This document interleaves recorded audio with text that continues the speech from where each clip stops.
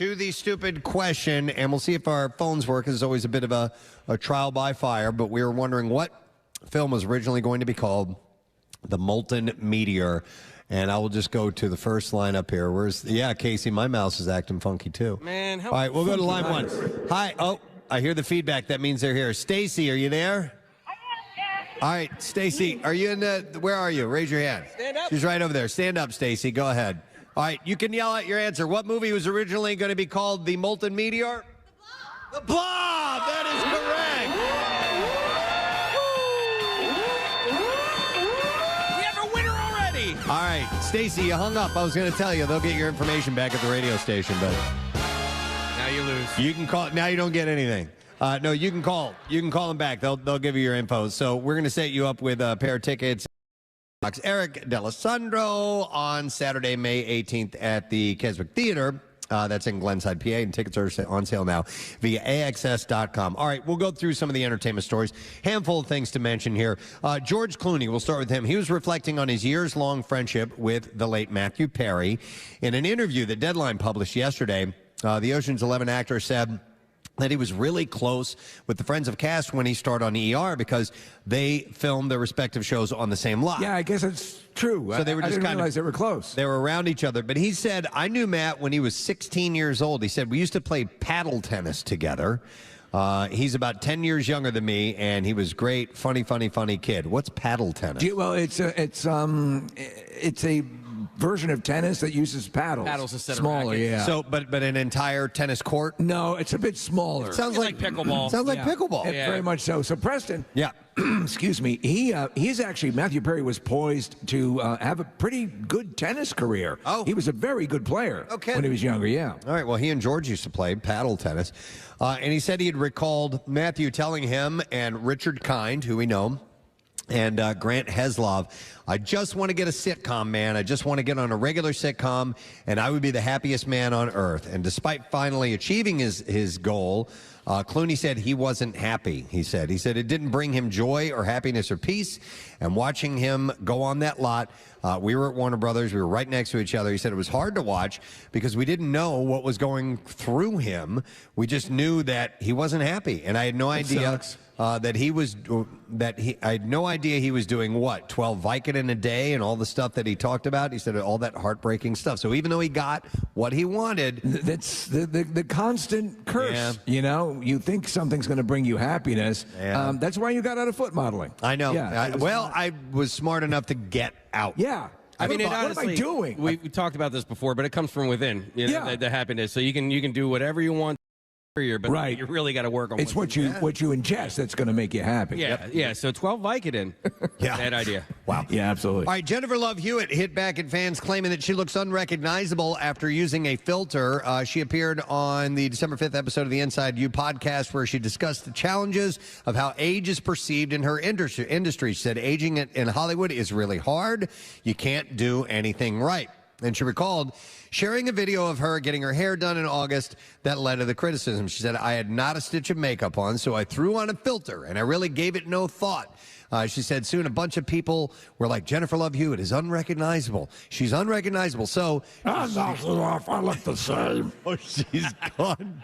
Stop being so ridiculous. She said, so she's gone. Jennifer Love Hewitt. She's gone to filters because she doesn't want us to know how bad she actually looked now that she's in her 40s. So we were having a conversation, and we've talked about this, people that we know that, Oh, yes. that you see them so filtered up on social media that when you see them in person, it takes a second before you realize who they are. I know who you're talking about. You too. know who I'm talking Oh, about. do, yeah. wait, do You we know. know? Yeah. We do? Who is it? Say Oh, it out. No, I'm not going to say it. Just whisper it. Yeah, just whisper. No, Nobody's no, listening. no. Everybody, close your ears. All right, anyhow, at the time, she tried to make fun of the responses to her photo by posting photos on her Instagram. Did you just whisper? He told me. Who was it? To her Instagram story with exactly. with exaggerated cartoon filters, including one that made her look like a child. She also denied that she had a brow lift, and she said, I "Hey, didn't have a brow. she said, I don't usually do this, but I've had a lot of people lately say that I've had a brow lifting procedure. I didn't even know you could lift your brows like that." Oh, you can lift anything.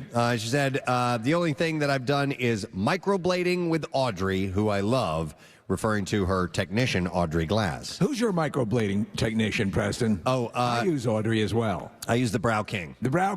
I didn't piss him off like Kathy did, and I can No. I can still get an I appointment. didn't piss him off. He pissed me off. Oh, okay. You are too demanding. No, I go You're to. never to be here at the Brow Kings again.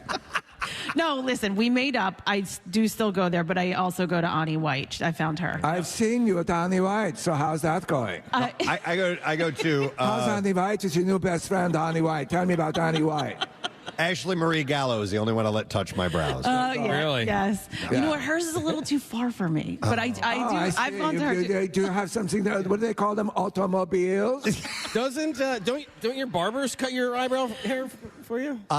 Who, me? Yeah. I don't go to a barber. You don't? But I do it myself. Actually, I just use the same thing I use to shave cuts my your hair? my beard. I go to like a Supercuts or something like that. He goes to a I go to a hairstylist. salon. I put liver in mine and let the cats chew it off. I used to have like very specific hair people that I would go to for years, and they were great and everything. But Welcome back, Preston. Where were you all these years? but I realized that my hair isn't that special, so I just go Your get hair's the beautiful. $25 cut. Or, My hair's not that special. Yeah. I'm Wait, just do a you? regular hair guy. Did you say you trim your eyebrows like just normally, like over the whole thing? Like What do you over mean, the whole over- eyebrow? Like, do you do your whole entire eyebrow? Yeah, And shorten it. Yeah. I love that you guys can do that. Yet, like in the 90s when I was waxing my own eyebrows and like nothing grew back ever. Oh, why? Yeah, no. Oh, dude. It happened to all of us. We waxed our own All of my- eyebrows in college and then they never grew back. All of my mom's friends, they would like shave them off and then pencil them in, and now they just have pencil eyebrows. That's it, because they don't grow back. That actually was all the rage for a while. So Yeah. Pamela Yeah. Anderson, Yeah. she has those are I think tattoos. Yeah. So But you can trim and then it comes back. Preston decides he wants to lose weight and tomorrow he'll be skinny. No, it comes back with a vengeance. Like I'll have, like 2-inch long eyebrow Preston, hair. did you know you have two gorillas sitting on your face? Yeah. So I just trimmed them this past week. So Yeah, my barber did mine on Friday. Kathy, your watch is telling you need to stand, by the way. Right? Hold on. What's up? My watch says I have to stand up. It's giving me an alert. I've been sitting too long. Oh, is it like a Fitbit or something? No, it's or- an Apple Watch. Oh, okay. Just gonna stand up. Stand up, please. So you step around a little bit and then I'll sit back down. All right, so let me see what else I have for you besides our grooming tips. How do you wipe your butt? Back to front, right? No. I'm the Front butt to king. All right. Cameron Diaz is back in action. She's ready to defend her co-star. The actress spoke out against rumors about her back in action cast Jamie Foxx and claims that he was making everyone miserable. She said, saying that she was never going to make another movie again because of him. She addressed the rumor saying, I really hate all of these things that were being said about our set at that time. She said, you just want to scream at the top of your lungs, like, what are you talking about? She said, Jamie is the cheerleader for our entire crew. Everybody loves him. We have so much fun on the set with him, and he's just as professional on every single This is level. a movie that had to hold production because he had his medical issue, right? That is correct, yes. Is this the third movie they've done together? Because they were It is. Any Given Sunday and Annie, right? Yeah. Correct, yeah. So And then they there was Any Given Annie, which was never into completion. So they've, Which joined the NFL. they've worked together a few times, but it was back in action when it premieres. This is going to be her return to the screen. Like, she hasn't worked in a long time. She made so much money off the Shrek series alone. Yeah. She's set 9 times over. But she said she was upset when she heard the reports about Fox, that he was going crazy on set and creating a toxic environment. She said, Jamie is the best. I love that guy so much. He's a special person. He's so talented and so much fun.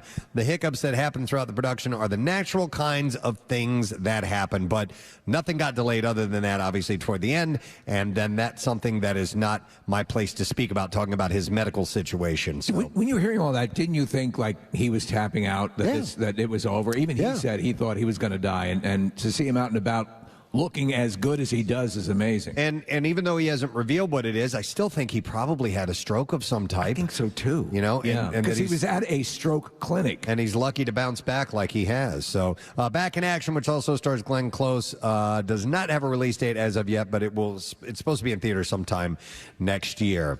According to TMZ, Robert Pattinson and Suki Waterhouse appear to be engaged. Suki! Yeah, the pair. I had a buddy who had a cat named Suki. Really? Yeah, that's what I always think of when I say Suki I Waterhouse. was thinking True Blood. True Suki. Oh, yeah, Suki- right, yeah. Suke.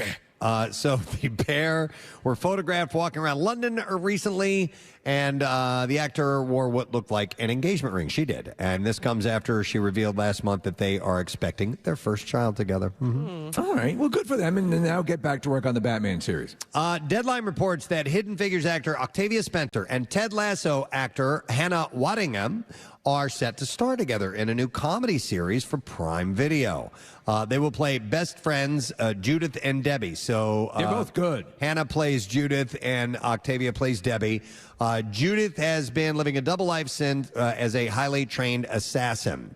And Waddingham said, I'm not going to lie, a few expletives fell out of my face at the prospect of working with the magnificent Miss Spencer, Tess Coates' hugely energetic, exhilarating script, Skydance, and Double Dream. I think they should, because that's a conceit they use often, they should reverse it where the person you perceive as being a highly trained assassin is just like, an accountant. That's a better idea. I agree. They have done this over and over again. The Mark Wahlberg movie that's out right now, same thing. And we all said it seems like True Lies, right? Right, similar concept. All right. I wasn't going to put this in, but we're really thin for entertainment news today. After the whole eyebrow chat? I know. Yeah. But Taylor Swift apparently made Travis Kelce cinnamon roll. What? She actually did it, or she had somebody do it for her?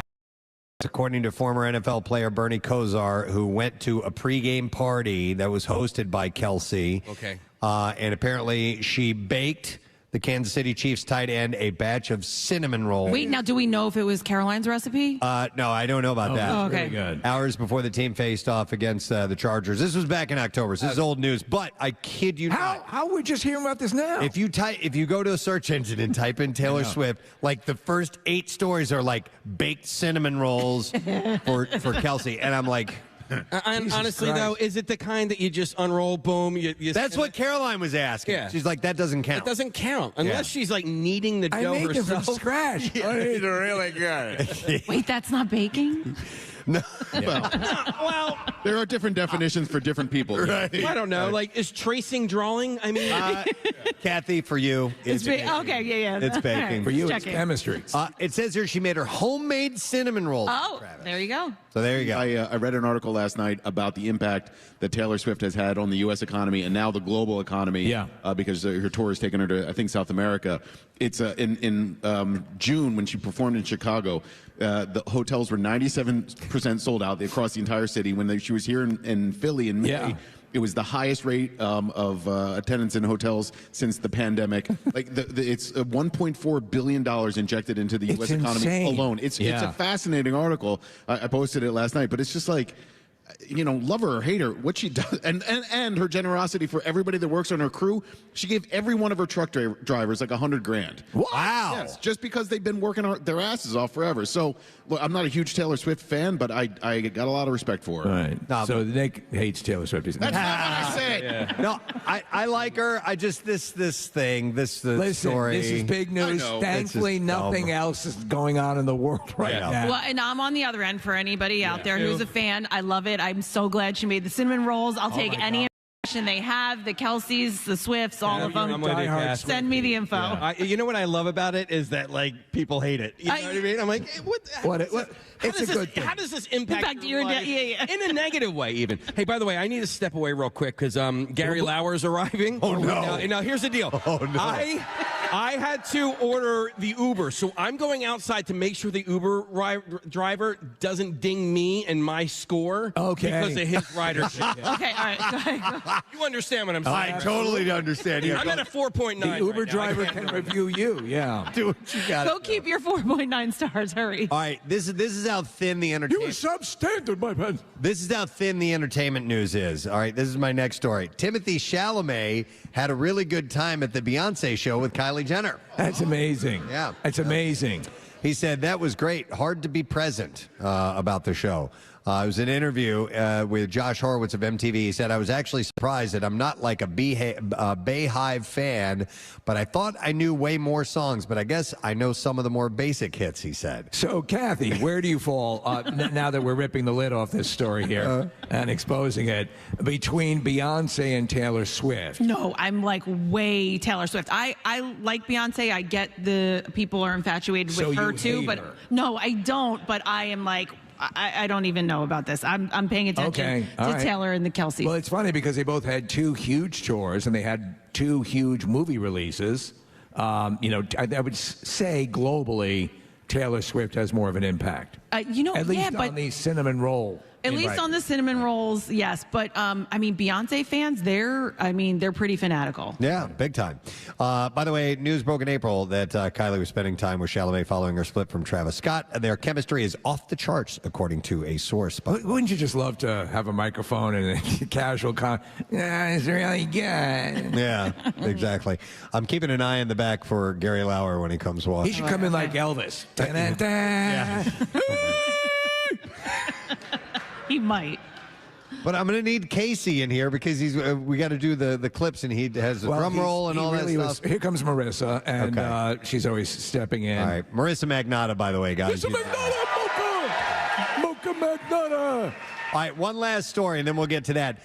Sydney Sweeney once considered changing her appearance. She said, when I was in high school, I used to feel uncomfortable about how big my boobs were. She told this to Glamour magazine. These kind of, it's like, gosh, I hate my huge penis. I know. She said, I used to say that when I turned 18, I was going to get a boob job to make them smaller. However, the Euphoria star has her mom, Lisa, to thank for convincing her to stay natural. She said, my mom told me, don't do it. You'll regret it in college. And I'm so glad I didn't. I like them. They're my best friends, she said. Well, yeah, when you're young like that and you're the one that's the most developed, you don't want to be and you don't want them. Really? Yeah. Why would you, of all people, Kathy, say that? Well, mine got larger over the years, but I had a friend of mine, a really good friend of mine, and she was the first to develop. She had huge boobs all throughout high school, and she hated them. And she did eventually get a reduction. No kidding. Yeah. Okay. Yeah. But it was all the attention, and I guess, not the same attention that the other girls were getting. It was all focused on her and how big her boobs were. And she was objectified. Yeah, she did not like it. So she goes on to say, and I'm so glad I didn't. I like them. They're my best friends. Everybody's body is beautiful. When you are confident and you're happy within, it is when it really shows to the other people. She eventually became more confident with herself after high school, and now she's embracing her curves, even on the red carpet. She said, flaunt what you got. Own it. Love them. Sometimes it's so hard being so talented and have such big boobs and being so rich. Listen, and She's just a nightmare. she's got the best of all, where she's skinny with big boobs. Yeah. Oh my God! I know- envy these girls who are huge with big boobs. Yeah, so she said, I want to show girls that it's amazing and beautiful and empowering to have the bodies that we have. I think this is like on the Color Purple level impact. Stop it. I mean, an inspiring. Oh my God. We have live video, of Gary Lauer in the lobby. He's making his way down. Oh, he's in the theater now. Oh my gosh, shaking hands. He He's is. shaking hands. He's high-fiving. By the way, you should probably give out some hand sanitizer. Oh, yeah, he's fired up. Yeah. Gary's going to be our Christmas elf. He helps out at the Christmas Miracle every single year. So, oh my Gary God. is spreading his joy and communicable diseases everywhere. I actually greeted him as he got out of the car. He smells great. I think he's wearing Pall Mall. Is he wearing Pall Mall? No, it actually smells great. I was going to say Mad Dog, but no. How's your Uber rating? I think I'm. Are you okay, Gary? Get on up stage. He's working the public. Yeah. He's like a meth-addled Phil Donahue. What were you saying, Casey? Yeah. No, I'm still at a 4.94. All right. Okay. By the way, how am I not a perfect score? We'll work on that later. Gary, good to see you, man. Hi, Gary. Good morning, buddy. How you doing, man? All right. I care. All right. Gary's going to go. We have a spot for Gary. Yeah. And we'll get him out here in a little bit to help us out. All right. So anyhow, Sydney Sweeney likes her boobs. Yeah, she does. All right. Clips. Do we have clips, Case? Yes, we do. All right. Ooh, that sounds good. All right, so in a Paris Christmas waltz, a professional dancer who is tired of his career choices has his passion restored by an amateur dancer who he meets at a single mingle jingle. And here, Jen Lilly and Matthew Morrison brag about their dance moves. Okay, Jason. It is moving, it is romantic, it is wistful, it is joyful. We're doing so many dances. So many different It's not just styles of waltzing. dance. We've Yes. got the cha-cha, we've got the waltz. We have a Broadway number. We have a Broadway number. It is streaming now on Great American Family, by the way, a Paris Christmas waltz. Next clip. The Mallard family is in a bit of a rut, so after lots of convincing, the family embarks on a trip to tropical Jamaica via New York. It says New Torque City. New Torque City. Yeah. So this is a dystopian drama. Via New York City. You're Here, going to New Torque City? migration star Elizabeth Banks talks about the moral of the animated film. All right, Jason. Beginnings of the idea of this were just like this family with an overprotective dad and a mom who wants more out of life, and just what do we pass on to our kids? You know, what are we telling our kids about the world around them? That they should be afraid of it or that they should embrace it? Shut up, dummy. Migration opens this Friday, by the way, and that's the last bit of entertainment news. Well I have for done, you today. Preston Thank you, Elliot. sir. Christmas Miracle Edition. All right, and before we move on, we're going to do our first giveaway here in just a second, but we thought this would be apropos, seeing that we are here at the Colonial Theater in Phoenixville, to bring out the most popular person in Phoenixville. Ladies and gentlemen, we have the mayor of Phoenixville, Pete Urscheller, who is here. Mayor Pete, as he is known. How are you, Mayor Pete? I'm wonderful. Good morning. How are you both doing? Wonderful. It is great to see you. Thank I have run into Mayor Pete in several different areas. We have some mutual friends, and I've seen him at parties. And, of course, if you ever come out here for the live street events that they do, Mayor Pete's always out and about and running around. I think you're pretty much the guy who got everything going and got this whole area revitalized. We have a great team of people here in Phoenixville. I can't take all the credit. How long have you been in office? I've been in 2017. I started. Wow. So, Yeah. No took office kidding. 20. I was the youngest mayor at that time. No kidding. I've grown a little older now. we all have. Yeah. I love the sweater, the hat. You came festive. I'm festive. I'm ready. I actually live next door, so I'm ready. Pete, I think the first time I met you was at one of the first Fridays. I've been to a lot of the first Fridays here in Phoenixville over the years. They're so much fun. And I was chatting with our mutual friend Megan last night. We were talking about maybe starting them up even earlier next year, like maybe in May. I would love it. I mean, it's incredible. You know, we have so many great people who come into the community, so many great families. We love it. It's the best time ever. It's so energetic, and the town looks beautiful, and a lot of people know about it, certainly, but it also, I think, falls into the best-kept secret thing for a lot of people who haven't ventured out here and realized all that's going on. There is so much. You know, I mean, we've really, over the last 20 years, just really revitalized. We've really changed. We have so many great restaurants. We have extraordinary shops. It's a great place to be. Yeah, and there's always like a special event that's going on We have in the summertime. 52 events a year in downtown alone. Wow. 52 events downtown alone. Wow. Downtown alone. The Blob Fest, of course, from the Historic Colonial Theater. Yep. I hope no one runs out. Don't run out right now. By the way, if people do want to find out what's happening in Phoenixville, I would imagine there's a Facebook page. Are there other places they can go to check out? Absolutely. You can check out our Borough Phoenixville Facebook page. They always have incredible updates. We always have information about all the events going on, all of the organizations in the borough, too. We just, so many great events. And for the holidays, honestly, you can't beat the area just looks fantastic. It's so beautiful. The Christmas lights, all the shops that, they have extended hours. It's wonderful. It's a lot of fun. Well, thank you for, having us here today. I know was it partially your doing? Did you invite us? I would love to take credit for that, but we have an incredible team. Meg and Kelly, they really put it all together. Phoenixville First. We just have so many wonderful people who are bringing everyone together. So thank you for being here with us. We're loving it. Excellent. All right, Mayor Pete. Thank you. Appreciate it. We've got the papal blessing to have our party here from Phoenixville. So, all right, what we are going to do is we are going to give away our very first President Steve Ornament Prize, okay? So these are going to change as we go through the morning as far as their level of what they're worth. And we're going to start a little bit on the lighter end, but on the fun end, we're definitely beginning at the very tip top. So I'm going to reveal a number, and if you have that number on the back of your ornament, you can go to, where are they going to redeem their prize? Marissa? You started looking over here going, no, these guys Yeah, these guys have no idea. There's no way. So you guys are all going to go out the center. Eric, can you wave your hands?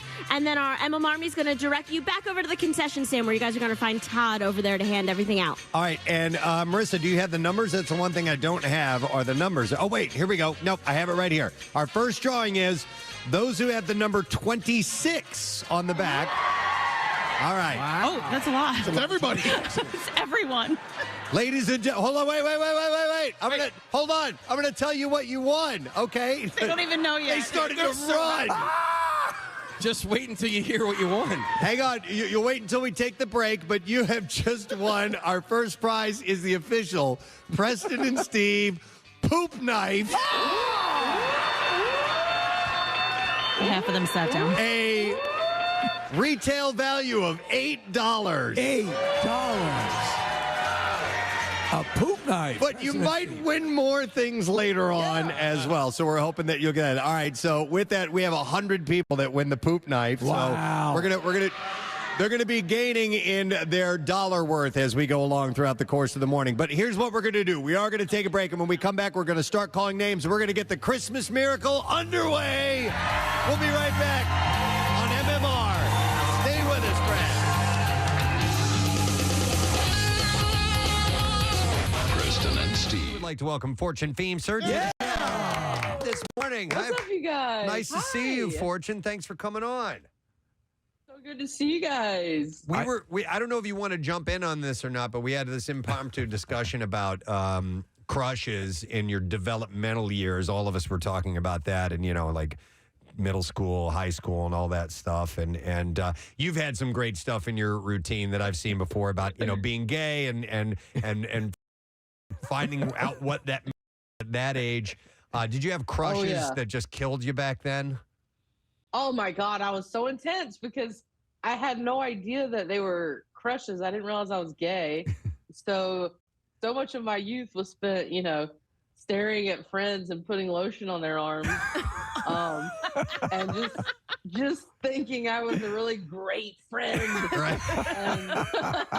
I love it. And not really understanding what was happening. It's such a genuinely sweet thing to think of because you're trying to make heads and tails of these feelings, and you don't know what's going on, and that's why stuff that occurs during that time period will live with you all the days of your life, For sure. I mean, my very first stand-up joke that ever got any traction was when I said to people was like a really intense friend, and I never understood when my mom would be like, I don't understand why you get so upset when your friend Ashley goes out on a date with a guy, and I was like, because she's my best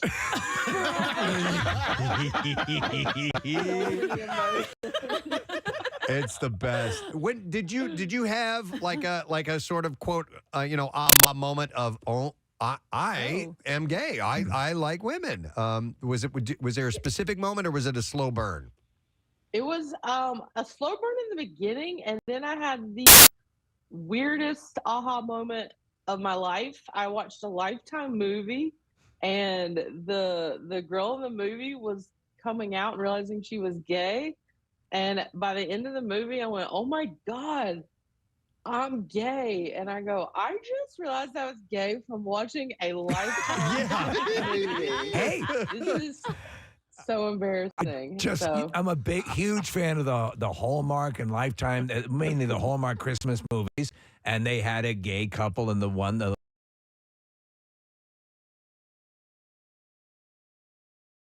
couple, and it was as ham-handed as it handled as with the heterosexual couples. It was good to see that they universally don't get it, and I'm sure that anyone, but in a way that's sort of sweet that it's that awkward, whether heterosexual or whatever, they're handling it incorrectly the whole way, but that's what makes it fun. Yeah. All of us are just trying to figure this out, We just want to be loved. That's all. To that point, Live, Laugh, Love tour, is that a reference to those motivational posters you'd see all the time. You'd see them all the Absolutely. Yeah. Yeah, do you have one in your house? No, but I had a friend who had one, and I'm like, okay, yeah, it's almost like the cat poster. Hang in there, It's like one of those you don't really argue against it. It seems like a good sentiment, but it also seems sort of obvious. I mean, it's so funny. It's such a thing in like the Midwest and the South. Like every mom I know, every woman I know had like a live, laugh, love sign in their kitchen, and it would get kind of made fun of, like, because in their mind they're like, this is art. I don't know, like my interior design is amazing, and I used to make fun of my mom for it, and then when my now wife moved in with me, she goes, "What is that on the wall?" And I go, "What?" And it was a live, laugh, love sign, and I go, "Oh my God, I'm turning into my mother." So this current hour that I'm doing is very much my mom and my wife, and those two women in my life are and how they're very much intertwined. Very cool. So it just made me think of that. Well, that's a fun take on it, because I have a whole thread with a couple of friends, and we send these type of signs to each other. Ironically, mostly because it's like, do I need a sign in this room telling me it's where you do laundry? Like, oh, in the toilet. You sure do, girl. You sure do. I need a sign that says gather. I'll go, okay. There's in New York, especially on for the longest time, every Italian friend's house that I would go to, usually in the kitchen or the living room, there'd be some sort of sign that said, "It's Sinatra's world, we just live in it." So, oh, really? Yeah, it was always, I mean, the Sinatra reverence amongst my friends, their parents was huge. So, but I love it. Do you collect signs like that as well? Because there's sort of a kitschy value to those old sort of keep on truck, and all that stuff has now become what used to be just considered, pop art is now considered art. Well, now that I'm married and I share space with someone with taste, I'm not allowed to have those times. But those times live deep in my heart. Because who doesn't love a good mantra, Yeah. Or just a good old fashioned, it's wine o'clock. Right. Oh my God, yes, it's wine o'clock, or it's 5 o'clock somewhere. Yeah. Hey, Fortune, I'm a huge fan of you, but also of the morning show on Apple TV Plus, and it was really cool to see you show up in season 3. You played yourself. You were doing like a comedy set. How did that come about? And did you actually do a set, or was it just like the beginning and the end, and they filmed it and then moved on? Well, that was the tricky part. Is they asked me to do it. They reached out and they were like, does Fortune want to do this and play herself? And I was like, oh my God, it's such a trip that I am me in the world of the morning show. And they said, it's basically like an upfront situation, and that I would be doing like a stand-up set. And even though it was a small little part, the writer was really cool and called me, and she was like, because you're playing yourself, we want it to like not be weird, if like we want you to feel like you're doing stand-up up there, so that people are like, Fortune stinks at stand-up. I was like, oh, thanks. So we kind of like worked on it together, like this is what you have to basically say. So what's like a Fortune way of saying it? So even though it was this tiny part, I got to have some creative part in there. It was funny because you were telling funny jokes about fictional characters, about people that like Steve Carell's character, and people that don't exist in the real world. But they were funny because if you had watched the morning show, you kind of got the joke. It was an interesting setup for like fictional characters, but funny jokes nonetheless. And I didn't get to see any of what had happened in the season so far. They just had to kind of tell me. Oh, like this, I had watched the show the previous seasons, but I didn't know about what had happened the first couple episodes of that season. So they're like, this happens and this happens. So did they write the jokes, or you did? They sent me like what their version was, and I was like, "Can I change this?" And they said yes. Nice. So I basically took what they wanted the idea to be about and tweaked it to be like, here's funnier way of saying that. So with the stand-up, and obviously you're now at a level. I'm growing up, I'm sure you never thought you would be at this level now where you can play yourself in the morning show.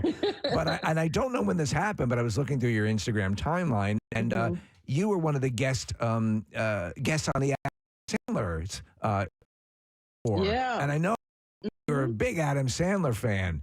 I am, yeah. Was that had to be simultaneously wonderful and a little bit nerve-wracking? Oh man, it was so cool. It's such a full circle moment because I bought Adam's They're All Gonna Laugh at You album when I was in eighth grade. Love that. And it was so silly, but I remember I was on the songs and I would go to like my team practices. I played softball. Duh. And I would perform all of these songs for them. So I told Adam, I said, I got to make people laugh in eighth grade thanks to you. And he thought that was so cool. But I was doing a show. I'd known Adam over the years. I've worked with him adjacent. I've done stuff with his nephew and his production company. And we were doing a show at Largo. And he the Colonial Theater is kicking this morning. Thank you, guys. We are live for the Preston and Steve Christmas Miracle broadcast in beautiful Phoenixville, Pennsylvania. Yes.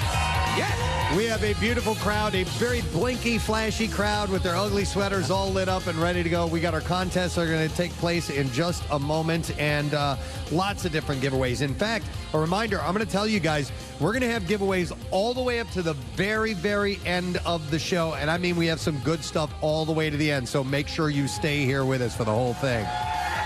In the meantime, let's take care of business. We got to get a look at traffic. So, Kathy, what's going on so far this morning? That we do. Naaman's Road eastbound. We now have the left lane that is blocked with this accident that's out there. Westbound also has one lane blocked, left lane. Sinkhole repair work happening on Route 29, so both directions closed between Great Valley Parkway and Atwater Drive. Schuylkill eastbound, a disabled vehicle just cleared from Montgomery Drive. Slow back to the boulevard, and then on 422 eastbound, you're slow Royersford to 29. That is because of an accident. Garden State Parkway northbound, the on-ramp to Frank Sinatra Service Plaza closed with a truck fire. This traffic report brought to you by Whole Foods Market. Whole Foods Market makes holiday menu magic. Save on monumental roasts, curated cheeses, and more. Shop in-store or online now through December 25th. And that's your traffic on 93.3 WMM. Yeah. We're going to do this. We're going to do that. Okay. Absolutely. Hey, reminder, we're actually going to have some live music here this morning. Members of the Souderton Area High School Choir are going to get up on stage and sing. For that holiday sound. With that holiday feel. So yeah. we'll get to that probably in our next segment. But we are going to play our first contest. I think we should go ahead and get our contestants first, and then I will tell you what game we are going to be playing. So this is our first time putting Gary Lauer on the microphone. Gary Lauer, our Christmas elf. Does the microphone? Actually, Nick, can you? Yeah, you be the handler. All right, I got it. Okay, so Gary is going to reach into the big barrel that we have and pull out a name, and he's going to try to pronounce it. We're going to do 5 of these, Gary, by the way. He's gotten pretty good over the years, Preston. All right, Gary, you ready? John Doherty, come on down, young man. John Doherty, come on, buddy. John Doherty. Come on down, buddy. All right, let's we see. should check in with them, though, to see if that is indeed their name. Nick, can you read that? Double check. Make sure that's correct. He's just telling me he wishes my son well. Okay, but it is John Doherty. John Doherty. Nice. Down the middle. Right down the middle. All right, there we go. All right, who's up next, Gary? Well, Preston, we have a fellow named Brett David. Come on down. David. It's actually just Brett David. It's not David. Just Brett David. It's not Brett David. All right, here comes David Brett David. All right. David Brett David. Next contestant. Who's Gary?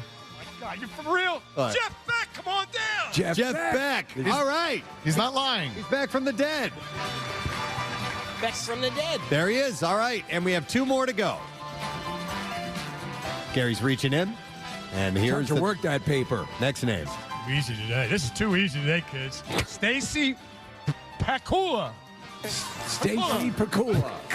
I'd say like Pakula? Rhymes with Bacula, maybe Pacula, Stacy Pacula or Pakula. She's right here. She already won. That's all right.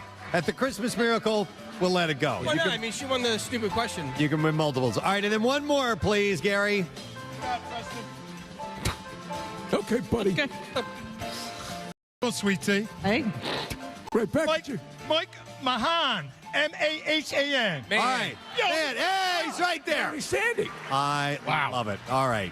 We have our first 5 contestants, and here's the deal. We need to give away 5 prizes in each segment. So if someone gets one incorrectly, we'll draw another name, and that person will go to the line and get up here with our other contestants as we play our first game. Now, for years, the Christmas Miracle was a quiz about the Preston and Steve radio program. We would just try to give prizes to our biggest fans throughout the years. Yes. And so we would tailor make these questions about the Preston and Steve show. So we thought it would be nice to do homage to that in this first contest that we are going with. So we're going OG. We're kind of going OG, but we're gonna do it in a little bit of a different flavor. But it is, if you remember, we used to do this on the air before we took it live for Christmas Miracle, and it was called Know the Show. Yes. And we have an intro, so Jason, hit it, please. Preston and Steve present Know the Show on WMMR. Kathy can't go to bed at night if there's anything on the floor. And Steve's got a bunch of Cub Scouts buried in the dirt behind his cellar door. Nick's effeminate. Marissa likes getting text messages with naked pictures attached. Casey boy squeezes pus out of his armpits, and Preston likes eating his own scabs. All right, let's Know the Show. That's beautiful. So the way this game is going to work, when you come up as a contestant, you will get to choose which member of the Preston and Steve show you would like to hear a trivia question from, and that trivia question will be specifically about that member of the show. So think about maybe who you might know the most about amongst all of us here, and that includes Marissa. Did you come up with questions too? So Marissa is involved as well. So Preston, Steve, Casey, Kathy, Nick, and Marissa, you get to pick someone. So we're going to get our first contestant up here, and I've forgotten everybody's names as Gary drew them. But Gary reminds you. But Gary will remember, right? No. First of all, you have a great ugly sweater. It says "so glappy" after fucking smoney things. Oh my God. What is your name? Hi, I'm John. John, good. Now I recognize you. How you doing, John? The beard has gotten a little bit longer since I saw you last. Yeah, usually I meet guys at camp out. All right, John, which member of the Preston and Steve show would you like to try a Know the Show question about? Preston. About me? All right, here we go. All right, John, let me ask you this question and see if you know. If so, you win the prize. If not, we move on. All right, what 2-word phrase do I say without fail at the end of every show? Rage on. That's it. John got it right. Wow. Easy question. And since John got it right, John, we have for you, this is a fantastic prize, a catered suite for a Flyers game for you and... Whoa, nice. Listen to this. For you and 17 of your friends. Holy hell! It's awesome. And I don't know if you've noticed, boys are playing pretty good hockey. Sensational. So I want to remind you that we have Flyers Santa sacks that make a great gift, and each includes Flyers tickets, autographed puck, Flyers gift bag, and Wings lacrosse tickets. And December 21st only, this is tomorrow, in person at the Flyers Holiday Spectacular, the Wells Fargo Center. Fans get 30% off select Santa sacks available at the sales kiosk at the 11th Street Atrium. And also don't forget the tickets are on sale now for the 2024 Flyers and Bruins alumni game Friday, January 26th at the Wells Fargo Center. FlyersCharities.com for information. John, congratulations. Yeah. Thank you very much. You got it. Nice. Awesome way to start. A fully catered suite. That's great. For freaking amazing. 17 people in 2024. That's wonderful. All right. Next up, we have, is this David? David Brett Davies. All right. DVD. All right. DBD. Which member of the show would you like to ask a question? Have a question from. All right, from Steve Morrison. All right, All right. Any longtime listener of the Preston and Steve show knows that I despise board games. What one board game do I despise above all the others? Candyland. Candyland. That's incorrect. Sorry, David Brett David. The answer was Monopoly. Monopoly. Monopoly, but he does not empty-handed, Preston. Oh, that's right. Hey, by the way, David Brett David, we're going to give you tickets to the MM Barbecue 2024 as a consolation prize. David for David. So you don't really lose, though you did lose. But you won. All right, Nick, that means we need to get another name from Gary Lauer. Gary, if you could draw another contestant, because we're going to have 5 winners during this segment. So Gary's reaching back into the barrel to pull a name, and let's see who it is. I got this. Jason Patchell, come on down, young man. All right, Jason Patrick. Patchell. Patchell. Oh, Patch. Yeah. Come on down, buddy. All right, our next contestant is Jeff Beck. Hey, Jeff, how you doing? Good. How are you this morning, bro? Good, bud. Where are you from? Orland, Pennsylvania. Orland, Pennsylvania. All right, well, thanks for driving out here this morning. Which contestant, which member of the show would you like to hear a question from? Let's go with Casey Boy. All right. Casey has a question about him, by the way. And let's see if you can answer this correct. Jeff Beck. Jeff Beck. This is nerve-wracking. You have a great name, by the way. Great guitarist. Thank you, Steve. According to the song, who couldn't I believe was calling my phone? Phone. You know this. Lindros. Eric. Wow. You made me nervous, bro. All right, Jeff Beck, because you got that correct, you know, one of our fine sponsors is Acme Markets. We love them to death, and we're going to give you a $500 gift card. Thank you very much. Merry Christmas. Same to you. Acme, of course, is your holiday headquarters, so I love that we gave him that. All right, we are moving on to Stacy Pakula. Hi, Stacy. Hi, how are you? Nice to see you. We're doing wonderful. A beautiful little sweater that you have there. Have you been to the Christmas Miracle before? Never. Well, welcome to it, and welcome to Phoenixville. All right, which member of the show would you like to hear a question from? This is tough. I'm going to go Casey. All right, Casey. Okay. We need to bring the guest mics up a little bit, if you could, please. I can barely hear her. All right, so Casey, your question for Stacy. All right. Casey Oh my for God, I Stacey. want our names rhyme. Okay, you ready? I think so. The hell accent was that, Preston? I don't know either. Okay, Stacy. I have 2 dogs. Name one of them.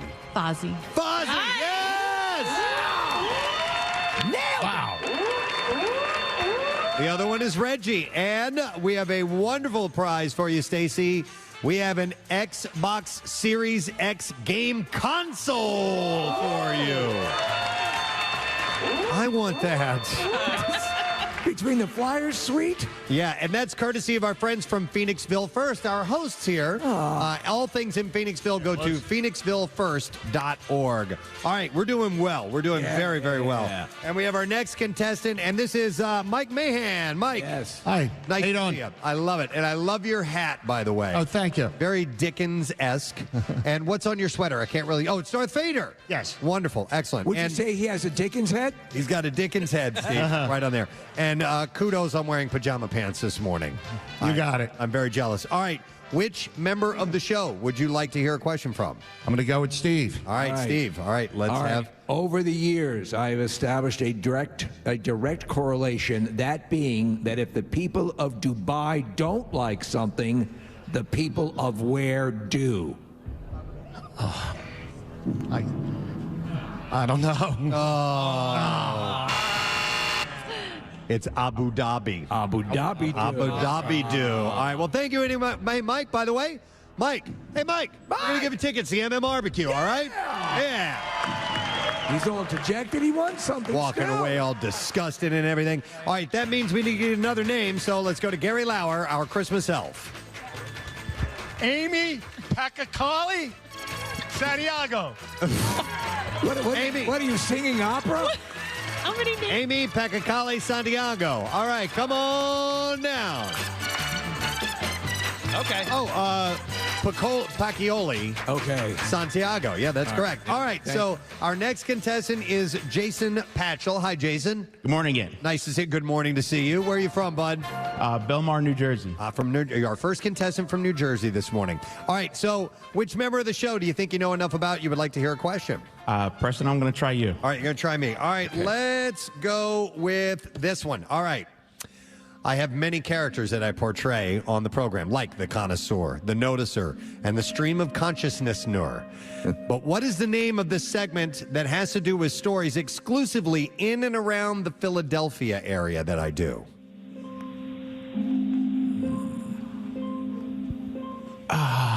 Take your time. It's on the tip of his tongue. Oh, God. You've got one word right. Yeah, you do. You're the first. Is person. the something.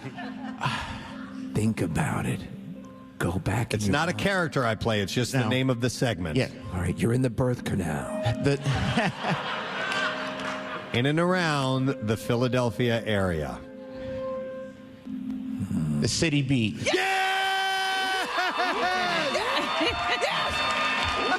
Oh, my God. Nice job, man. Dude, it was the birth canal thing, wasn't it? I was right on the edge of giving you time. All right, Jason, we're going to set you up with a wonderful, relaxing day. Joseph Anthony Retreat Salon and Spa will give you a $500 gift card. Hey! Yeah. You're going to friggin' love it. Oh, and a Dyson Supersonic hair dryer. Well, does your wife have hair? Yes, All right, yeah. Well, there you go. That's like a $500 hairdryer, by the way. Yeah, dude. You'll love it. You'll love it. The retail value is $929 of this price tag. So congratulations, buddy. Sensational. Joseph Anthony Retreat Salon and Spa, your ultimate destination for relaxation and beauty. The Dyson is thanks to our hosts, Phoenixville First. You can go to phoenixvillefirst.org for information. Wow. And our final contestant is Amy Pacchioli Santiago. Is that correct? That is correct. I got it right. That's a great name. You look amazing. Yes, you are wearing a fantastic outfit. I love this. Adorable overalls that are laden with all kinds of Christmassy things. Sparkly. Your glasses are fantastic. I love it. All right, where are you from, by the way? Newark, Delaware. Newark. All right, our first Delaware contestant. Tax-free shopping in the house. Yeah. All right, you small one. Which one of these people would you like to have pose a question to you? I'm going to try Nick. All right. All right. Question from Nick. All right, Nick. Wrote these down on my phone, Amy. I'm going to try to make this pretty easy for you, all right? Come on. What event was I celebrating when I screamed, "They did it"? That would be the World Series. Yeah! Nice. Well work. And Amy, since you got that right, we're going to set you up with a 3-day, 3-night ski vacation for 4 at Smuggler's Notch in Vermont. Wow. How about That's not it. You. That's not it. There's more. And we're going to give you a Gearing Up for the Freeze merch pack from Aquaman and the Lost Kingdom, and that includes a whole bunch of cool stuff that comes along with that. So congratulations to you, Amy. Read the stuff that comes with it. I mean, it's not just like... Oh, okay. It comes with a branded beanie. A puffer jacket. A puffer jacket. An ice tray. An ice tray for ice. A Yeti low ball. Ooh. And rechargeable hand warmer. All of that is retailed at $500, guys. Wow. On top of... By the way, Smuggler's Notch prize. The Smuggler's Notch prize includes a resort village lodging in a 2-bedroom condo, 3-day lift tickets, and daily activities. Aquaman and Lost Kingdom in theaters this Friday, December 22nd from Warner Brothers Pictures. Retail value $1,687. That is an amazing array of gifts right out of the gate. I just want the ice tray. Oh I'd be happy with that. I want the rechargeable hand warmers, I think. Yeah. When you make ice, that package is going to be worth even more. Yeah, that's right. Even more. All right, and that is our first round of prizes for Christmas Miracle. All right, and now we have our next prize to give away with the Preston and Steve ornaments this morning. Okay, so take out your ornaments and take a look at the number that you have. If I call your number, we're going to tell you what prize you want, and hold on before you go get it, okay? Because everybody took off last time. Yeah. And keep in mind, when we take a commercial break, we're going to get ready for the next contest. Actually, our next thing is going to be the Bizarre File, so we don't have to worry about that. But you can go and refresh your cocktail if you like. All right, so check your number. If you're holding number 3 this time, you're going to be a winner, and you're going to receive the exclusives, Preston and Steve, and Casey's wearing it, Santa's Gotta Go shirt. Yes! Wow.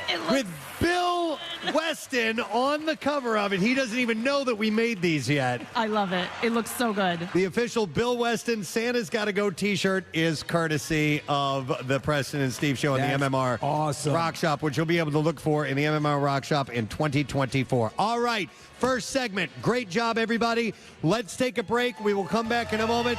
We'll do more of the Christmas Miracle, live music as well. We're at the Colonial Theater in Phoenixville, and we'll be right back on MMR. Special was really funny. I was like, oh my God, thank you. And he was like, you want to do a couple shows on my tour? I'm like, are you kidding me? Absolutely. You know, it's these like 15,000 seat arenas. It's just like such a neat vibe. And, you know, the guy's a huge star everywhere he goes. It's like, there aren't many guys or people in general in that position anymore. And he's just like, world known, right? Sure, yeah. Is it easy to walk out to a crowd like that? I mean, you know, you're used to playing to a smaller, not a tiny crowd, you know, a comedy club, but walking out to that many people, is there a different approach you take? Yeah, I mean, luckily I'd had a little taste of arenas this past summer. I did some shows with Bert Kreischer. Yep. Yeah. So that made me feel, you know, a little bit used to the rhythm of it. Definitely the laughs come in waves. There are times when, is this funny? Like, I have no idea. Like, I remember on Bert's show when I first did it, I was like, I don't know if this is working. So you just kind of do it. And then the set ends and the crowd like explodes and you're like, oh, okay. Like, it worked. That's got to be, that's got to be, because we were talking, Bert was just in town, had a show. And we've talked about, you know, the stadium shows, the big arena shows, which used to be, there's no way you can do that now because of the screens. And Bert talks about the investment he made in these large screens and the sound system. But, you know, still on an auditory level, you as the comedian, you're going to have a delay to the response to your stuff. Yeah. So you just have to kind of be patient and do your set and not. Whereas, like in these theaters, I'm doing it's such an intimate show. You know, the crowd and I are very simpatico. There, you just have to do your set and know that, just have confidence that it's working. What I think is wild, by the way, and you talk about people, and you know, obviously Bert's star is rising. I mean, but you have worked up a friendship. You worked on the show Fubar with Arnold Schwarzenegger, and you and Arnie, and talk about Bert, you know, met Arnold, but you're kind of buds now with Schwarzenegger, correct? Yeah, I mean, I never thought, I would ever get asked to be in an action series. That was not on my bingo card. And then I certainly wasn't sure what it would be like with Arnold. You know, I had never met him before, and it's called Fubar. It's this crazy action series on Netflix, and I was like, will I be like the person in the van giving the coordinates? And they were like, oh, CIA. Like, you're gonna be in helicopters and running from explosives. I was like, oh my God, this is so cool. So I met him my first day, and he's a big comedy fan in general. Yeah. He was very good friends with Milton Berle. So he used to hang around all the like Friars Club things, and Milton would give him tips on when he would do his comedy movies. So he had a real appreciation for my line of work. So we just bonded. Now he doesn't have a phone, so he'll just go on his iPad and he'll be like, I'm gonna face unfortunate, and like give you no warning. Like, I could be talking to you guys right now, and all of a sudden it says like Arnold's calling, you're like, So he faced. That's how his main communication, or through his iPad, FaceTime. Yeah. He doesn't need a. He doesn't want a phone. Doesn't need a phone. He has people around him that will tell really him. Needed to get a hold of. Yeah. But he called me when my dad was having surgery, and I was doing my radio show that I do with Tom Papa, and he called, and I was like, oh, it's Arnold Schwarzenegger. They're like, answer it. I go, I'm on the radio. I can't. So I denied it. Oh, no. And then Arnold literally called back like 15 seconds. Like, I know you want to talk to me. Did he ever try any jokes out on you if he's a fan of comedy? Yeah, he's always always shooting jokes. You know, those zingers. He's kind of like he likes to poke with people. Zinger. So between Schwarzenegger and Tom Papa, you've worked with the two most famous action stars. You know Tom. He Tom loves a good action show. Let me ask you, because I just have to think that one of the big joys of being, because we love Tom, he's a big fan, a big friend of the show, I should say. When you're in that sphere, the amount of top-level sourdough bread you must get is amazing. Oh, I just got some yesterday. It's been a minute.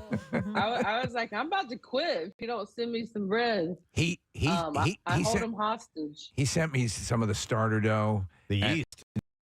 Right. And very, it's a wonderful gesture. He also sent one that he made. When I eventually attempted to make it, it ended up looking like in that scene in the original Star Trek where the transporter doesn't work. Yeah. It was not good. So, but I would be the same way. Yeah. You're not handy in the kitchen? Oh God, no. I'm good at ordering food. I can do that so well. Like, what do you guys want? All right. Tell me. So your wife has the taste. Does she cook as well? She's a better cook than I am, but we're both pretty bad about going out to eat. That is our goal in the new year, is to try to, make some healthier home decisions. Oh, I'm an action star. I'm sure you're on that same sort of Thor Avengers regimen. Oh, yeah. Oh, yeah, I'm going to be ripped. Wait. Fortune, there's a season. On one of your specials, you tell this story, and I don't want you to have to tell the story or anything like that, but you tell the story about on your wedding day, and you guys got knocked over by a wave at the bottom of the steps, and like it's just so perfectly told in a way that just it's so relatable, it's so adorable. And it just seems to me like, but where did that happen, by the way? Was that on the coast of California? Yeah, it was in Malibu. In the thick of the pandemic, we got married with like 4 friends, and thought it would be such a great idea to take pictures. Luckily, it was the end of the day, and we were taking them kind of by the ocean, and got very bold, like, hey, well, look at those cool stairs that lead down to that water. Wouldn't that be neat? Not really like thinking how waves work. So we got on these stairs, and our photographer like climbed this rock, and we got the most gorgeous picture ever. And then she got a series of pictures of us just getting pummeled by a wave. But you share those photos in the special, it's a true story. It's a legit story. My fiance and I watched that special together, and we're planning what our wedding's going to be like next year. And we were like, man, if only we could get knocked over by a wave and had a photograph. I know. It's so sweet. It was one of those things where I would have been really pissed if we had at least had the photograph. It's not as fun for it to happen, and you guys will be like, you would never believe the craziest thing that happened. Like, oh, whatever. But like having the picture, like, look. Is there video? Is there video? Because America's Funniest Videos has tons of those errant waves taking out the newlyweds. You would have been right on. You've been right on that. Yeah. I wanted to mention the movie Family Switch on Netflix because you're in it, and Preston had read a story about this quote-unquote controversy about this, what they label as incestuous kiss, which is between, the brother and sister end up in the parents' bodies, and the parents have to at some point, and that in its core is a brother and sister kissing each other. They were like they were about to, but didn't. I don't think they ever kissed. They're supposedly do, but it's an uncomfortable kind of, peck, and they're not like making out or anything like that. But some people got skeeved out about it. I was like, come on, man. Yeah, it's not. But I mean, at the end of the day, it is Ed Helms and Jennifer Garner. It's not. Good point. Well, also, by my dictionary, incest constitutes more than a mini makeout session, right? Are you asking me this because I'm Southern? I just thought it was the most bizarre controversy to arise out of this family movie. I know. That was I think because it was Jennifer and Ed, clearly 2 adults, and it was a joke they made. But there's always something. But the movie's it's a pretty cute movie. It's super fun, and those holiday movies that a lot of people are watching right now. So yeah, you gotta have. You're running the gamut from action star to yeah, this. I bob around a lot. At this point, I've been in LA 20 years. I've been lucky to work with so many cool people, and like with that, I had done Yes Day with Jennifer, and we really hit it off. And she was like, "Do you want to, pop in this movie I'm doing?" And I was like, "Yeah, absolutely." So you just start to form relationships. That's great. And then I hoe myself out. Hoe yourself. Fortune, you mentioned being Southern. Where is home? Where were you born and raised? North Carolina. North Charlotte, Carolina. North Carolina. All right, so technically this place called Belmont. I lived in South Carolina for a bit. My whole family is from Kentucky. I was born in Tennessee, so I have Southern roots. I have shaken the accent that I had at one point. But it's funny about the South and who considers what to be country, because I was talking to my stepbrother-in-law, actually, bizarrely enough. And, but anyhow, he was telling me about this friend of his and how country she is. Now, this is me doing my impression. He says, "Oh, yeah, Laurie, man, she's so country, you can barely understand what the hell she's saying." And I'm like, have you heard yourself speak? Oh, my God, that's hilarious. That's me after a couple drinks. Sure. Does it come back deeper into it? Oh, yeah, it gets thick. I mean, I can't believe I still have it as thick now. But, yeah, it's pretty thick. When I lived in I want to stay and talk with you guys. They have me on this I got to call it to this other station. Oh, you got to run. Okay, that's all right. I'm so sorry. No, it's Not all a problem good. at all, yeah. Listen, when Arnold calls, you got to go. I get it. They're like texting me, and I'm like, I want to talk to you guys. It's all good. We'll do it another time for sure. You're going to be in town February 17th at the Miller Theater. We love you, Fortune. All right. Thank you for checking in. I love you guys. I was hoping I would get to talk with you, and so thank you for having me. It's an honor. Anytime. We'll do it again soon. Thank you, Fortune Feemster, guys. Busy, man. Busy. She's in demand. Ladies and gentlemen, Ed Bass is here. Good to see you, man. What up, older guy? Isn't it like you just smile because Ed you were around for so many events and you came out to campouts and you know Absolutely, so many stories. I was just telling my camera guy Misha. You guys put me on the map in Philly, first of all. With the Mumbles. Yeah. I think you were doing pretty well, but we appreciate it. Yeah, we were happy to jump on the bandwagon. What I mean is, like, after I was on the radio show, like, everywhere I went in Philly, people knew me from that. Oh, cool. Yeah, so No really awesome. Yeah. How is Mumbles doing these days? He come on. Man, on shot camp on ball stack, He's doing good.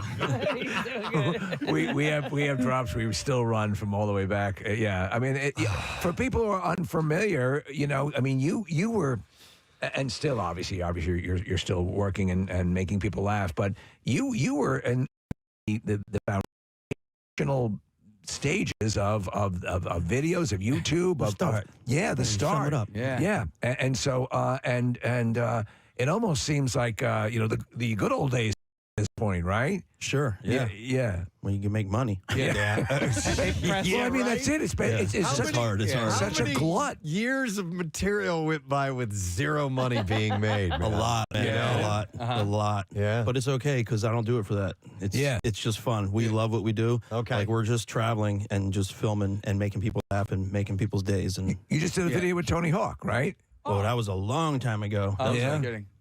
Probably like 6 or 7 years ago. Wow. I just saw it pop up. It's crazy how things are starting to, like, old stuff is starting to resurface as new. It's all the time. It's pretty great. All the time. People are like, what you just said. Oh, somebody said, oh, I love that Thanksgiving video. I was like, that was like 10 Thanksgivings ago, pal. It's wild because you'll see, like, I'll see. And that's your traffic on 93.3 WMMR. Thank you, Kathy Romano. You're welcome. All right. Oh, by the way, Steve, I don't know if you've noticed this, but some of our audience members have found out, and I haven't even made an announcement yet, we have free Mini Melts ice cream. I did know. Right up here, Preston, a couple people eating. It's awesome. You guys can have at it. That's free. They stocked us full of Mini Melts ice cream, which you can find at your local Wawa, of course, but we've got it right here at the Colonial Theater, so grab some. And, the bar is serving, too, which is nice. Keep in mind, yeah, the Colonial Theater, they serve drinks here. It's wonderful. So it's been a while since I've been here, and the stuff that they've done is amazing. It is and I didn't realize they had so much underneath for the performers and a green room and the whole setup. It's amazing. Yeah, there's a whole backstage area that goes down below all this. And there's a blob sitting behind. What? That's Casey, stay away from that one. There's a huge blob prop back there. Oh, get out. I thought you were lying. No, right behind the I'm the scared. curtain. Yeah, it's pretty cool. And by the way, the mascots for Mini Melts are here as well. Are we having a contest right now where you can name the mascots? Yes, we are. All right, so you take a look at them. And I believe if they end up using the name, you can end up with Mini Melts for a year. Is the way that works out. So, yeah. So you can go to WMMR.com. We have the information there if you want to try and do that too. All right, before we get to the bizarre file, we thought it would be appropriate with the holiday season to have a vocal performance here live on the air. It just wouldn't be right without it. That is correct. So we are going to welcome to our stage, I called up our friends at Souderton Area High School where all of my kids went to school, and I spoke to the choral director, the choir director, Mr. John Timmons, and he was kind enough to lend us some of the students this morning. So coming out onto the stage right now is a Souderton Area High School ladies ensemble, and they call themselves Coordination. Let's hear a round of applause for Coordination. Very nice. They are one of the a cappella groups that Souderton Area High School has, and they make their own arrangements, and they do all this really great stuff. It's very, very impressive. But they have arranged some holiday music for us, and we're going to hear a performance from the ladies. Then we're going to do the bizarre file. Then we're going to do a performance from the boys group. And then later on, they're going to come out together and they're going to do a full ensemble. This is one of my favorite parts of the Christmas Miracle is to get some live Christmas music. And we've heard these guys before. They're amazing. Yeah. All right, ladies, are you ready to perform? All right. Let's have at it. Let's hear it for Coordination, everybody. Here we go.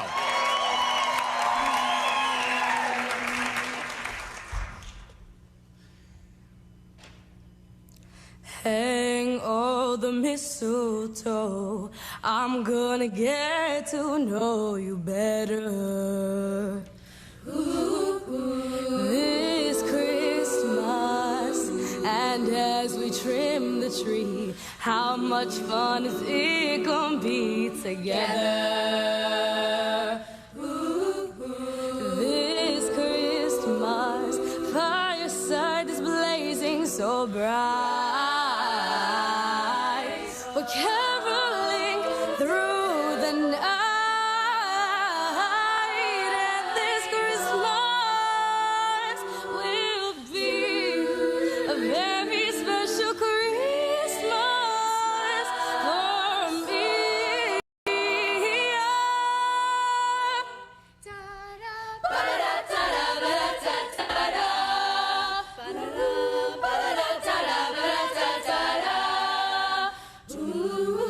Presents and cards are here. My world is filled with cheer and you. This Christmas, and as I look around, your eyes outshine the town they do. This Christmas, fireside is blazing bright. We're caroling through the night.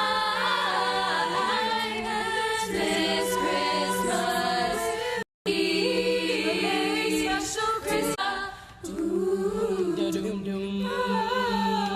Da-dum-dum. Da-dum-dum. This Christmas,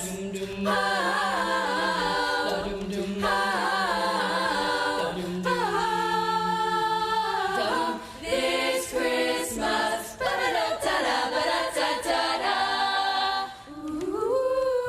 hang all the mistletoe. I want to get to know you better.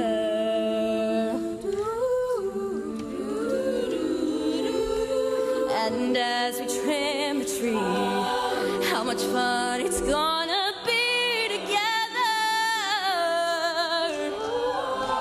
This Christmas, fireside is blazing bright. We're caroling through the night, and this Christmas will be a very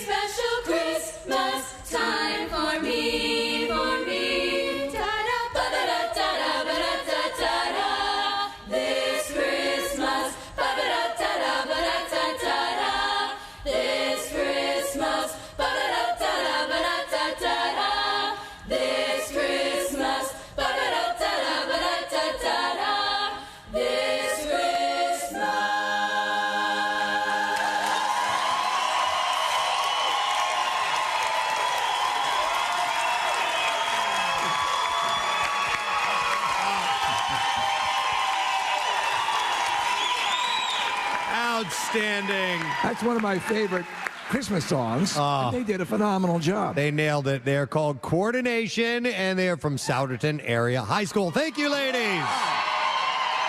Wow.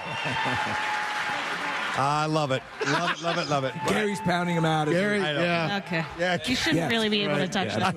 I know. Yeah. I almost said, Gary, don't touch the high school students. Don't. Guys, you may want to get your lawsuits ready. Yeah. All right. Well, with that, It wouldn't be Christmas without a restraining order. If there are any lawyers who handle restraining orders, might as well get them in motion now. All right. We're going to get a performance from the guys' side in just a moment, but first, let's do the bizarre file. Jason, please. WMMR presents Preston and Steve's Bizarre File. All right, this morning brought to you by Horizon Services. 0 down, 0 interest financing on select Energy Star rated systems, plus no payments for a year. Visit Horizon.com/radio. An Alabama man has more of a Florida man story to tell after explaining to deputies that he was high on mushrooms when they found him in a truck on a panhandle road with a parrot on his shoulder. There you go. Deputies received a call about a man pounding on the front door of a home and a vehicle sitting stationary nearby. Deputies I'm a pirate. say that the homeowner asked the man to leave, but he would not comply. Talk to the parrot. As deputies were headed to the scene, a car matching the description of the one reported found in the area, they saw. Deputies say the driver, Timothy Brandon Bowers, was sitting inside the vehicle with a blank look on his face and a parrot on his shoulder.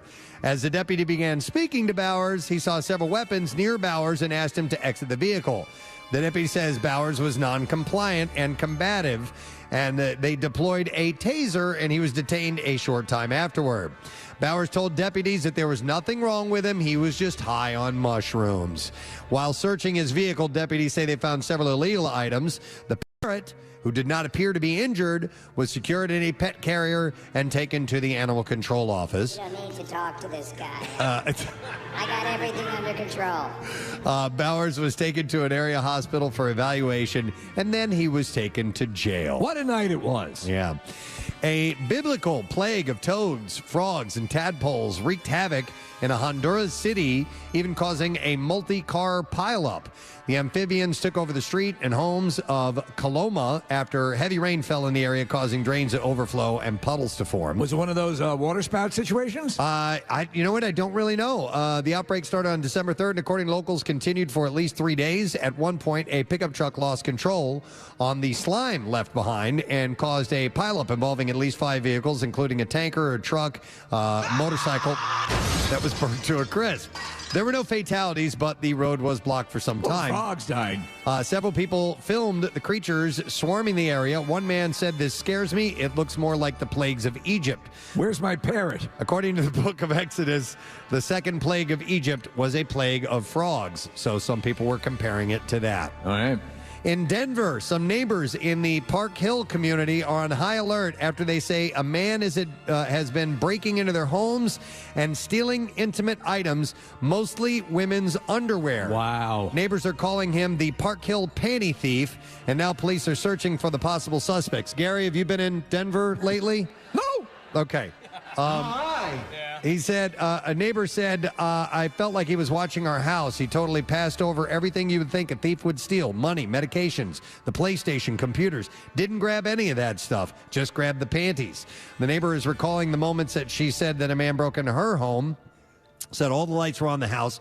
I didn't know if he chose to come when someone was there. My roommate was asleep in the bedroom. I wasn't home at the time. She said that her roommate grabbed a knife and went to approach the man. He shoved my roommate into the wall. My roommate stabbed him twice. Wow. He had something in his mouth. What did you do that for?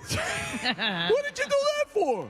He had something in his mouth. I could get you to the Christmas miracle. She said it was a sex toy. Oh. But it was in a case not so sure. I was not so sure if he knew that it was. He had been going through their box of things in this nature, according to the neighbor. And apparently, after police were called, he ran away, but he came back 3 weeks later, and this time he was captured on video. Listen, I was kind of crazy that night. I'd like to take you out for coffee, you and your friends. And maybe we can discuss some things. Get this all past you? Yeah. You know my parrot.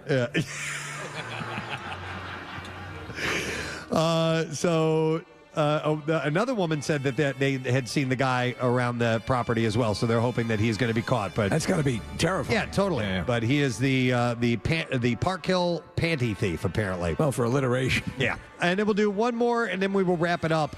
Nicholas Pooch, I guess is how you say Pooch is his name. P-U-E-C-H. The Poosher. Well, he's an heir to the legendary Hermes fashion house. And he recently stunned the world by announcing his intention to legally adopt his former gardener and leave him his $11 billion fortune. That is wild. I want someone to adopt me. 81-year-old Pooch. That is kind of cool. Who is unmarried and without children, ranks among Switzerland's wealthiest individuals with a net worth estimated between 10.3 and 1.4 billion. I don't know what to say. Despite a fall... Could you imagine?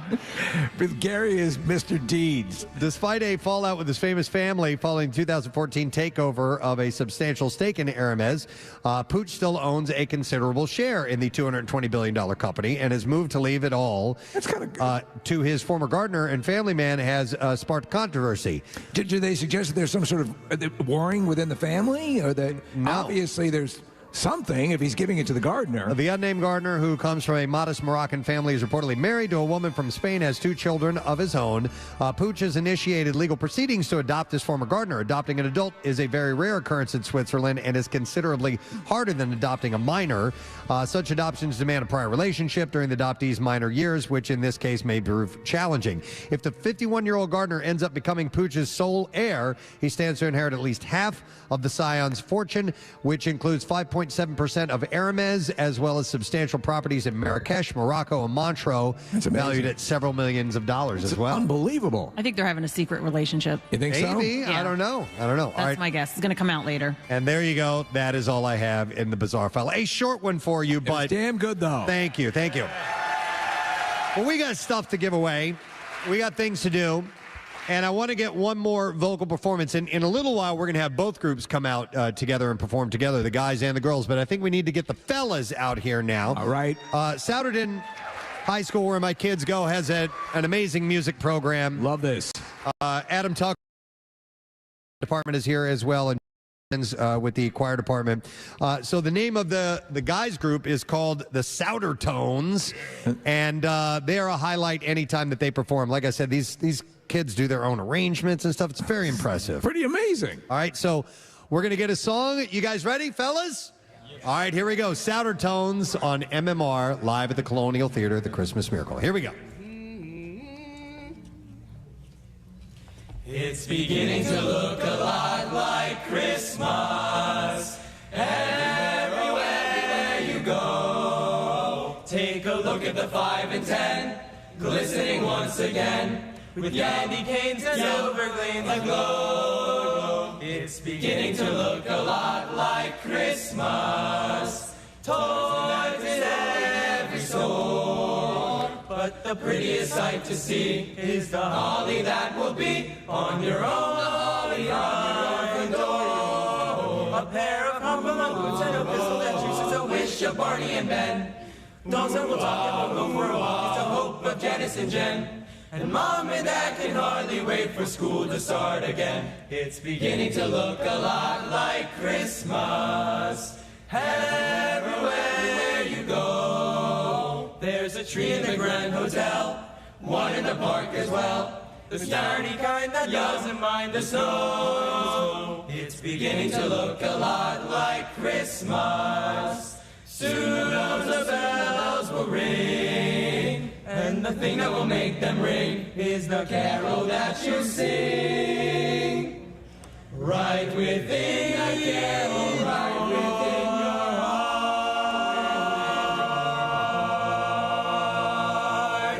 Yeah! Standard. Straight ahead. Perfectly done. Straight ahead and wonderful.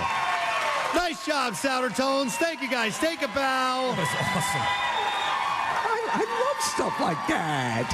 And we'll have you guys exit off this way because they're going to be back later on. We'll have the full ensemble come out and perform as well. Gary's yelling over here. Oh, I thought that was one of the kids. No, what are they saying? It's beginning to look a lot like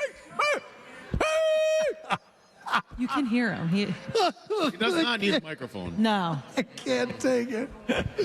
All right, so we will get some more from those guys in a little while. And by the way, just a heads up, we're on YouTube. If you want to stream this and see all that's going on, these live performances and the contest, you can certainly do that. All right, before we head into our next break, we have another one of our Preston and Steve ornament drawings to do. So we have handed out to our audience members 300 ornaments, and on them they have a number, and if your number matches the one that I call, you will win a prize. So I'd like you guys to take a look at your numbers, and the winning number is number 52.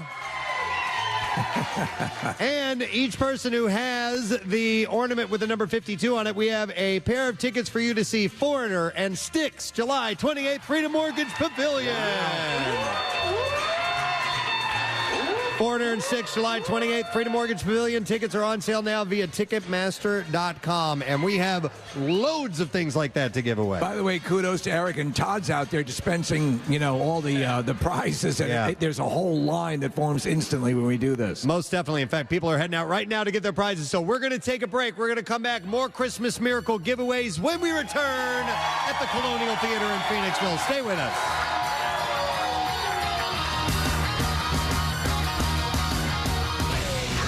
Steve on 93.3 WMMR. What's going on in the world of rock? And now, like obviously you perform comedy, but stuff will pop up, and I'm like, when did this come out? And it just regurgitates. Yeah, it's just random with the alga something. Algorithm. Press, what was the calm response where it ended up going crap mall stank? It was 1, 2, Bartle do.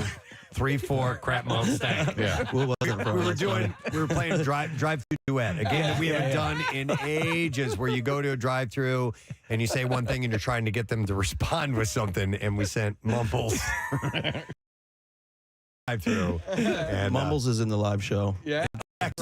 Yeah, so he's like the crowd favorite sometimes, a lot of times. It's like having Sinatra walk out on stage at this point. It is, but it's great. You don't have to have anything to say. Yeah. I don't have to, there's no rehearsal. So it's super easy. And 2 of the 3 most popular YouTube videos on our YouTube channel of all time are you. With the first one, the most popular video we've ever had, 1.8 million views, is you with Kendra. And I texted Kendra. Hold on. Did we make money? Well, so that leads me to my question. And then the second one was you with Bam Margera. And Kendra stopped by Camp Out for Hunger this year, which was really cool to see. She's doing great. It was 13 years ago. Yeah, and she looks fantastic. She sent me some pictures from that day, which was really cool. But the way that the dynamic of making money has changed a lot over the last 13 years, right? So for you, what is the most viable option for the business? Is it Instagram? Is it YouTube? Like, where do you make money in videos you produce? Anything social media that gets views, no matter where you're at, it's going to get paid. Right, yeah. So sometimes it's this one, sometimes it's that one. It just depends what's hitting. Like right now, YouTube's just going up and up and up because we're active now. Like I take breaks here and there, but for the last 9 months, we've been producing like all the time. Okay. And they love you. Your placement and everything increases with the amount of content you put in, right? Sure. So a break, and then you could take a break. You could take a really long break if you want to, or you could work and hustle and make more money. It's sales. Yeah. Oh, sorry. We're watching the Kendra videos on here. She is like looking around for someone to help her understand him. You don't understand and him. She's so sweet, and she doesn't want to be mean to you. And then there's a point where you get upset, and she's finally, I think my school guy won't she's out up there. But they're ditties. Ditties. Oh my God. Well, listen, I wanted to ask you. You mentioned something off air. Another popular character was Skippy. Yeah. This guy who had used these insanely thick glasses. Oh yeah. That was Skippy, right? Yeah, that was Skippy, and I was telling you guys that those glasses like changed me for life. My eyes. They effed your eyes up. They effed my eyes up. Yeah. They're like wall vision, sort of. Like Wahlburgers. Yeah. And wow. And because you wore them so much, is that? Yeah, it's like you literally can't see in those things. You can't see anything. So just it trains your eyes. It trains your eyes to be try to adjust, challenged. right? Yeah. Yeah. So his eyes are furiously trying to adjust to this thing that is you can't adjust to. I get it. Listen, I wear contacts, and I injured my eye one time, one eye, and I said, I go, well, can I at least wear the other one? The doctor was like, no, because your eye's going to try to adjust, and you'll permanently lose sight. Yeah. Did you say that there's like a lawsuit pending with the? I'm looking for one. Okay. Okay. If anyone, by the way, just a commercial would be great. Just, showing you with the glasses I'll on. do an ad. Whatever. Hit me up, please. Anytime, day or night. So with that, has Skippy been put to rest? No. Like my live shows, I do like anywhere from 4 to 10 characters, depending. Like if I do like my Philly shows, I usually bring them all out. Okay. But you're not putting those glasses on, right? Oh yeah, I have to. What can you put on? I have to. I'm there. I'm already there. There's no turning back. But can't we get you fake ones that aren't affecting your No, vision? they just don't make your eyes big like that. Yeah, they're essentially magnifying glasses. Yeah. Yes. I mean, big magnifying glasses. So let me ask you, and so it's Mary. Is it Pishmas? What is that? It says the Mary. name of your show. It says Mary Pishmas Show at City Winery. It's just Ed Bassmaster Live, whatever you want to call it. Okay. That's probably just All like an ad or something. But Mary Pishmas, yes. Mary Pishmas. I didn't understand. So is it with all the stuff that you have and all the video you have? Is there a multimedia aspect to it, or you're doing? Oh, this straight- absolutely, yeah. So Okay. we have like 8 videos that we've been shooting in the last week here in Philly. Oh, that's awesome. So at the Philly show, we'll show all these exclusively to that audience. And you're going to debut them at the show? Yes. It's terrific. Yeah, and we do that everywhere we go. So I'm doing shows all over. And everywhere we go, we get there early, shoot a video, and show it at the show. Very cool. The earliest character I remember when I first was made aware of who you were, and I don't know the names of all the characters, and I apologize for that, Ed, but right on, Mike, was one that was always talking to somebody named Earl. Oh, that's old school, yeah. That's really old. Yeah. There's a lot of characters that I did 1 or 2 videos of. And that was it? And that was it, And then they yeah. moved along. How about the dude that, well, it's cracking. Yo, what's up, dog? You don't know Testy? Testy, that's it. The fuck, man? Come on, dog. Chilling. Nah, he chilling. He doing the shows too and shit. You know what I'm saying? Whoa, you got to watch out. Can't say that. Yo, you got to watch out. Yeah. You know what I'm saying? I love that as with Kendra, the earnest, people like, I don't want to hurt this guy's feelings, but I don't understand what the hell he's saying. That's the Skippy character. Yeah. That's the Mumbles character. Yep. Each character has their own responses, general, that you're going to get. Skippy's always going to get treated with love and kindness. Right. Chip is always going to get into a fight. Because all you got to do is just look at someone, and they want to fight, especially in Philly. Right. That little, that'll. It's everybody's done it their whole life. It's just a sound of disgust. Totally. Yeah. Unimpressed. Yeah, totally. So we talked to, if we're friends with the Impractical Jokers guys, and after a while, the familiarity with who they were became sort of a roadblock, at least to some of the stuff they wanted to do. Mm-hmm. And so, when all those videos were really, really breaking and quite visible, did that ever become an issue, and has that abated a little bit? Recognized? Yeah. I mean, it happens every time, everywhere we go. So Everywhere it's you go. inevitable. And a lot of times, it makes the video good. Like someone recognizing you in public, and it's in the video, and people love seeing that. So, That's cool. yeah, That's awesome. Yeah, it's awesome. Kendra's on the request line. Oh my God. we love Kendra. So Kendra was a calendar girl on the Preston and Steve show, and she was here, and it was around Christmas time in the green room, and Ed was Mumbles, and he was talking to her, and it's our most viewed video of all time. Hi, Kendra. Good morning. Hi, guys. Good morning. How are you? We're great. So Kendra came out to the Camp Out for Hunger this year. It was great to see you, by the way. Great to see you guys, as always. Now, do you remember that morning that you were talking to Mumbles? I could not forget that morning. Honestly, I went home. I didn't know the whole thing was a prank, like when it happened. And I got home, and then the next day, I guess you guys posted it, and people started texting me being like, oh, my God, you got pranked by Ed Bassmaster. And I was like, what? What's anybody even talking about? And I was like, wait, that whole thing was a prank? You're in the video. You're trying so kindly to decipher what you're being told, and you're, as Kathy says, you're looking around for someone to Can help someone you. help me? Yes. I was like, oh my gosh, who is this person? Like, does he need help? Do I need help? What's going on? It is great. It still holds up, too. It ended up being worth it in the long run. Definitely. Hey, honey, boo-boo. Yeah, I was just like, oh no. I was like, I don't know what's going. And then I was like, oh no, I feel so bad for being. I was trying to be so nice because I thought that. You talk to make your most on notches. Right? You get one notch at you, Kendra? Oh my God. Going down that road again. You're not gonna fall for it. All right, Kendra, it's good to hear from you, dear. Good to hear from you guys. All right, we'll see You're you the later. best. Bye-bye. Yeah, it was, and as he started he started getting emotional, and you couldn't tell what he was saying, but you let people figure out just a little bit of just what you're trying to get across. I don't quite recall what It was- that you told her, conversation was. What that "Mama." conversation was like.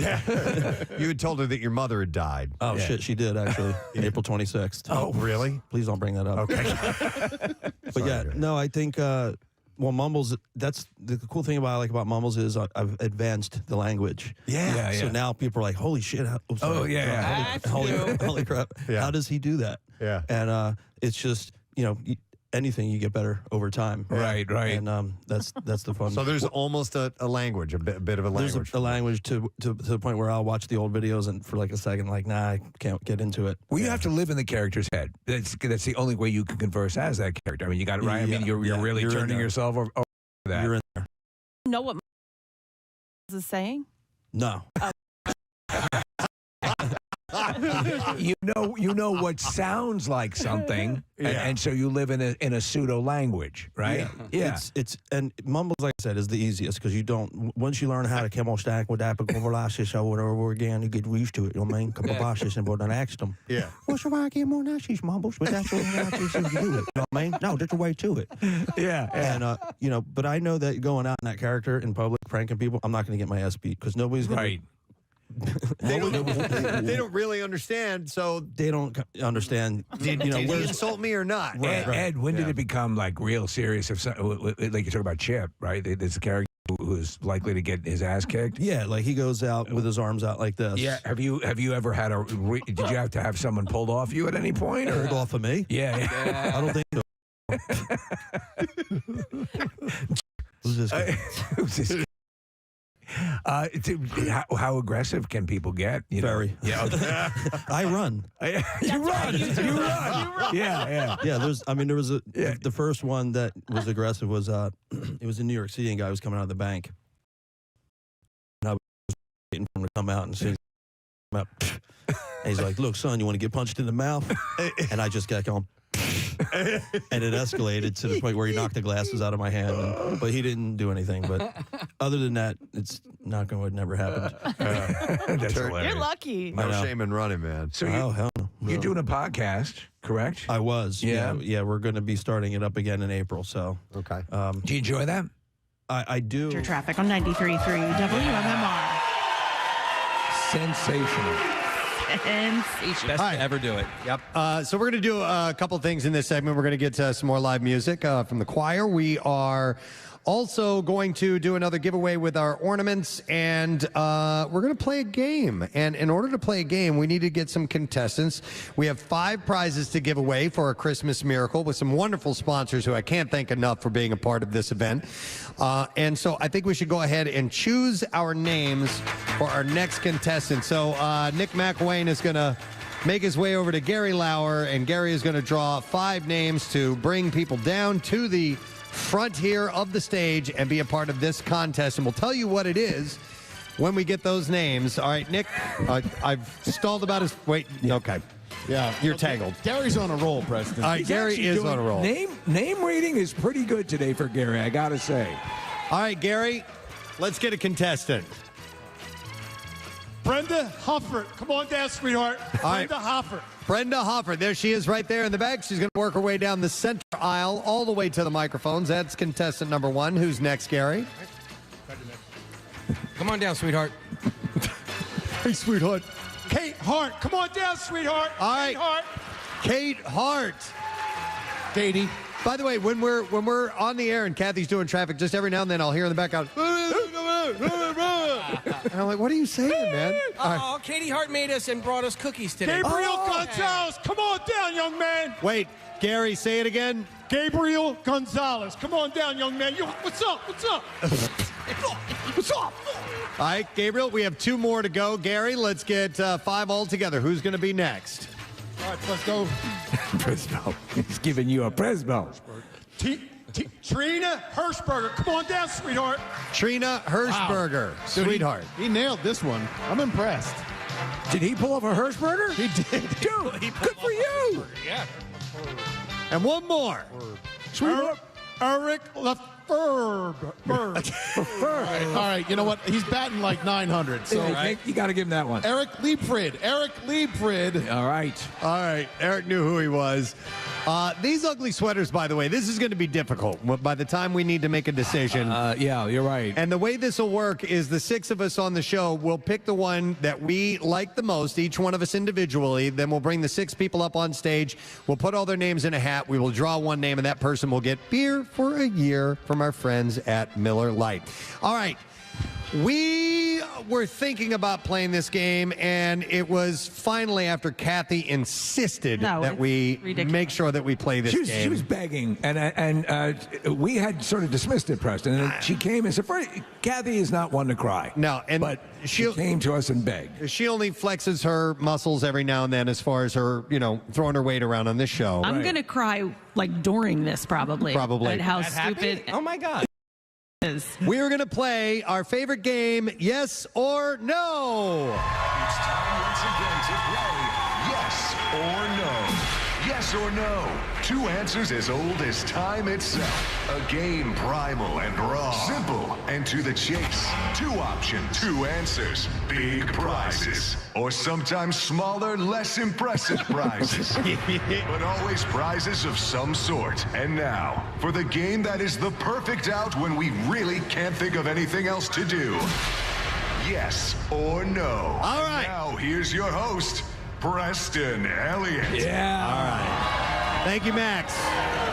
All right, so yes or no. And as the man said, it's going to be pretty simple. Each one of us is going to ask one of you whether we are holding up a sign that says either yes or no on it. And you have to decide what it is. Decide correctly, and you win a prize. And since this is the first time we're doing this in a visual atmosphere, we always do it via the radio. Nobody's able to see us, and you just have to trust the fact that we're holding up a sign that says yes or no.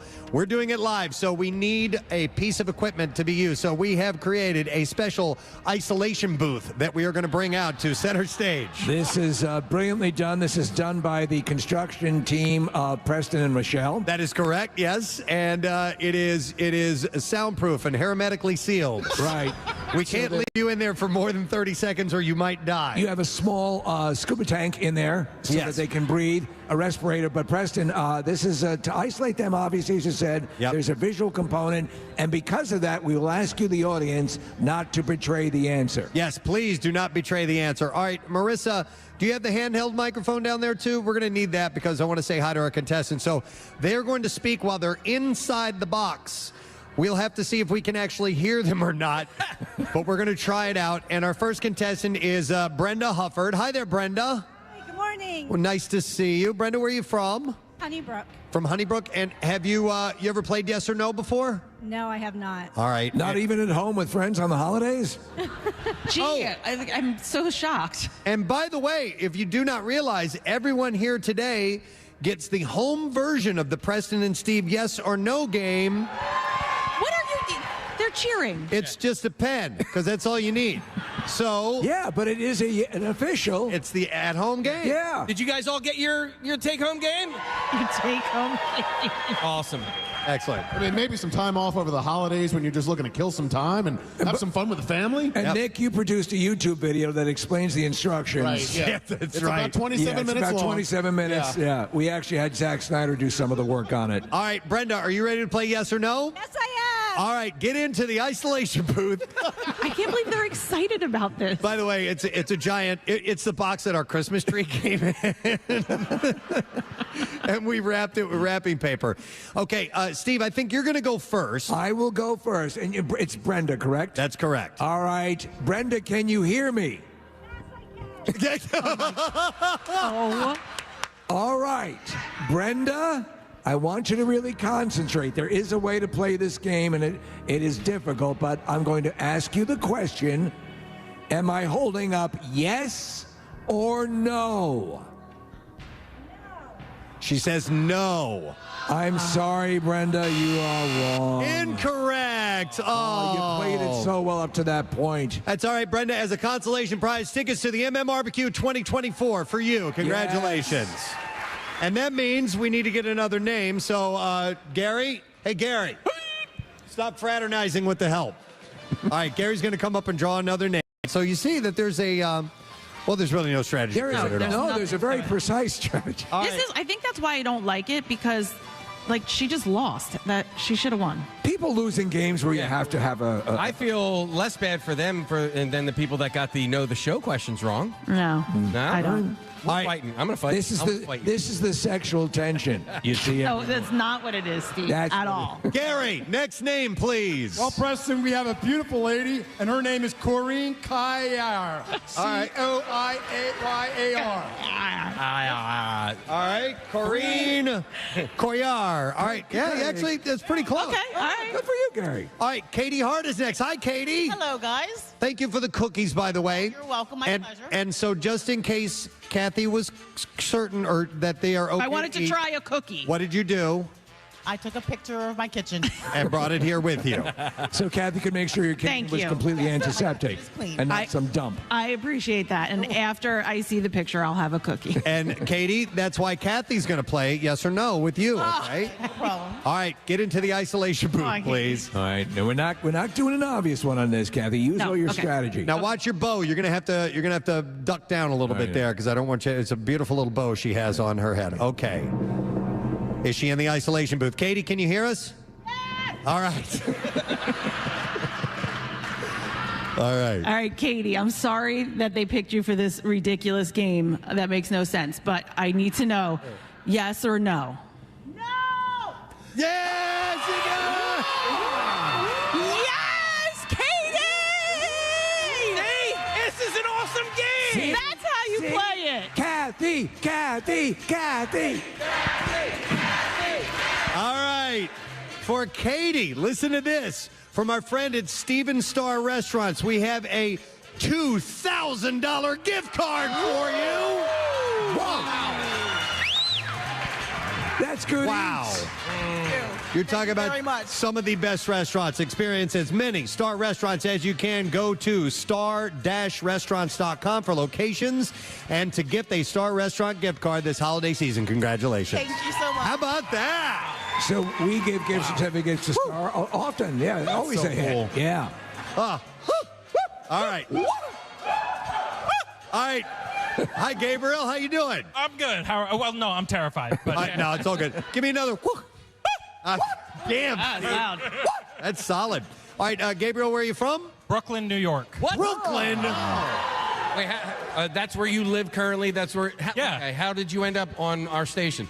Well, I'm originally from Reading. Okay. But my aunt, who's with me today, originally introduced me to the show somewhere around 10 years ago. Oh, wow. And, I've been a daily listener since. We appreciate it. This is our first New Yorker contestant that we've ever had at the Christmas Miracle. We love it. Now, Gabriel, since you're from New York, do you understand the rules of yes and no? Here's the thing. I've been brushing up on my trivia, so I'm really glad that all that work is worth it. The stakes have never been higher. When you practice, and this is a lesson for anyone at home, if you're ever called to be a part of this, brush up on your Shakespeare. Yes. Brush up on your capitals. And opera. Yeah. And opera. All right, Gabriel, get into the isolation booth, please, and let's get ready to play our most popular game, yes or no. All right, here we go. Kathy's beaming, by the way. She's been looking forward to this.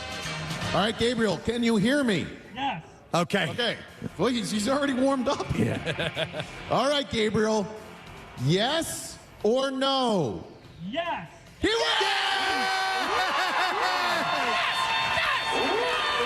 Oh, my God! Wow. Dude! Well played! Wow. My man. All right. Thank you kindly. Gabriel, we got a pretty decent prize here for you, and this is courtesy of our friends at Phoenixville First. We have a 70-inch Samsung Crystal Ultra High-Def Smart Television. Yeah! How cool is that? Yeah. Retail value, $630, so congratulations. Woo! All right. Enjoy. Preston, I got so excited playing that version of Yes or No that I broke my side. He broke his That's what this game will do to you. Yeah, I got guess fired up. We got to get him another take-home version. Yes. I don't know if we have any extras. Might have one in the back. PhoenixvilleFirst.org, by the way, for information about everything that's going on here in this wonderful town. All right, up next after Gabriel, we have Trina Hirschberger. Hi, Trina. Good morning. Nice to see you. I can't believe Gary got your name I correct. can't believe you did either. Where are you from, by the way? Skip back, PA. Skip back. Yeah, my way. Excellent, Marissa. Trina, you were just celebrating your birthday. What did you do for your birthday? I went to McGurk's to try to win tickets today. And you got them. You did. Yes. That's Wonderful. so cool. She made her whole family come to McGurk so she could win these tickets. I love it. All right, so you won tickets, and now you got your name called, and we get to play. Yep. All right, you excited? I am. Probably a little nervous too, right? I'm totally nervous. Do you understand the rules? I do. Okay, all right. All right, Trina, you can get in the isolation booth. Let's go. What did you say? Do you understand the rules? How could you not? You get to play with Casey, Trina, so she goes into the official Preston and Steve yes or no isolation booth. All right. Trina, can you hear us? And Trina, don't you worry, because I believe the pressure really is all on us because we want you to win. Yes, We do. Right? Yeah, we're pulling for you. All right. Trina, it's a simple question. Yes or no? Yes.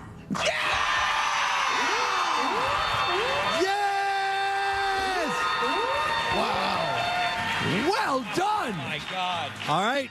Trina's a winner. Let's see what she gets. We are going to give her, this is really cool.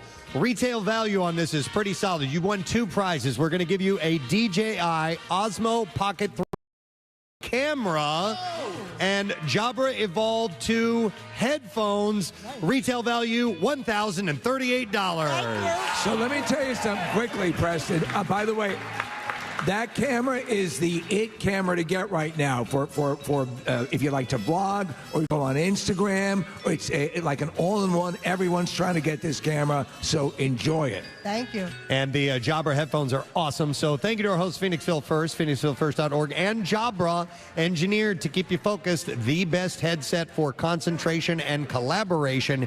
And you can go to Jabra.com. All right, we have one more contestant. No, we have a couple of contestants more for yes or no. We got to give away 5 prizes. This is Eric Liebfried. Hey, Eric, how you doing? Hey, good morning. Good morning to see you. I love your Ted Lasso themed sweater. Thank you. That's fantastic. Can you say this on the air? Yeah, wanker. Yeah, baby. Yeah. Wanker. All right, where are you from, buddy? Lansdale. Lansdale, PA. Excellent. That's out my way as well. So far, how do you think you feel with going into yes or no? I'm leaning towards one way, but you never know with the 50-50, you know? Yeah. What is your strategy going into this? How are you going to play this? I'm just going in all yes, no matter what. All right. Well. You see, Well, we'll see what happens. He's playing the game the way he wants to see play. what happens. All right. See what happens. Unbelievably subtle. All right, Eric, get in the isolation booth. Where's Marissa? Where'd she go? You got to take his microphone. Oh, yeah. She's making out with you. All right. Getting the other surprises ready, guys. All right, Eric, hop in. And Eric, by the way, I was wondering about the height limit on this box. He's had to lean down there. All right, so I get to play this with you, Eric. Eric, can you hear me? Yeah, baby. All right. Listen up, wanker. I'm gonna ask you a simple question, and I want a simple answer. Is it yes or is it no? Don't let me down, baby. Yes. Oh my God! He fell out of the box. Dude, Do it! you played that so well. Oh, my God. Wow. I mean, of all the possible answers. All right. What do we have? All right. Is this the prize? He nailed it. Wow. Now I like the game. What? Sorry.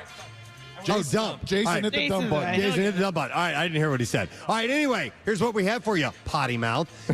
We have this is pretty cool. We have a 3-night weekend getaway at Sweetwater Marina and River Decks, all new Airbnbs. Yeah, Airbnbs along the Mullica River. Oh, nice. And we're going to give you a case of wine from Briganti Wines, 3 bottles of each of 4 varieties.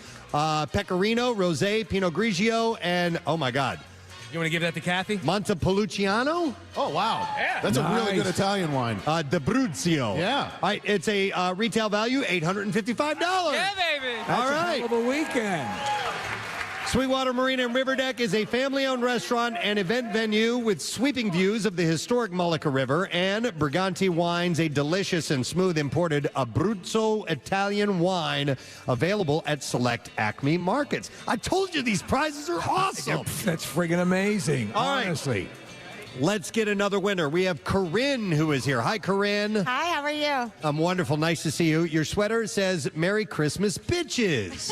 I love that. And it's got reindeer doing it doggy style. Isn't that nice? Reindeer style. Reindeer style. I'm sorry. Thank you for correction, Casey.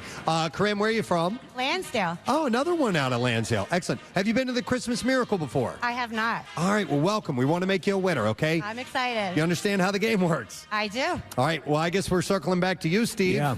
All right. Take this out. Corinne, please watch your antlers, get into our isolation booth, and get ready to play yes or no. So the question is, with me, how I want to play this. And let's see if we can hear Corinne. Corinne, can you hear us? I can. Okay, there you go. Corinne, you got to look into my soul on this one. You got to see if you can empathically feel what I'm going to answer. And I ask you a simple question. Yes or no? No. Oh, no! He went the other way, Corinne. That's all right. We have a consolation prize. You get tickets to the 2024 MMRBQ, okay? Congratulations. By the way, we haven't announced the lineup yet, but we are going to guarantee that these guys will get to go. Steve, I'm so sorry. I thought you guys had a connection. I know. Feeling it too. I thought so. All right, we got to get another contestant because we have another prize. So Nick McElwain, who is our correspondent with Gary Lauer.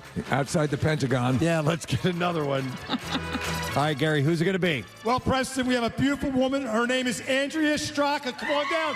Come on over here, sweetheart. I got something for you. I got something for you. That's creepy. All right. That's evidence right there. Submit that in the trial. I looked at your bathroom window.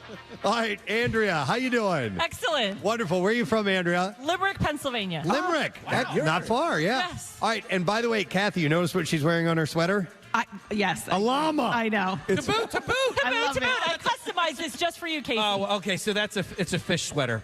Ah. Fish song called Llama to boot. Yeah. Oh. We saw each other at the Tab concert in November last year. Look at you. Oh, in Reading. This is your kindred spirit here. Yes, it is. All right, well, you get to play with Kathy, okay? Okay. All right. Okay, yes. You want to play with me? I'm with you. Okay. All right. Okay. I saw what you were doing there. What? Nothing. All right, Andrea, you ready to get into the box? I am. Or I'm sorry, the isolation booth? Yeah. That too. All right, go ahead. Hop in there. What an honor. She's playing with the goat. And this is so that she cannot see what the answer is going to be. Right. Nerve-wracking. All right. Andrea, can you hear us? I can. Okay. Okay. Yes or no? Okay, let's go, Bucks Cove. No.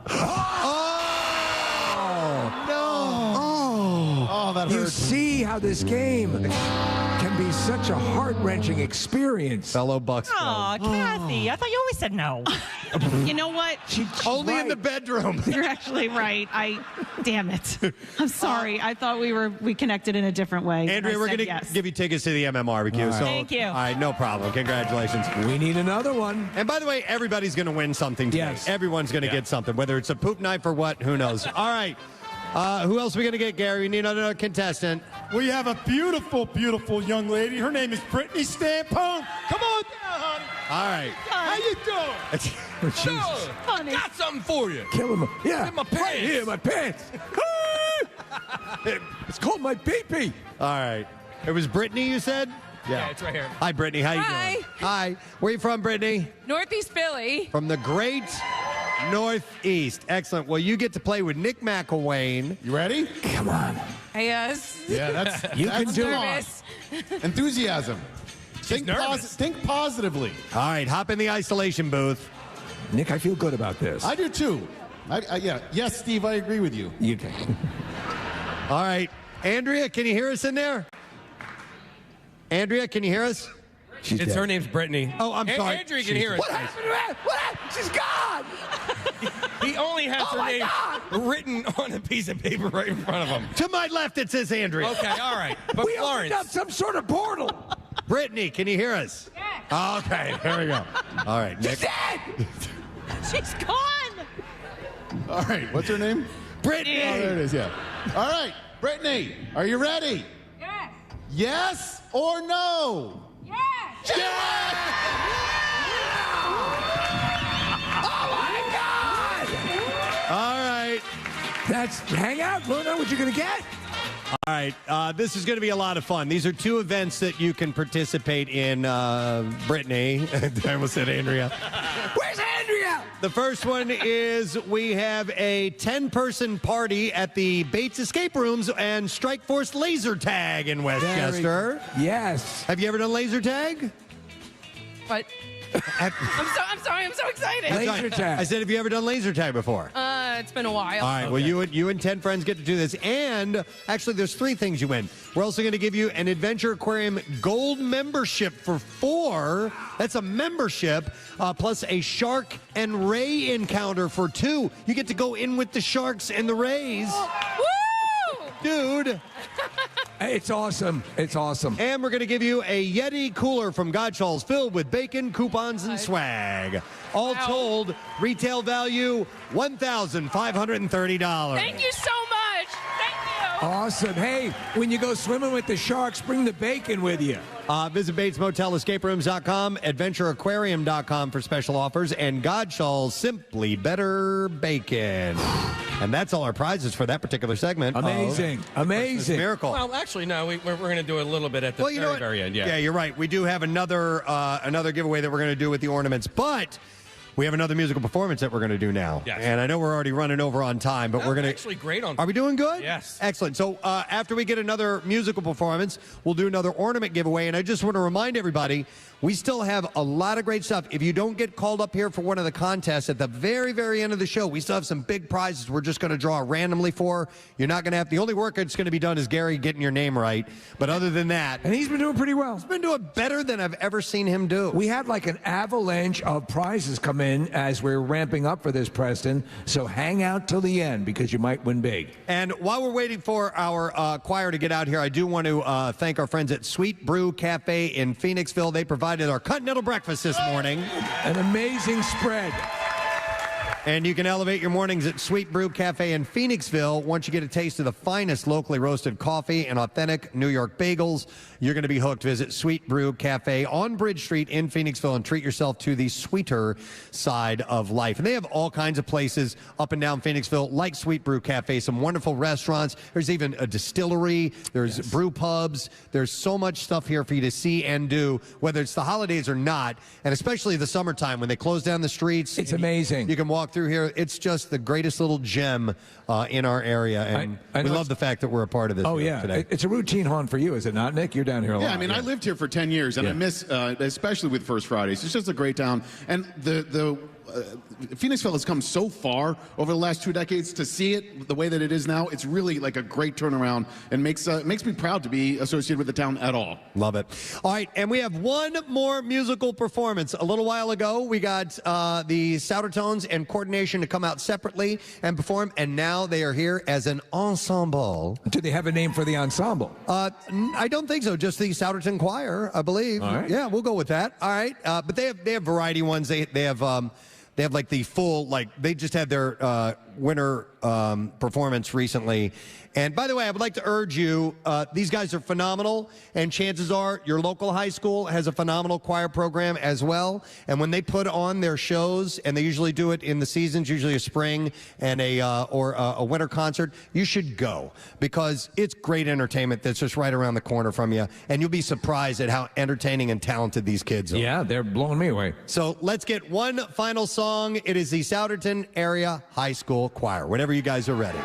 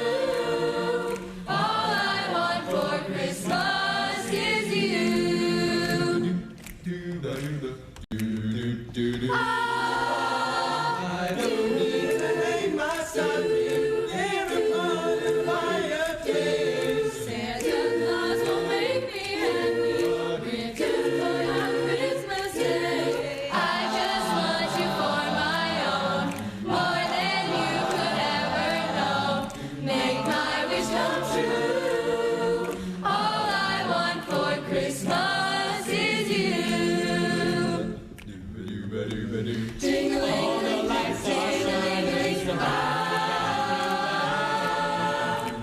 jingling, the sound of children's laughter fills the air. Everyone is singing, and sleigh bells ringing. Santa, won't you bring me the one I really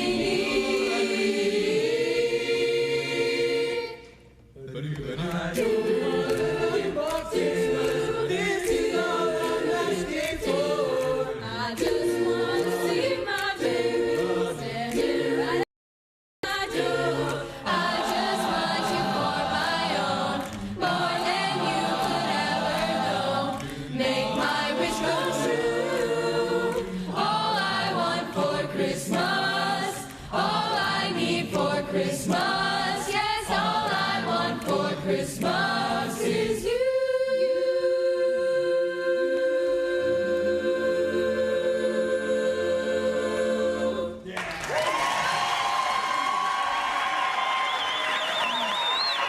Excellent. Souderton Area High School.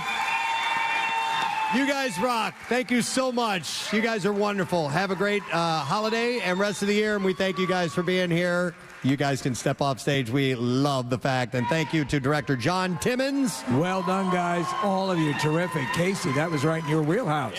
Yeah. Did you sing choir in high school? No, man, we didn't have a choir. They only had a gospel choir, and in retrospect, I should have joined it, but I did not. But I did wear this sweater in specifically because of that song, and it says, all I want for Christmas is you. Oh, here, but the crowd can't quite see it yet. So it says, all I want for Christmas is you, but the word Y-O-U is an elf's butthole is the O. 'Tis the season, Preston. In you. Tis the season. You were singing some like hymnal yesterday in studio. Was I? Yeah. Abraham. Oh, yeah. Well, that's a Bible school song. And you were dancing to it as well. Do you guys know that one? Father Abraham, him and his son said, Father Abraham.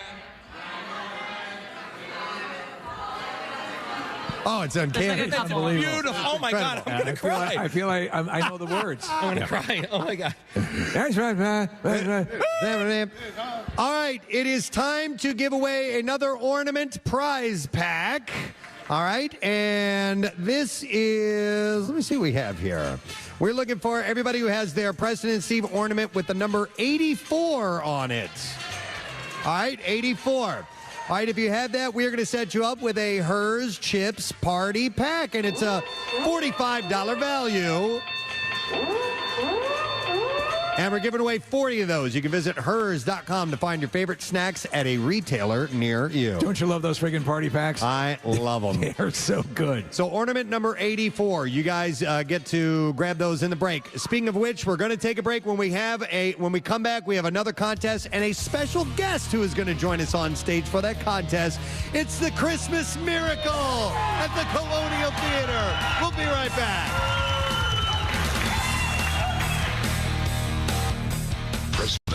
Preston and Steve. On 93.3 WMMR. It's fun. Yeah. I don't get into politics and religion or anything that's going on in the world at all. You stay away from the volatile stuff as well. Yeah. I worry about my wife and kids. And I love, and that's it. And I have blinds on 24/7. And now you literally can't see because of the glasses. Yeah, and a lot of the hype or the good things about podcasts is you can hear these insights of people's opinions and those matters, and I just don't have any. Right, I don't follow anything. Yeah. So I got to talk about it on the podcast.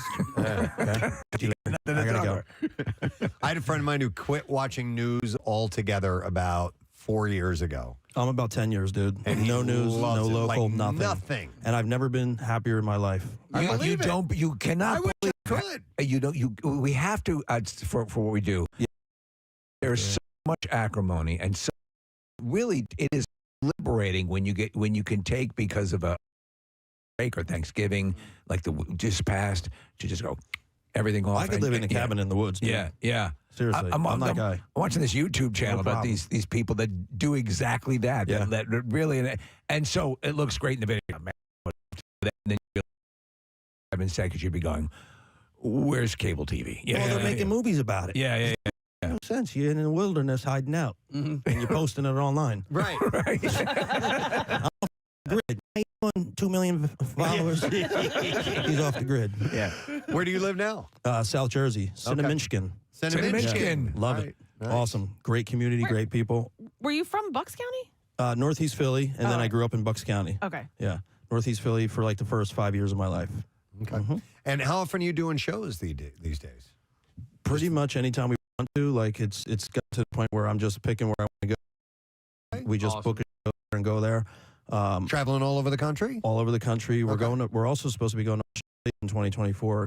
Canada, UK, a bunch of other cool places. So what are you going to fish for in Australia when you get down there? Yeah, he's a fisherman. Big tooth tuna. Big tooth tuna. Big tooth tuna. Look them up. I mean, you're real deal. All right. No, there's no such thing. Big tooth tuna. So, question: do you find that you have like pockets of fans in certain areas that are like a little heavier here and there? Oh yeah, sure. Okay. So Yeah, what are some of your popular locations? Florida is crazy. Like every Really? show. Yeah, I did a weekend at one club, 6 shows, and they were like packed every single one. That's awesome. So, and going from like, Jacksonville down to Miami, every show like jam packed. So Florida, like they're diehard. Trying to think where else. Denver was a really great crowd. All right. Really, I love the multimedia stuff because Steve-O did that. Steve-O he turned his stand-up. He does, and that the tech is there. It's easier than ever to do that sort of stuff. You know, funny story about Steve-O. He came to my worst show ever. Speaking of live shows, I did a show at Caroline's in New York City, and it was like probably my least attended show. Really? And then he comes into my green room after. He's like, "Oh, dude, that was a good show." And I was like, "Oh man, Steve-O came to my worst show." Oh no! Is he kind of a fan? Is he aware of We're tight. I'm tight with Steve-O. Yeah.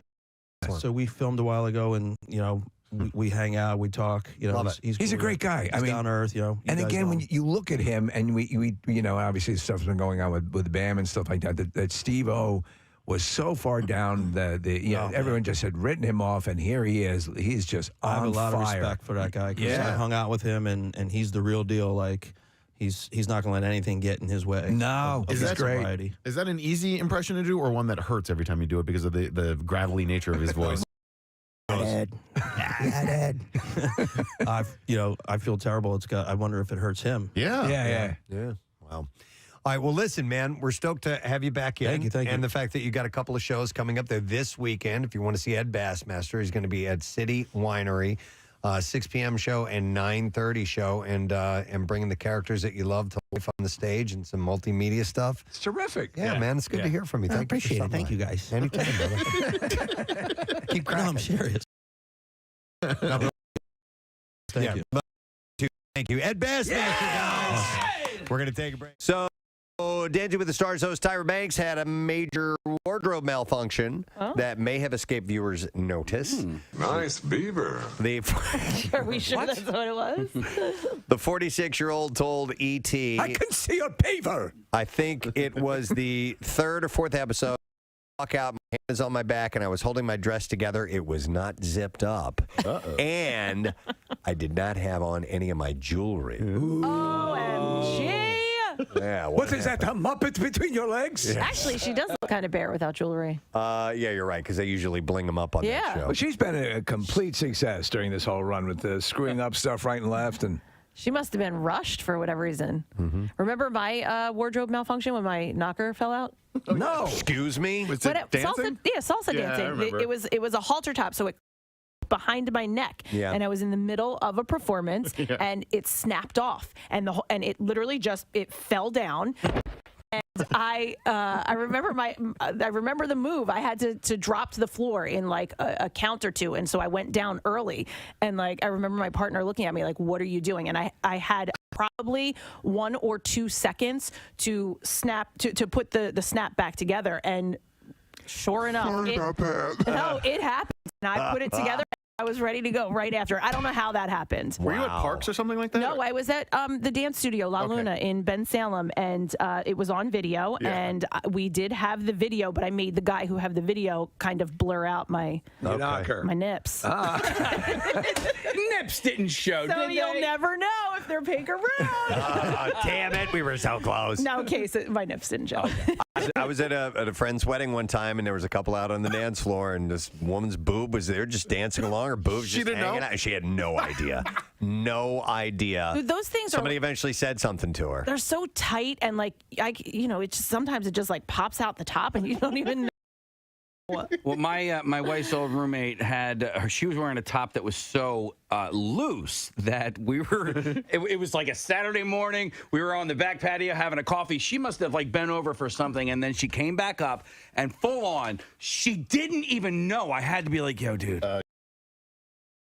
your boob," because like I guess like the nipple kind of got caught underneath the neck of the shirt. It was the neck of the shirt had come down. That is a loose-ass shirt. That is a loose-ass shirt. I was like, dude, you're... I just got Your boobs are hanging out! Just one. I just got a text from the guy who has the video, and he said those were the days. Yes, they were. Giving the gift is more important, I think, than the receiving. So I'll get some things from my wife. She'll say, here's something that I like, and here's something, and so I will get some good gift ideas. But the ones that I'm more excited about are the ones that go, you know what, man? She didn't ask for this. I don't even know if she even knows that this thing exists, but I think she would like this. I have a couple on the list this year that I'm really excited about. Sometimes you go for it, and sometimes it'll be like, oh. And like, oh, I missed on that one. Oh, dude, Rochelle told me that she's like, there's one gift I'm really excited. Yeah. To you, and there's nothing that I'm excited to give you. Oops. So. Do you have something? Oh, yeah, I have several things. All right. I have several things. But there's She's gonna nothing love that's them. like, wow, is she going to freak out when she gets this? You know what Preston, I mean? I don't know if you've seen it, and it might be a last-minute thing to add to the list. It is it's a dildo mounted on like a machine gun thing. Yeah, all right, hear him out. Hear him out. It's like a machine gun truck. You've seen those. Yeah, I know what you're talking about. They But look it's like expensive, though. the perfect holiday gift. You know what? You can't put a price tag on love. No, It's a gift that keeps on giving all year. Yes. Wait, Steve, let me ask you a question. Oh, it's got a pull start? Yeah, oh, my yeah. God. Son of a bitch. Yeah. Bastard's powerful. There you go. The Oh automatic. my God. Scaling toys. it Oh, says it's here. real? Yeah. Oh, yeah, of course. Oh, jeez. Oh, my God. Who do you What think? were you going to say? Come on, man. Yeah, think I'm I'm talking about sorry. here? I don't know what I was thinking. I'm an influencer for this stuff. Steve. Oh my God, Yeah. The machine gun dildo company contacted me and said, let's collab. Let's collab. DM me. All right, another fact that we learned from the Just Saying Institute, the last- located over 200 sprawling acres in West Virginia. the last decade from researchers. If your ex wants to be friends, they might be a psychopath. If your ex wants to be friends, that's sign of being a psychopath, possibly? In 2016, researchers from Oakland University in Michigan found that people with the so-called dark triad personality traits like narcissism and psychopathy, I guess is how you say it, The member of the Dark Triad. Like Cobra? I'm going to have to take him out. often keep their exes. He's the disease. I'm the ex-boyfriend. No, they often keep their exes around for calculating, self-serving purposes. Okay. A desire for continued sexual access, financial help, or a need to still exert some control over a former partner were among key reasons for maintaining contact, especially for men. These are facts, yes, from the Just Saying Institute. From the Just Saying Institute. That where we you end up just saying things at the Just Saying Institute. that we have found out over the last 10 years about relationships and It's a decade. love and sex and all that stuff. So how about this one? Speaking of sex, that sexual afterglow that you feel after sex will last about 48 hours. Really? Yeah. You mean longer for you, Cather? No, it seems to diminish pretty quickly. Are you sure? Because you have to clean up right after. off of me. Get off of me. glow. Get it off. It's like it's like you've sat in the bedroom with me. Get it off. You have this glow. It's the light refracting off of it. It's shimmering and shiny. Get it off. It's glazy. I look like a Krispy Kreme. So you're generally in a better... Get your blanket and pillow. You're sleeping on the couch. You're generally in a better mood after sex thanks to a flood of endorphins and other feel-good hormones released post-climax. The positive effects of getting laid last up to 2 days. And Wow. that the feeling can help couples bond over time. I always let out a big sigh when I close the laptop. Says there might Clear be... history. And There might be... Erase the history. what's on Google News? There might be an evolutionary reason for the 48-hour shelf life. 48 hours is roughly the same amount of time that A, conception is maximized, B, it takes sperm concentrations to be restored to peak levels. Do we have to guess which one? And C, no, these things all happen. And C, sperm remain maximally viable in the female reproductive tract. So all of that happens over 48 hours, and it's all You're apparently. the semen. I'm the afterglow. Just let him be here. All right. Let him be here. That's Cobra. That's Cobra. I apologize. He's a professor at the Josaian Institute. I didn't know. Oh, my God. All right. Just saying Institute. I'm a professor teaching classes daily. Let's take a look at the NJM Insurance Group traffic. What's going on, Kath? So we have looks like an accident on 95 northbound. So, And that's your traffic on 93.3 WMMR. By the way, those of you who are wearing your ugly sweaters, don't think that we haven't noticed. We've been going through the crowd. We've been watching, and the way that works is each one of us on the show picks our favorite, and then a little bit later on, we're going to have 6 finalists come up here on stage. We'll put all their names into a hat, so to speak, and then we're going to draw a name, and that person is going to get beer for a year from our friends at Miller Lite.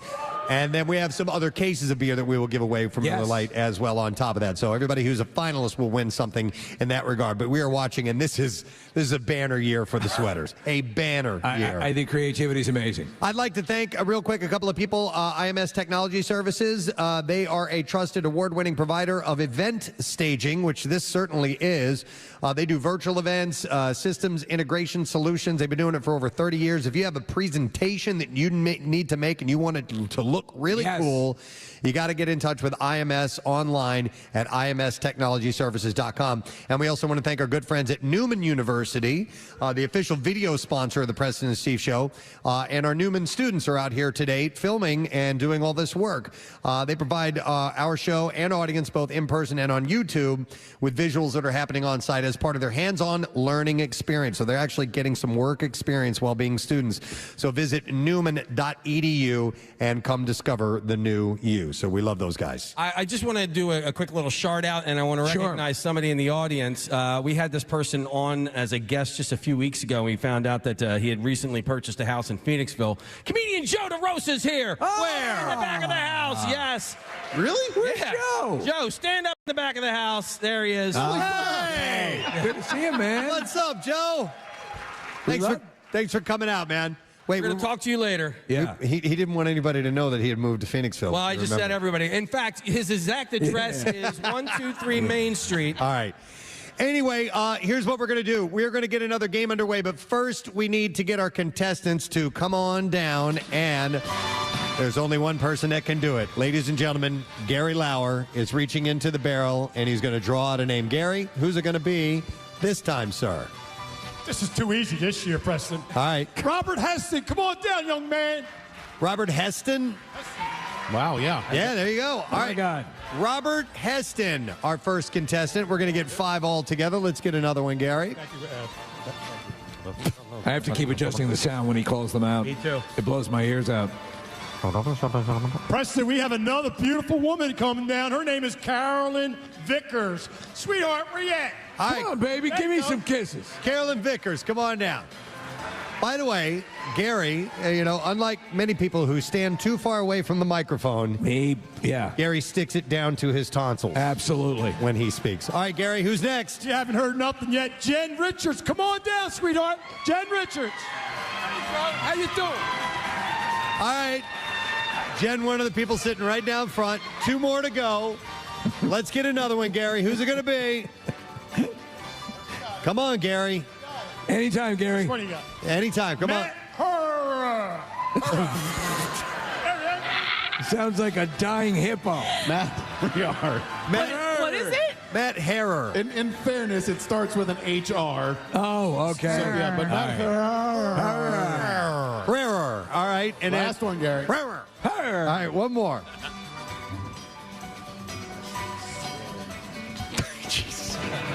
Just read it. Ashley Seelman. All right, there she is. There you go. Ashley. All right, Gary. Wonderful job. Amazing. You know what? Amazing. Honestly, he should do cameo videos. All right. Right? Yes, he should. Yeah. Right? Yeah. I mean, listen, he needs money. And by the way, Gary is in need of a new roof. He needs his roof to be fixed. So if anybody out there wants to do that gratis, okay, that'd be great. All right. All right. Let me see if I think I have these in order. All right. So in order to play this next game, we wanted a very special individual to help us out. And it's sad because this is going to be one of his final appearances on our radio show. Ladies and gentlemen, we're losing him. He has been the man. He's been our captain for all these years. For 18 years, we have worked for this guy, and he's phenomenal. And we are so happy to bring onto the stage our program director, Bill Weston, the man about town. Standing ovation for Bill Weston. Wow, Bill. And Bill has been with WMMR. Grab that handheld mic, Bill, if you don't mind. Well, we're gonna use the handheld because he's gonna go out onto the stage here in just a second. So can we bring up Bill's mic? Yeah, he's only the program director. Yeah. He's only the lead singer. The lead singer. All right, Bill. No, it doesn't work. All right, take the one Eric has. Eric, yeah, right there. Hang on, Bill. Behind you.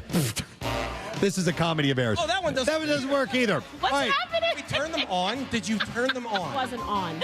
Oh, okay. It's all good. It's all good. Bill, step 1, turn the microphone on. I didn't know that was part of my job. All right. Oh, my God. And I just went up to the entire crew and said, I am amazed at how technically smooth everything is running. I get up here and blow the record. So you're welcome. Nice to see you, Bill. How you doing, buddy? I'm great. This is my favorite broadcast of the year, and it's my new favorite location because it is just so local, Philly, fans, fun, other things that begin with F. Farts. Fucking whoa! Bill, Dude! Are you kidding me? Bill just screamed an F-bomb. It's like he's trying to blame us, too. No. Bill!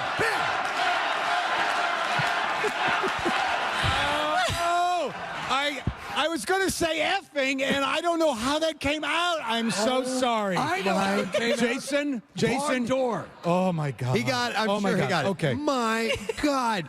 This is the man our entire careers has been telling us what not to say on the radio. I mean, if you gotta go, Bill, you might as well do it with some style. This is hands down my favorite moment as a part of this show. Thank you. In 25 years. Oh my God, mean, thank you. Flat out. You didn't even stop at the K in the word. You kept going with the ing. Yeah. Well, I was doing that things to begin with effing, and I was just going to say effing. That does start with laughing. Oh my God! Yeah. Oh, that was now I feel very foolish. that was amazing. No, but now you can appreciate when I say things and you say, well, "Why did you say that?" Well, there you go. It just comes out sometimes. Why? All right.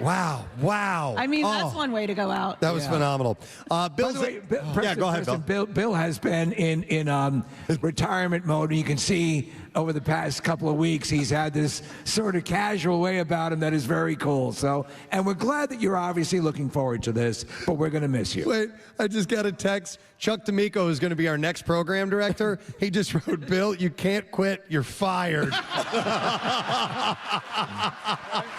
Preston.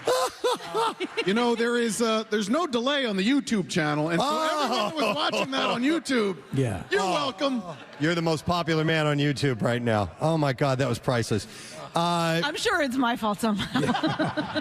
Bill, Kathy will get blamed for that one. Bill's going to swing by the studio tomorrow morning, so make sure you tune in. He'll get his final time on the air with us, and he'll get to say the things. Maybe he'll say the C word. He wants to say.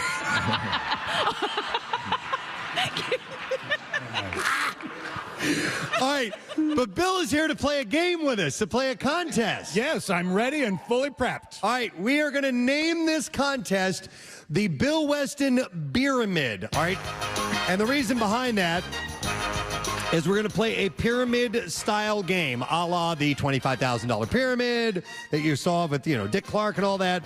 Essentially, there's going to be a list of words that you have to get that Bill is trying to give you clues to figure out. And I'll explain how this is going to work in just a moment. But the reason we're calling it the Beeramid is because, along with the prize you'll win, everybody's going to get a case of Miller Lite as well. So we're throwing in beer for everybody. And if you don't drink, it's a good time to start. Yeah. It's a good time to start. All right. So, and one thing that I do have to say is, as Bill is feeding you these clues and the word that you're trying to figure out, you have to say in your best Bill Weston voice. Right. So you have to really affect a Bill Weston voice. And you've heard us say for years, privilege. Essentially, it's Ted Knight on steroids. So that's the one requirement that we do have. So our first contestant, step on up to the microphone here, all the way up close. You're Robert, correct? Yes, that's right. Hey, Robert, where are you from, buddy? I'm from Delran, New Jersey. Delran, New Jersey. Excellent. All right. Do you have any way to do an impression of Bill Weston? Can we? Yes, I think this is going to be an F rating. All right, yes. An F rating. He knows what's going on. All right, so the way this works is I have a series of 7 categories. I'm going to tell you the category. You get to pick which one. There are 5 words in that category you have to figure out. We'll give you 30 seconds. Bill is going to give you clues. When you think you know what the word is, just say the word out loud, okay? Okay. Very good. There we go. Very good. Okay, Robert, here are the categories. They are Man About Town, Santa's Gotta Go, I Need You to Stop Talking, Soup, Third Leg of the Stool, Low-Hanging Fruit, or Barn Door. I'll take Santa. Santa's Gotta Go. All right, and Bill, we have a surprise for you. We actually don't want you to do it right there. We want you to go out here, and we're going to have you. Marissa found a 3-legged stool for you to sit on as you deliver your clues for our contestant, Robert. All right, Robert is going to go with Santa's Gotta Go. Now, Robert, these are places that Santa might pee on Christmas Eve. All right, Santa might pee. Santa's Gotta Go. All right, so we're going to put, Casey, we have a 30-second clock. Yes, we do. We're going to put 30 seconds on the clock. Bill Weston, are you comfortable there? I'm ready to go. You're going to feed the clues to Robert, and let's begin in 3, 2, 1, go. This is a place you pull in with your car, sometimes called Sunoco. 7-Eleven. It's a kind of a place that you go take your car and fill up with fuel. A gas station. Yes. All right, this is what you see outside in the wintertime, and it's white, and when you go outside, you make yellow things. It's snow. Yes. All right, this is the conveyance on it. It's where he puts his... Sleigh. Yes. Sleigh. All right, this is why Santa comes down after he parks on the roof. What? No, this is where he lands. A fireplace. Yes. And this is the big bag he has with all the toys. A sack. Yes. Wow. Just in time. Very well done. All right, and that means Robert is a winner, and Robert, we are going to listen to this, man. We are going to give you a pair of 2024 summer concert lawn passes for Freedom Mortgage Pavilion. You go to every concert. That's sensational. And a case of Miller Lite. Congratulations, Robert. It's a $430 value. And Live Nation Concert. You can go to Ticketmaster.com for tickets for all of your favorite concerts in 2024. Miller Lite, it tastes like Miller time in Philadelphia. All right, let's get our next contestant. We have Carolyn, I believe. Hi, Carolyn. How you doing? It's Carlin. Oh, Carlin. Wow, that's a pretty cool name, Carlin. Is that a family name? Yes. And My Aunt Carlin. Aunt Carlin. Is it Irish? Italian. All right, I'm sorry. I didn't mean to do that. All right. Begins with an I. It does, yeah. All right, Carolyn, so do you know... Carlin. Carlin. Good Lord. Thank you. Andrea. Bridget. Yeah. Bridget. Well, thanks for coming, Debbie. All right, Carlin. The categories are as follows. Man About Town, I Need You to Stop Talking, Soup, Third Leg of the Stool, Low-Hanging Fruit, or Barn Door. Soup. Soup, of course. And, oddly enough, these are different types of soup. We'll put oh, God. All right, we'll put 30 seconds on the clock, and Bill Weston is going to give you the clues. Bill, are you ready? I'm ready. Come on, Carlin. You By the way, Carlin, let me hear your best Bill Weston, please. Soup. Everyone sounds like they're dying. Close enough. Soup. All right, Bill, you ready? I'm ready. Here we go. And begin. All right, this type of soup that's Manhattan and New England. Clam chowder. All right, this is a soup that they serve at matrimonial affairs, and it's got little meatballs in it. Italian weddings. Yes. Okay, this is the other kind of most popular soup other than tomato. It's got little pieces of pasta in it. It's got a yellow broth. Chicken noodle. Yes. Right. Oh, my God, it's not meat soup. It's... Beef soup. No, it's got... Vegetable. Yes. Oh, my God. And... it's got cheese melted on top, and it's really hot. Burn your tongue. Onion What? soup. Yeah, it's good enough. French onion soup. Yes. Well done. All right. We are going to set her up with one of our fine sponsors is Dunkin' and Carlin. We have a $500 Dunkin' gift card for you and a case of Miller Lite. That'll last you. Give the gift of donuts this season with Dunkin'. Philly runs on Dunkin'. The Preston Steve Show runs on Dunkin'. And Miller Lite tastes like it's Miller time in Philadelphia. So congratulations to you. All right, who do we have next? I'm going to call you Charlene. Yes. No. Jen. Jen. Hi, Jen. Nice to see you, Jen. Bill Weston voice. Can I please get a shout out? Oh, yes, please. Absolutely. My daughters, Avery and Macy. Avery and Macy. There you go. All right. So I played it. He fired it off. All right, the next categories that we have, Jen, are Man About Town, I Need You to Stop Talking, Third Leg of the Stool, Low-Hanging Fruit, or Barn Door. I need you to stop talking. I need you to stop talking. All right, this category is places that you are supposed to be quiet. All right, I need you to stop talking. Places that you are supposed to be quiet. Ready, Jen? And Bill Weston has the clues. There are 5 of them, and they asked that you have to get correctly. So whenever you're ready, Bill, let's begin. All right, here we go. This is a place where you check out books. Library. Yes. Yes. This is a place you go to when somebody dies, and they Church funeral. Yes. Funeral is right. You're in a classroom, and your teacher says, School. Yes. School. And this is where we are right now. Theater. Kind of a theater. Movie theater? Yes. Yes. And this is where a judge gives you your DUI. Court. Yes. Exactly. By the way, Bill slaloming, you did a great job. I like that. Bill, by the way, I will tell them if they got it right or not. It's okay. You don't want to waste any of your 30 seconds, so I'll handle all that. All right, and we are going to set you up. This is pretty cool. All right, we have, Jen, a Sunday through Thursday vacation at any Icona resort this summer at the Jersey Shore. Oh, my God. And Thank you. We're also going to give you a 4-pack of same-day combo tickets for Maury's Piers. And a case of Miller Lite. All told, the retail value of this prize, $2,510. nice. Hey, That is a hell of a package. I was going to answer a question. She just ran away. All right, don't forget Icona Resorts, beachfronts, hotels at the Jersey Shore. Book online at Icona.com. They're fantastic. They're amazing, by the way. yeah. And you can visit MauricePiers.com. Save 25% off of season passes.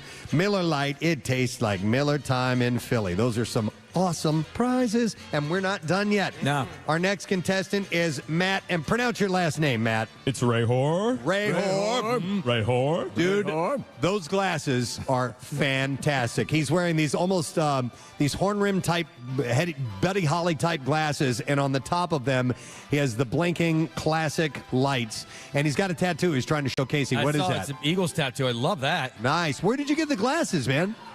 Dollar store. Can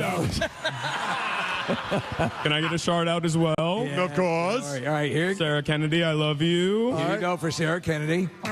All right, so here we go, Matt. The categories that are left: Man About Town, Third Leg of the Stool, Low-Hanging Fruit, or Barn Door. What do you like? Stick Man About Town, please. Man About Town, which is Bill Weston's nickname, of course.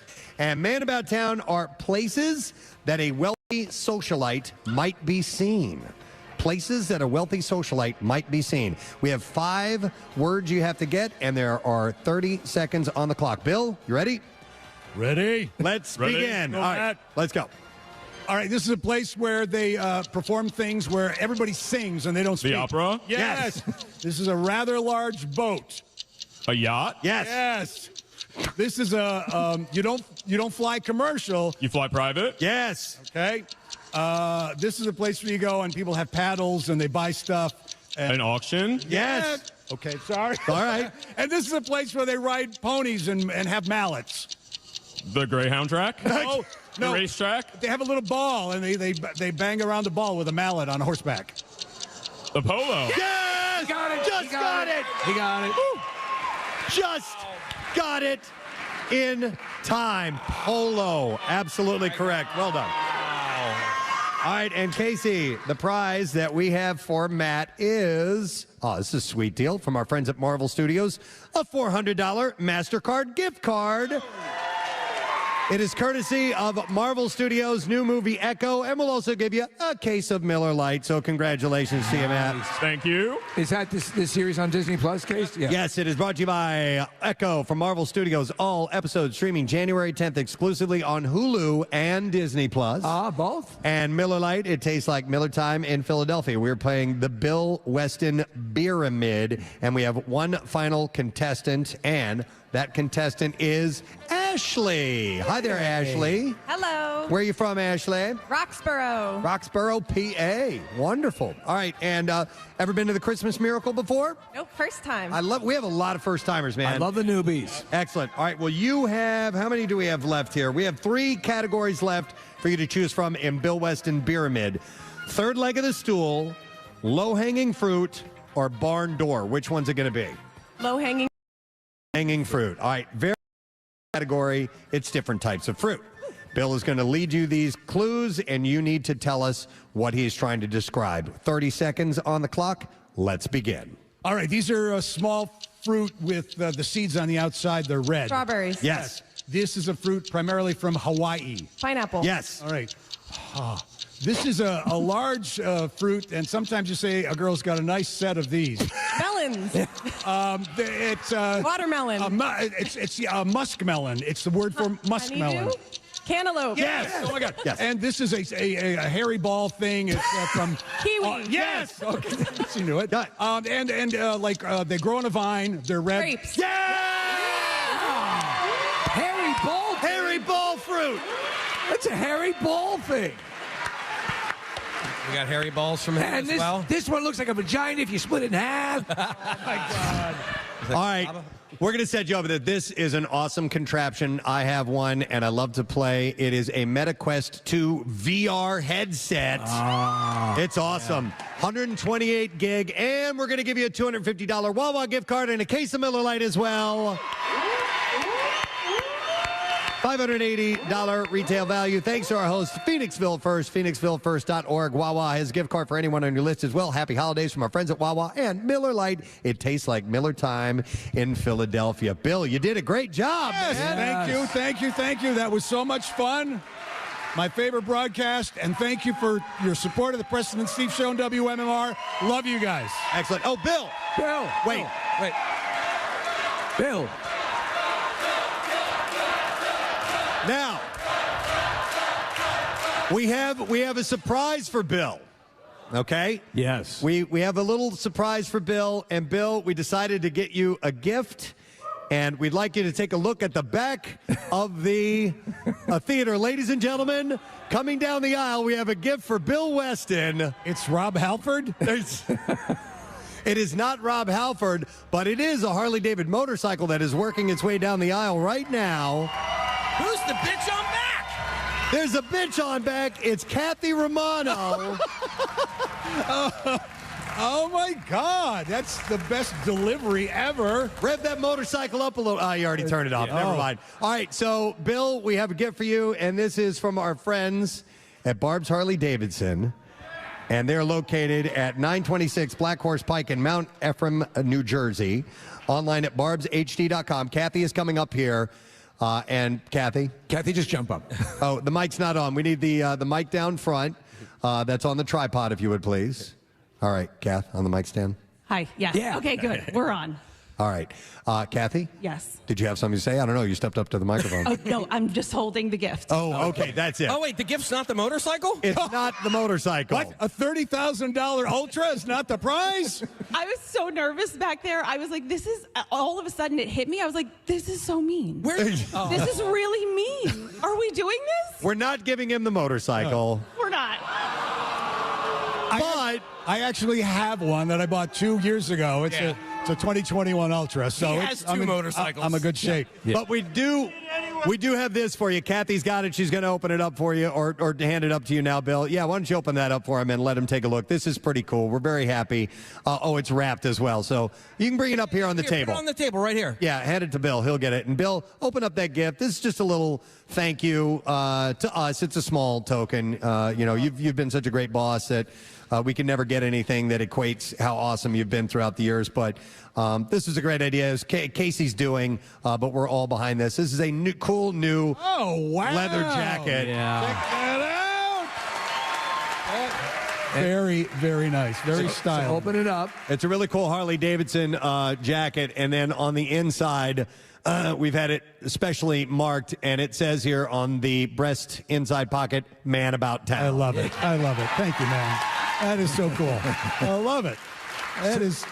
That's sharp, too. And by the way, for reference, Very nice. when we came to WMMR, Bill was, an essential part of making that happen and has made, Bill, all the years we've been at WMMR, you've made it just a blessing and a joy. And we will miss you dearly, but we hope that you will come back and join the pantheon of the likes of Gary Lauer. Yes. As one of our cast members as well, because you're a dear friend and we owe you so much. This was, being able to be on the show today, I thought that was, thank you for inviting me to do that. The Beeramid thing. And you cursed. God. Don't bring it up. I am so sorry. Yeah, please don't do that. That was. Pretend it didn't happen. Top three curse words. Anyway, but thank you for your talents and the way that you embrace your audience and the work that you put into the show every day.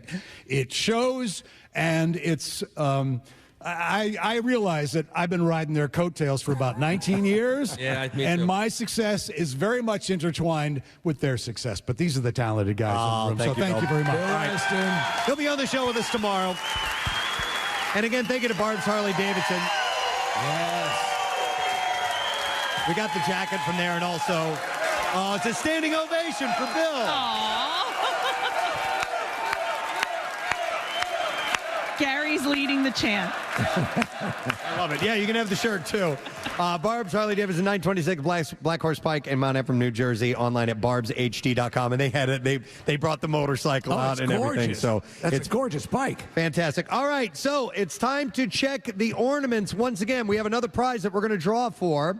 And if you have a Preston and Steve ornament with the number 17 on it, we're going to set you up with a prize. We're going to give you a Preston and Steve Good Morning to See You coffee mug and a Preston and Steve logo Dunkin' travel mug, courtesy of our friends from Dunkin'. The Preston and Steve Show runs on Dunkin'. So Go get your prize while we take a break. We'll come back in a second. We are going to get a couple of things underway, including the Miller Lite Ugly Sweater. We got to make sure we have that ready to go and more. Stay with us. It's the Christmas Miracle on MMR, baby.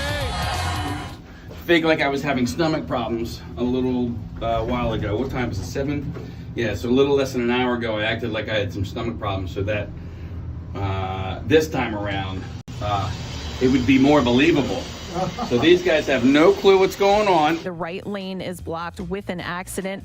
We're also slowing from the Boulevard out to Belmont, and then from the Blue Road to 202 eastbound side, slowing from the Blue Road into Belmont, and then Montgomery to South Street 422. So what's going to happen now is I'm going to end up outside, above the 4th floor, outside the windows of the Preston and Steve show. And they have no clue what I'm doing. They think I'm taking a dump. In New Jersey, 42 north backs up Black Horse Pike to 295. 5 northbound jam Stepford to 42. And that's your traffic on 93.3 WMMR. Preston, may I ask you, take a gander out the window there? Uh-huh. Oh, Hey, my man. God. Oh, my God. Jesus Christ. Oh, my God. What the That's hell? good. What the hell? No, that's Casey. I thought it was just a dude working out there. Okay, helmet on. Hang on, let me explain. We have construction going on in our building, and it happens to be outside of our window here that these guys are out on scaffolding. And Casey's out there. He's outside of the studio, and I just looked over and I saw a guy's bare ass up by the window, and apparently that's Casey, and he's calling the hotline right now. Hang on a and I second. love that the other construction worker out there is really not phased at all. and is Going about his continuing to business. work. What the hell are you doing? Oh, I don't know. I was presented an opportunity to be on the other side of the glass, and I just jumped on it. Sorry, I'm mooning you, and then you gave me the finger, and you flipped me off before you realized what. Well, you were flipping me off. I know. You're like, I'm just going to give this guy the finger back. And then you're like, oh, my God, that's Casey. Yeah. Yeah, so, hi, guys. Do we get a picture of the actual mooning? Because it was amazing, especially with the skyline behind you. No, we missed it. Oh, damn it. We can recreate it. Yeah, he doesn't mind dropping his pants again. Case? Yeah, I don't know how to mime. Is that what you were saying? You know what's great on the radio? No, we had nothing to do with miming. We was wondering if you could drop your pants again because we missed that. You can get a picture of it.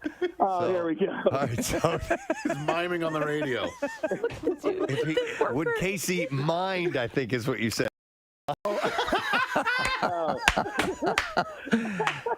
My mind, it's the same thing. He started doing the fake pane of glass.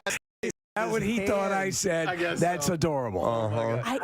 This other worker, I just love it. Casey mooned us again. He looked at him and he didn't crack a smile. Nothing. The first time, Kath, when I did it, you were still doing your traffic. He was the only one who saw me, and you just hear him go, "Are you serious?" Yeah. Casey, is it cold out there at all, or is it protected? What's that? Is it cold out there at all, or is it protected by the glass at this point? I'm totally fine. Yeah, no, we're completely enclosed in glass, so the outer glass is it's cut off from the elements outside. Okay. Yeah, so they have this atrium that they're adding to the building here. Ask this construction worker what his name is. Oh, jeez. Oh, man, I don't want to do this. Hey, what's your name, by the way? Robert. That's Robert over here, guys. Hey, Robert. We've been looking at Robert's ass for the better part of the morning, so yeah. Hey, guys, I hate you. I'm trying to do my goddamn job. Seriously. Okay. How did you get out there, by the way? So you got to go down the 3rd floor. Well, first I had to sign a giant waiver, and then I put a hard hat on, and then I went down to the 3rd floor.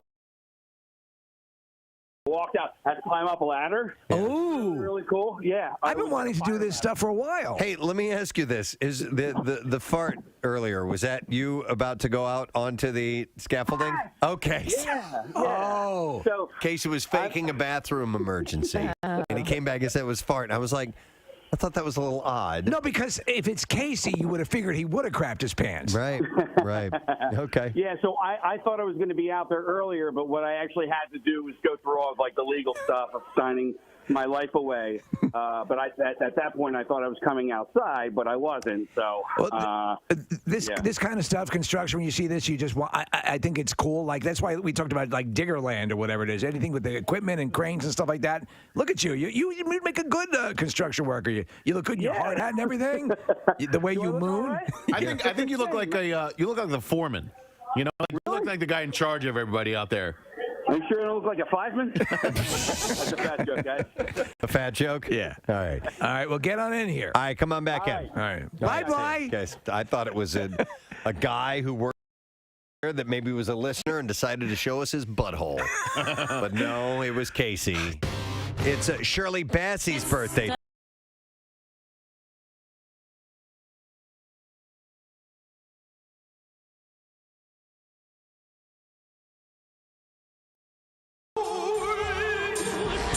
His heart is cold. He loves only gold. He loves only gold. Only gold. Only gold. He loves gold.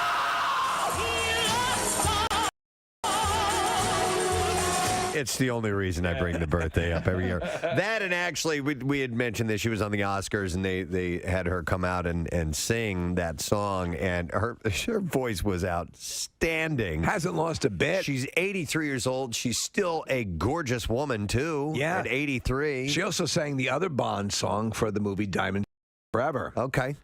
Diamonds are forever. I don't know how it goes. Sparkling round my little finger. Unlike men, the diamonds linger. Wow. Men are mere mortals who are not worth going to your grave for. So she's 83 today. We have that as well. Oh, wow. Diamonds are forever. They are all I need to please me. They can stimulate and tease me. They won't leave in the night. I've no fear that they might desert me. Nice. I could have done those parts. I could have sung those songs. Easily. All right, and then we have Rachel Nichols, who is in... Rachel Nichols, jingling in your pockets. Nichols. And another bass player, Rick Savage of Def Leppard. He turns 60 years old today. And an odd thing, he's got extra appendages. Wow, really? He's got 3 legs. He picked... When this band was in their height, when Pyromania came out, I was a huge fan. Oh my God, of Def Leppard. They were great. I went to that tour. I went to that concert. It was awesome. It was one of my first real rock shows that I went to. And they were driven by a robust MTV presence. Oh my God, yes. I told you that I don't remember what year that came out. It had to have been 84, 85, something like that. It was before that. Was it? Yeah, it was like 82, I think. Okay, hang on. Is pour some sugar on me on that one? No, that's... Oh, wait. Pyromania. I'm sorry. 83 is when it came out. Okay. Okay. January of 83, and... No, it was not on that album. Man, what was Pour Some Sugar? That was a gigantic album, and I can't remember the name of it. After the Gold Not Rush. High and Dry. What the hell is the... No, High and Dry was early. Hang on a second here. Hysteria.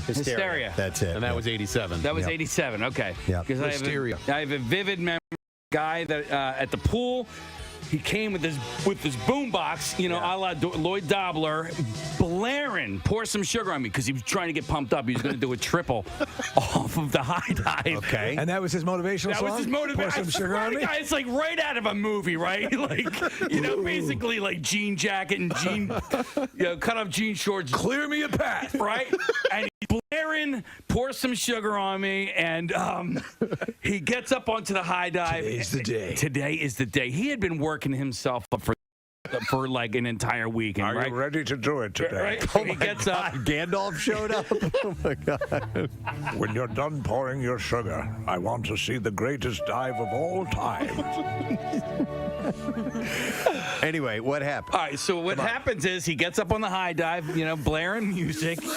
You and me, babe. And he got up and What did he do? he counted the 3. He got off at the end of the board. He did 1 flip, 2 flips, 2.5 flips, and then landed flat on his back. Splattered all over the place. I swear to God, he got up spitting blood because he hit smack so hard. It was great, man.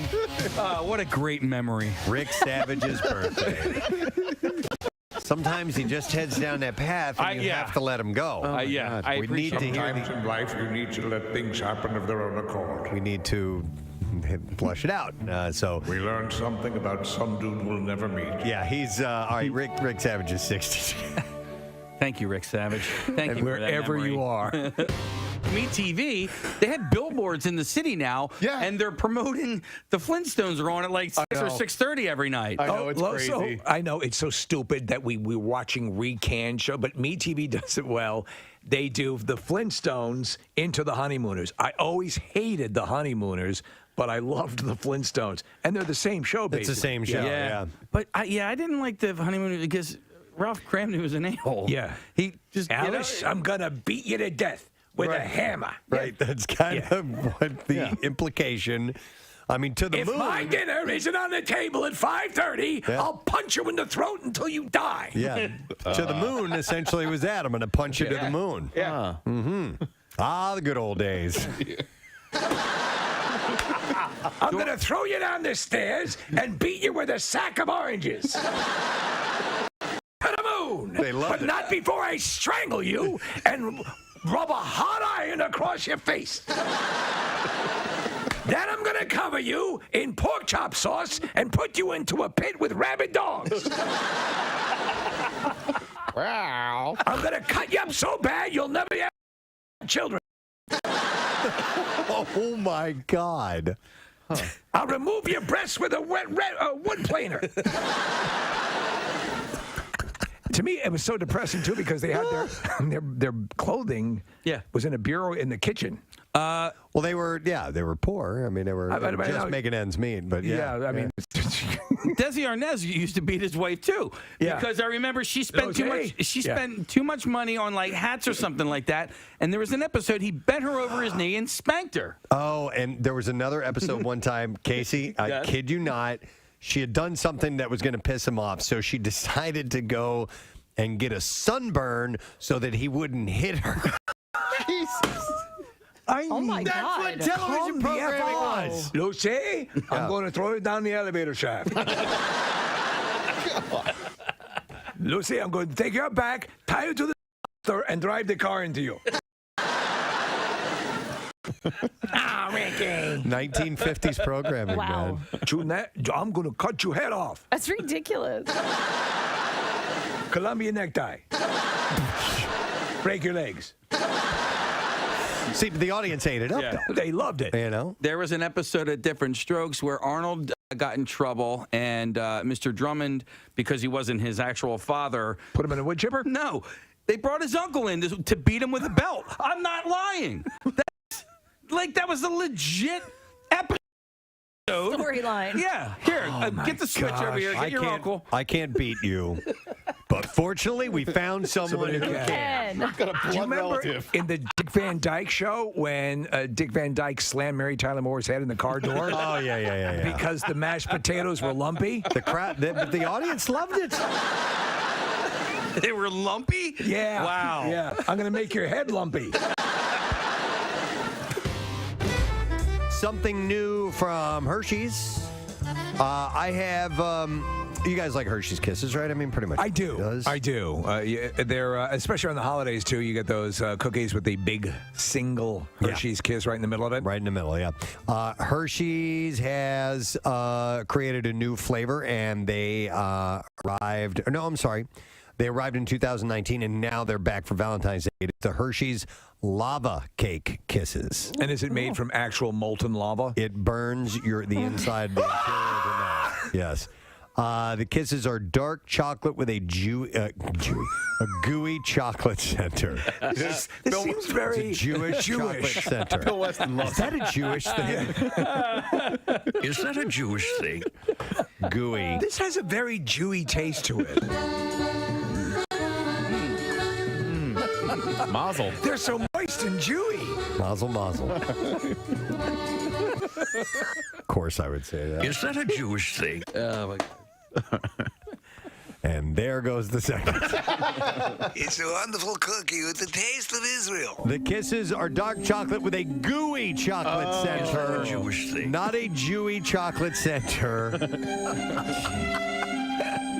And I just said Jesus under my breath, too. Jeez. Well, he was a Jew. That's right. The limited edition holiday flavor is available at Target, Walmart, and other retailers. I like this concept. Do you like the chocolate molten cake? Yeah, I do. Oh, my God. I very much do. What changed your mind? Well, it was a couple of really big breasts that changed my mind. Wow. The girl with the Preston and Steve pasties on her boobs right over here. I mean, it's when she lets that down, it's part of her sweater. So I just, she went above and beyond. It just felt like Christmas to you. Are they called sweater muffins? They are sweater muffins. So, and for you, that really felt like the Yuletide spirit. okay, so all right, yeah. Good Lord. I know. It's not a crowd applause contest, so you don't have to worry about it. Come all the way down here. All right, and then Steve, who are you going to choose? So just on sheer inconvenience of wearing the spiky shoulder guy. Yes. I mean, it's pretty heavy duty to walk around with that, and it's flashing in an amazing way. Steve, he looks like out of a North Pole Road Warrior Yes, movie. exactly. So he's got these big spikes on shoulder pads. Like icicles. That are icicles. They lit up and they flash, and he's got all kinds of show-related stuff that's written. Oh, he has on his shirt, he has written, it's the Baba Tuda to Baba Baduga Ga Bapadop. You gotta love that. Which we absolutely love. Yeah. All right, Kathy, who is your choice? So I love all the elaborate things. You guys, I love everything Christmas, holiday, all of it. But this was just so simple but perfect. The lady with the champagne stocking on her sweater. All That is right. perfect. She's got a stocking on the front of her sweater, and she has a full bottle of champagne in it, and she's also jumping up and down. That's really cute. Very I love nice. it. All right, and that thing's going to explode if you keep jumping up and down. All right, Just like your contestant. Yeah, I know. Nick, by the way, who are you going to choose? Well, in honor of his impending retirement, I saw this shirt when she got here earlier this morning. So the lady wearing the Bill Trucking Weston shirt right up front, yeah, come on up. And it says Santa's gone on the front, and then Santa's gone. yeah, it's a really nice tribute to Bill effing Weston. That's cute. Very nice. Billy Bob Thornton on the back. Yes, Billy Bob Thornton. Santa's got to go. That's a Billy Bob Thornton movie. That horrible movie? Horrible movie showing your kid. Hey, what do you want? Hey! Hey! Hey. All right, Casey, how about you? Well, my apologies to the 295 remaining people after this, but I got to go. I saw her earlier this morning. I just thought it was the cutest outfit, especially with the glasses. I'm going to go with the lady wearing the overalls. Right here. Oh, yes. Yeah, she's wonderful. Absolutely. We thought it was a really cute outfit. All right, and then Marissa, you're the final one. Who are you going to choose? I'm choosing all 295 people who didn't. Very good. No, Yeah. Just kidding. No, but same. I had to go with one that is a Bill Weston theme. I met her in the lobby. It says Santa's got to go, and then has all of us as elves all over her sweater. There she is, Right here. there. Come on down. All good stuff, honestly. She said, there are too many to choose from. It's so hard for us to decide. You guys put so much awesome creativity into those. But Marissa, can people take pictures of these and post them and tag us and all that? Because I want to see all of them. Absolutely. You know what? I'm going to go in the back and I'm going to set up a gallery and we're going to send it all to you guys so that you can take a photo of your sweater so not only we can enjoy it, but everybody can enjoy it because you guys kick ass with what you do today. I love it. So here's what we're going to do. These 6 finalists, we're going to get their names. We're going to put them into a box. She keeps showing the pasties. We're going to put these into... Preston, I'm not kidding. The cops just walked in and they're on the lobby. Everything's covered up. It's all good. It's all good. It's just our faces. And we're going to draw a name from one of those 6, and then we will give the prize to them. And yes, we will have a case of Miller. We'll have a beer for a year, 12 cases of Miller Lite for our winner. All right. While we are waiting to get that underway, we're going to do a short bizarre file. So let's go ahead, Jason. WMMR presents presents Preston and Steve's Bizarre File. All right, brought to you this morning by, what does it say? What's that say? All right. Oh, Sports and Social. There we go.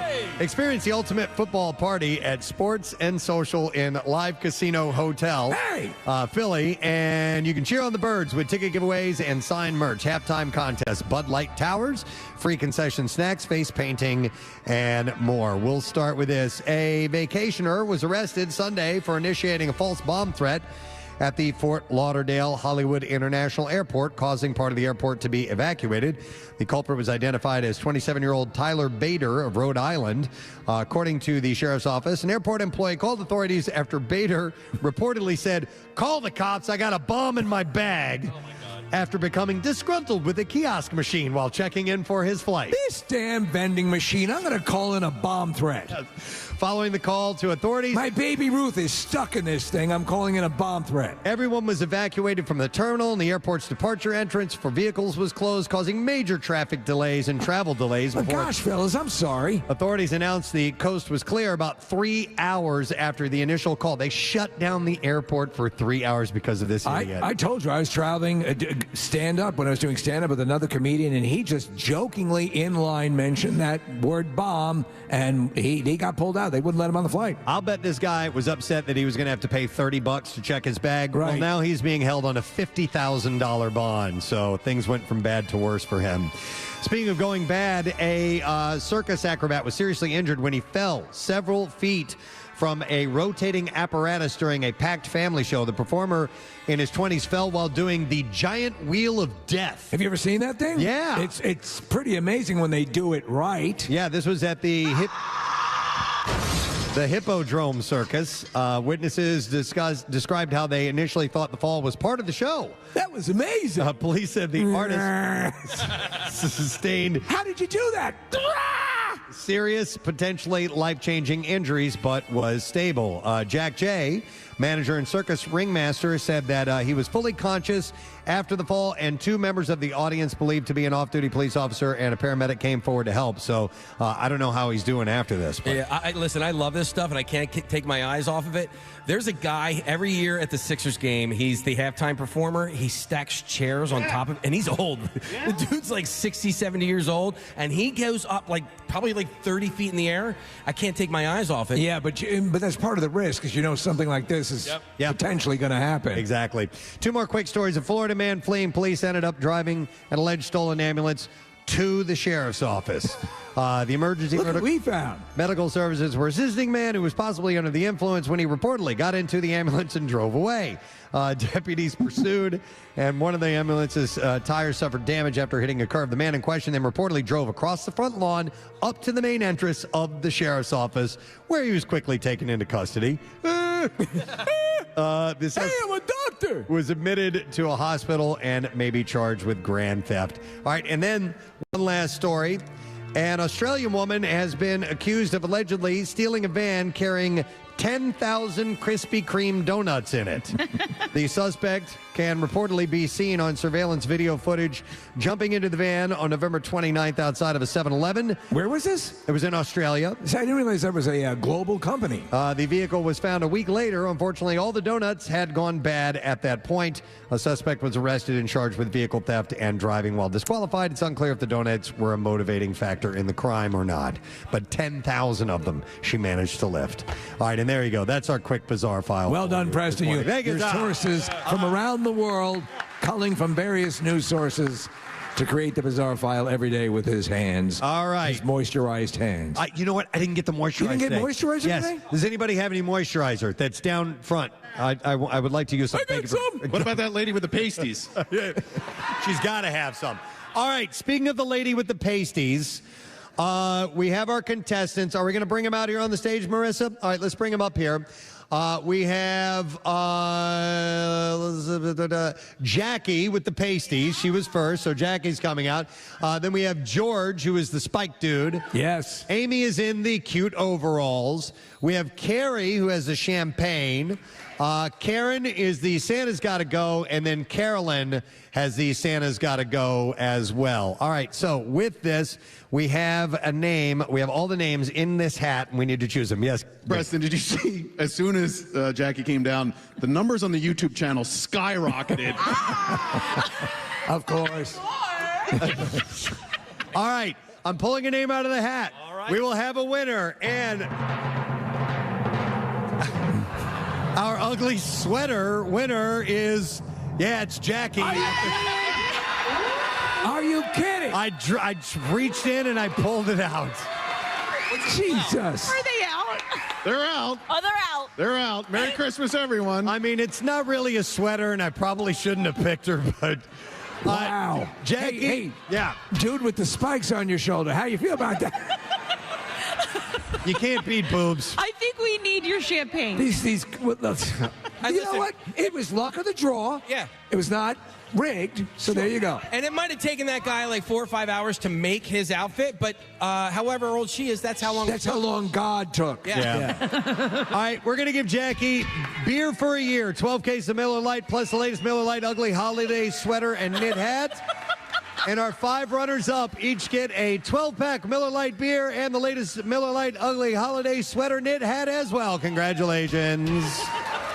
So for next year's contest, get your breast augmentation surgery now and win. Way to go, Jackie. Miller Lite, it tastes like Miller time in Philadelphia. A round of applause for all our ugly sweater well done. So.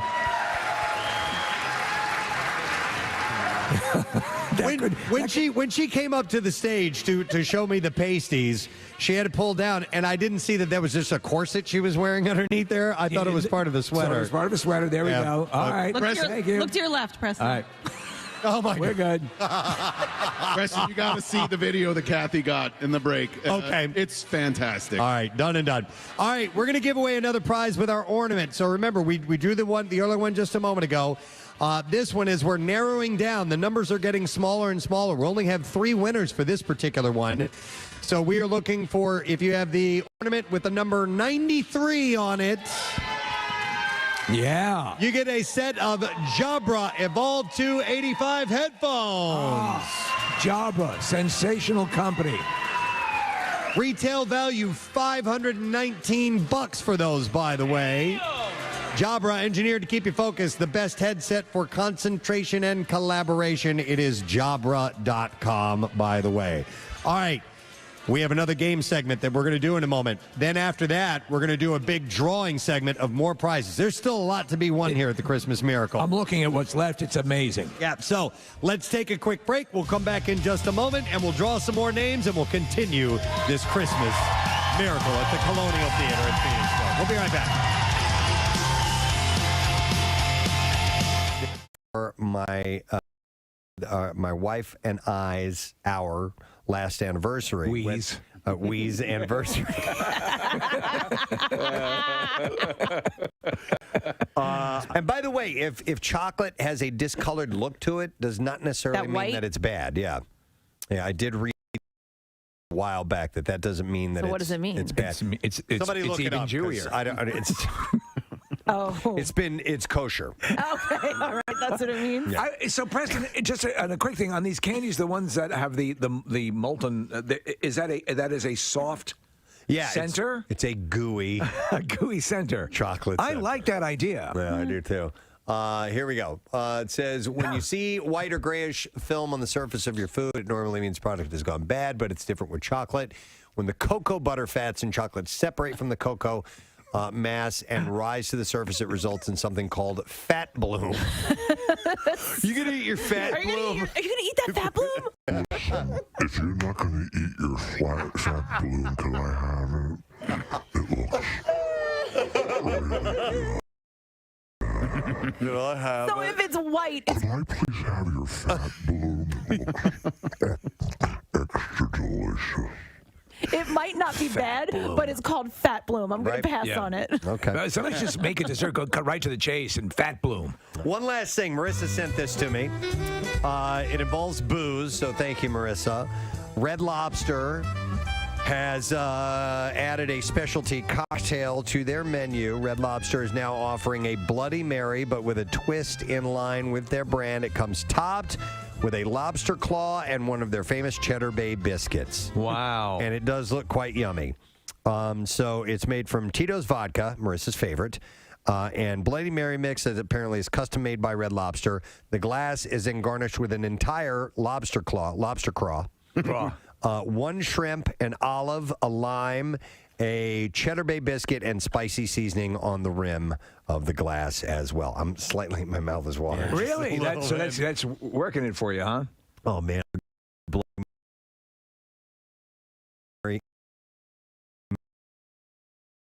Jesus. Murray. You and the Jewish thing. Jeez, oh, man. Listen, can I have a Bloody Mary and some of those Jewy candies?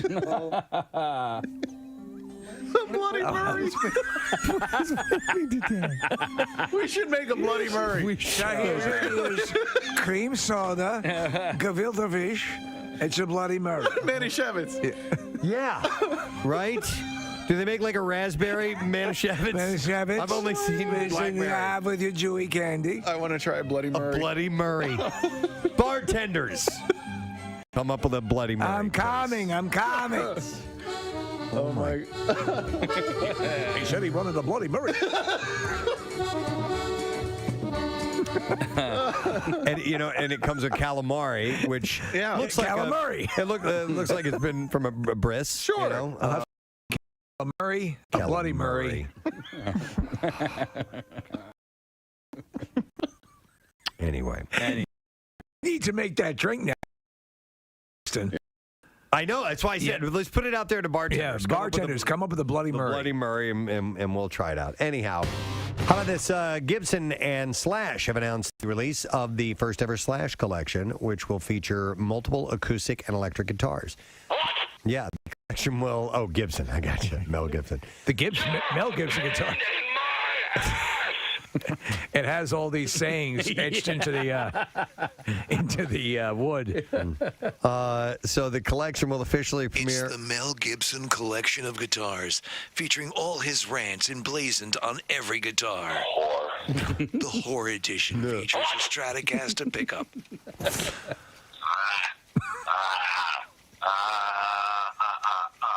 The collection will officially... What the hell was that That's Braveheart. Why is he doing that? Imagine if that's the speech he delivered when he was on the horse. Hit it again, Case.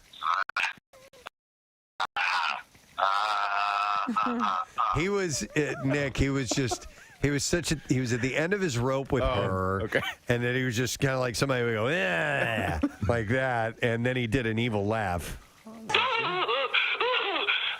So Slash and Gibson, luthiers. Luthiers? Yeah, what's a luthier? As in Lex Luthier? Luthier. Is that a guitar maker? I'm not familiar. I've never heard that brand. Worked in close collaboration on the collection at Gibson's headquarters in Nashville, Tennessee. The line features 4 Les Paul standard electric guitars and 2 J45 standard acoustic guitars. It's a music store. Oh. Kind of like a George's. Are you a... Sorry. I'm trying to help, Mel. Are you a Martin guitar guy, or what's your... I own a Martin acoustic guitar, absolutely.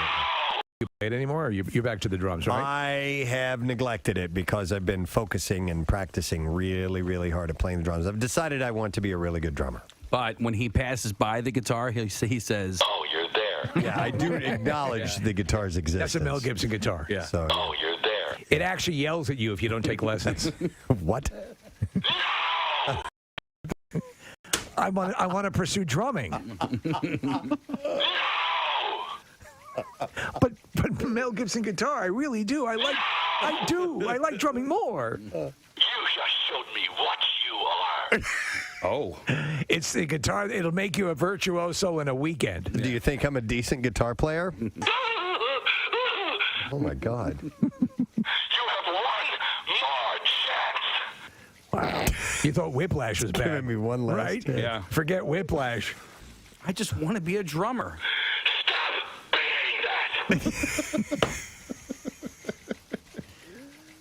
The Mel Gibson guitar. Oh, God. Okay. You have one more chance. Gentle messages of encouragement help you along. I'm telling you. I'm just telling you the truth. The most candid guitar you'll ever own. Big fucking guitar. So let me raise this question. It was something that occurred to me yesterday as we were talking about preparation for all this. Are all the new things put in place because of COVID? Does that now effectively eliminate, for all intents and purposes, the classic snow day? So here's what's happening. The school districts that are having the snow day, what it looks like is that they had snow days built in. So that's why they're closing. They already have these snow days, so they're going to use them. The districts that didn't build in snow days are the ones that are going to do that virtual learning in the morning and then give the kids the snow day the second half of the day, because by they need to get a certain amount of school days in, and if you go... Yeah. That's what I'm talking about! Yeah, bitches, man! Kathy Romano with the information you can use. Oh, my God. Now we go to Kathy with her observations on snow days. This bitch is cranking it up to 10. This bitch.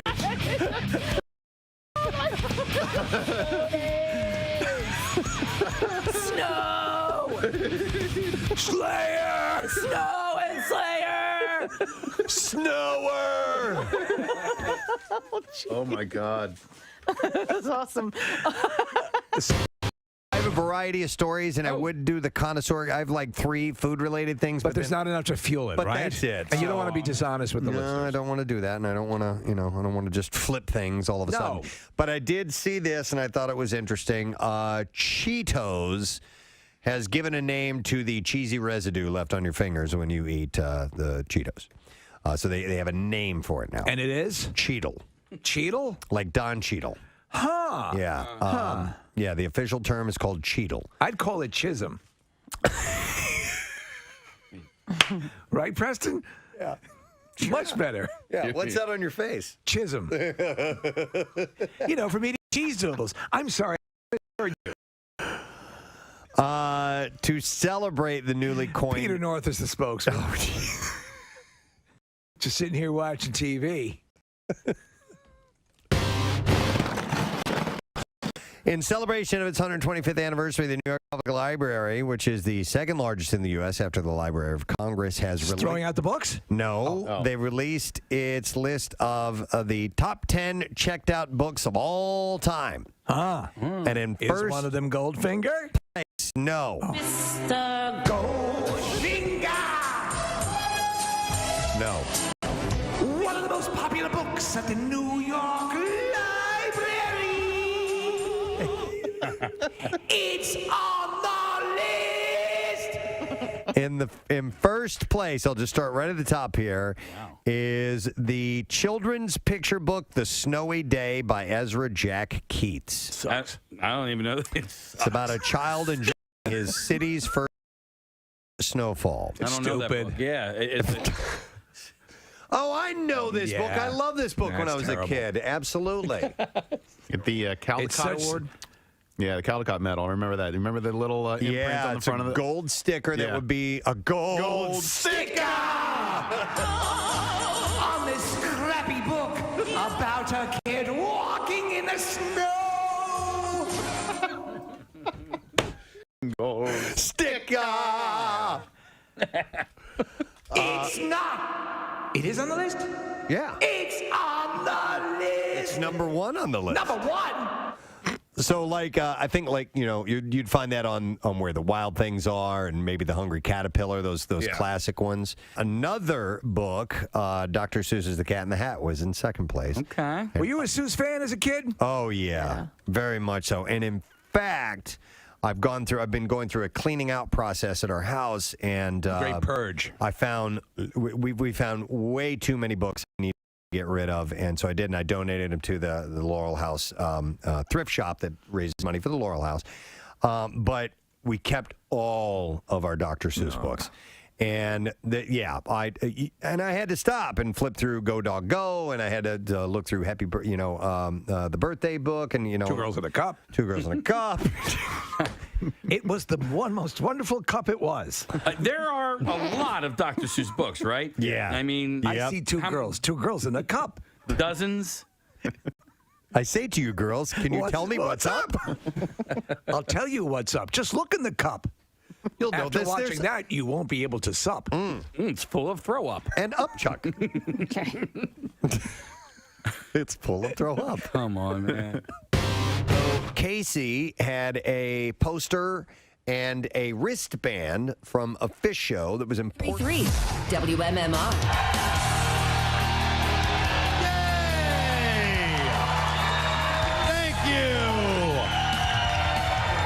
Christmas Miracle, MMR Rocks, all that good stuff. Good tidings to you. We were at the Colonial Theater in Phoenixville. I love this place. We've been saying that over and over. I mean, I'm looking up at the projection room up there as in the movie. Yep. If you guys have never seen it, that's where the blob squeezes through the squares and starts attacking the people in the theater. And they run out and they do the Blob Fest here in the summertime to celebrate that. It is a wonderful event and a great place to have this event as well. And we still have a bunch of great things to give away. A reminder at home, if you would like to go to PrestonandSteve.com, there's a chance for you to win some tickets for the Worth 400 at Dover Motor Speedway. That's in the Winter Circle passes.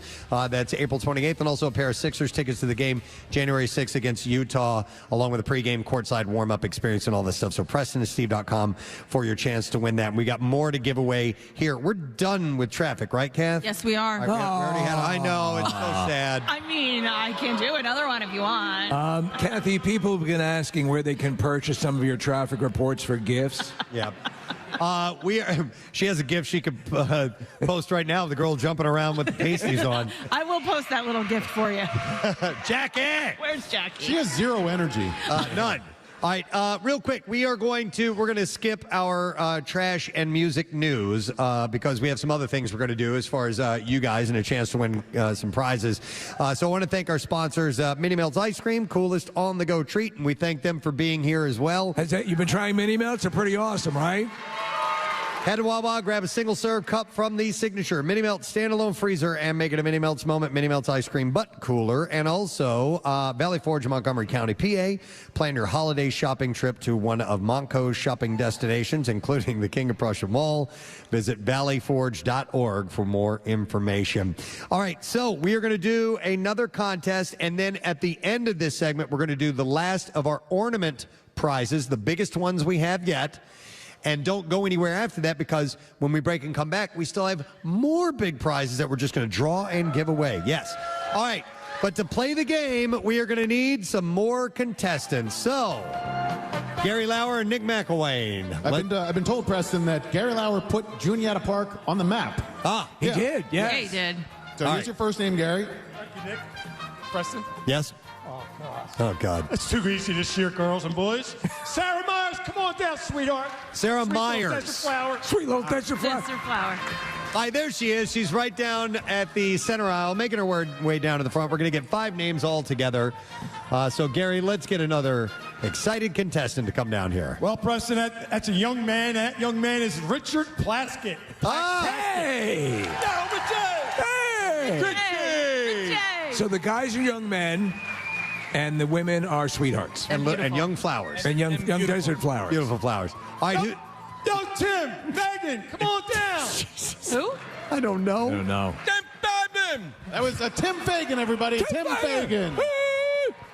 Oh, this one's only 2 syllables. He laughed. Rob Ross, come on down, young man. He said that can't be right. Is that Rob Ross? Rob Ross. Rob Ross. And the last one.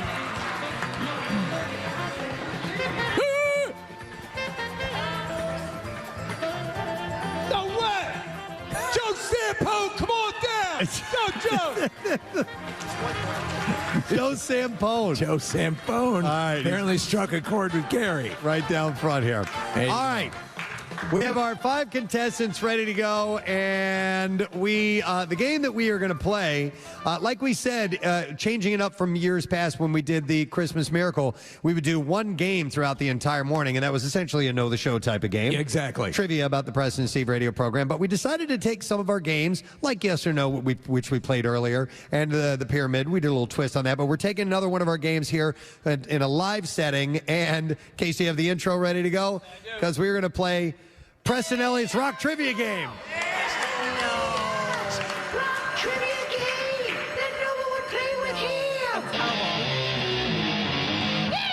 All right. Preston Elliot's Rock Trivia Game that no one would play with him. For those of you who don't know the story behind this, we had this 80s rock trivia game at my house, and it sat for a decade, and nobody touched it because my wife doesn't know anything about music trivia. My kids were too young to know anything about the 1980s trivia and music, and that's my jam. That's my spot. Right. And I never got tested. So I'm like, I brought it into work one day. I'm like, Steve, can we make a game out of this?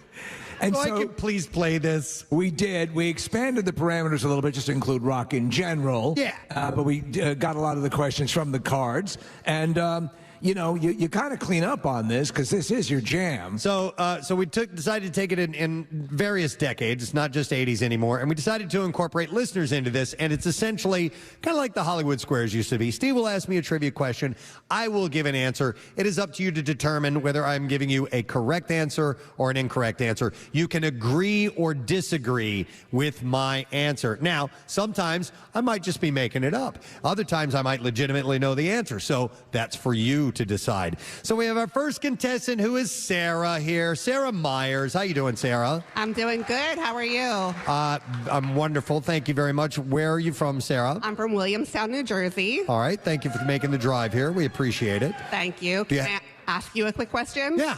All right, so I have to ask for my daughter. She's almost 20. She's grown up with me listening to you guys, and she wants to know desperately, why can't she be a calendar girl? When's the calendar coming back? Oh, yes. Well, the calendar. It has become slightly cost prohibitive for us to do the calendar, and it was as much fun as it was. It was so much work out of our time and Kathy's time to organize the whole thing, and it was kind of expensive too. So. Please let her know, though, that she can easily win the ugly sweater contest. Yes, yeah. I told her father that. Okay. All right, Sarah, you ready to play the game? Yes. All right. All right, Sarah, I'm going to ask Preston a question, and let's see if you agree or disagree with the answer he will be giving. Preston. Yes. Who played drums on the Beatles song The Ballad of John and Yoko? Who played drums on the Beatles song The Ballad of John and Yoko? It's a great song. It was kind of a controversial song. It was. When it came out. It's on the White Album. And a lot of people don't know that Paul McCartney played drums on that song. Sarah, do you agree or disagree? I don't know why you would lie, so I'm going to say I agree. That's right!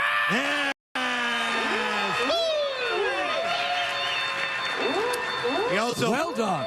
He also played on Back in the USSR and a few other Beatles. Dear Prudence. Yeah, Dear Prudence. Yeah. Do you remember the story about he just happened to be in the studio? No. Yeah, he actually, they had not spoken in a while. He came into the studio and they said, hey, you want to play drums? And that was it. The rest is history. Multi-talented. All right, and is this a prize I'm giving her? Yes. All right, you have received, Sarah, a pair of 1 carat Anita diamond stud earrings from Steven Singer Jewelers. Thank you. How about them apples? What? That is a $1,988 retail value on that. Free shipping in time for Christmas, but you need to order by noon today at IHateStevenSinger.com. Great job. All right, let's do another one, Case. I need you to get real close. Oh. Okay. There we go. Thank you. A little closer. All right, a little closer. Yeah, how you doing, buddy? This is Richard, right? Richard. Yeah. All right, Richard. Where you from, bud? The main line, Berwyn. Main line. Excellent. All right, Richard, first time at the Christmas Miracle? Yes, sir. Well, we welcome you, sir. All right, you know how the game works, right? Sounds good. Let's play this thing. All right, Preston. Let's see how much you know about your favorite band. Ooh. What is the title of Russia's highest charting single on the Billboard Hot 100 chart? What is the title of the highest charting single for Rush on the Billboard Hot 100 chart? I know the answer to this. What the hell is the answer to this? I'm going to say Tom Sawyer. Richard, Preston says Tom Sawyer. Do you agree or disagree? Disagree. You are right. You know what? It is New World Man. New World Man off of Signals. You're right, and I should have known that because it mentioned in the bio, the Geddy Lee's biography I just read, but wouldn't you know, I didn't remember. Right. But Richard, good call, my man. We're going to give you two things. We're going to give you a Paizik round barbecue and fire pit kit from Landis Block and Concrete, and these are awesome. A set of 4 heated tailgate chairs from Shift Outdoors, a total value of $1,000, my man. Terrific, man. That is awesome. I like that heated seat thing. Yeah, each is a dual zone with 3 heat levels. So I want one. Totally.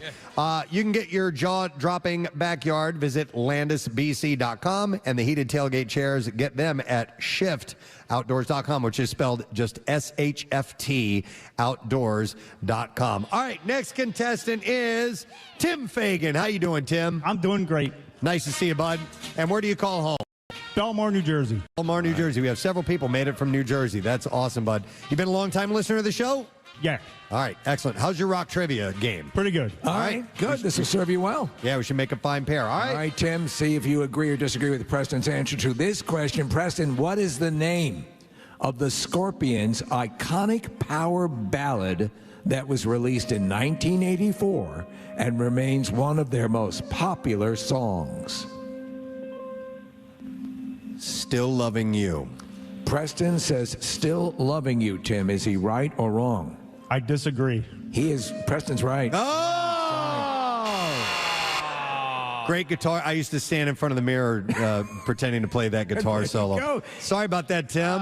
That's all right, man. We have a pair of tickets to go to the MMRBQ 2024, though, as a consolation prize. So congratulations. And that means we need to get another contestant to get in line and get ready to play the game. So we go one more time, maybe, to Gary Lauer, and we get a name. Gary? Well, Preston, it's really too easy today. Chris Grubb, come on down, young man. Chris what's up? Grubb, what's up? You know, Preston, I'm getting the impression through the many hours we've been doing this that it's a bit too easy today. It is it's a bit too easy. Are you sensing that perhaps there's a level of ease? I think I heard that somewhere. Yeah. All right, up next is Rob Ross. Hey, Rob. Rob. Good morning. Nice to see you, buddy. Nice to see you. I complimented your hat earlier. Thank you, sir. It's fantastic. And your upside-down snowman with the carrot where the penis would be is fantastic. Yep, and my balls. And your balls. your balls. Oh, there's balls hanging down there, too. Never forget the balls. Never forget the balls if you're going to do it right. Yeah. All right. Real quick, can I certainly. Can I get a yoo-hoo? Yeah.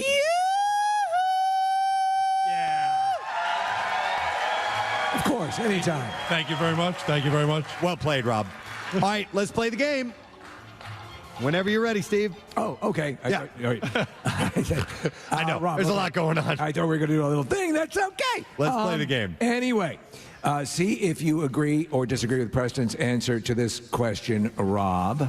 What was the original name of the Dave Matthews Band before they changed it to their current name? The name of the original name of Dave Matthews Band? The Dave Matthews Band before they changed it to their current name. Lackawanna Toaster. Lackawanna Toaster, Preston says. Do you agree or disagree, Rob? I disagree. Good for you. Yes.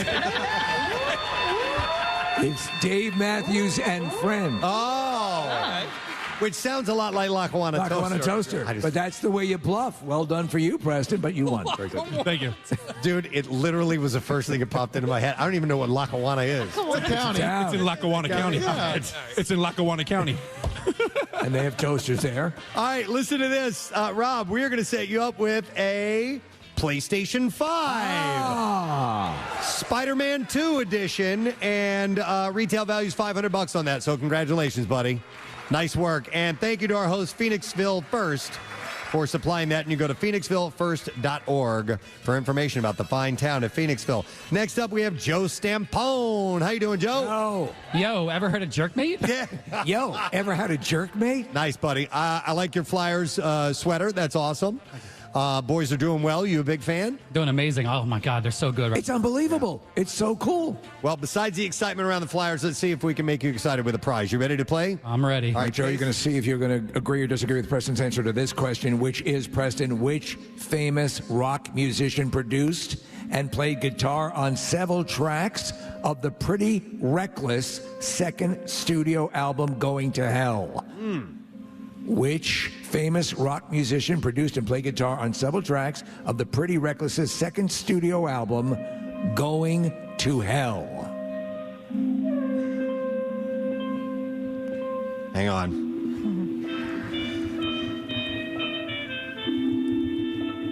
Oh, God damn it. You're going to guess what? The God damn it is an indication you might not be locked on it. Matt Cameron. Matt Cameron. Matt Cameron is the answer. Joe, you said is your name? I disagree. How did you pull that one out? I thought I was right.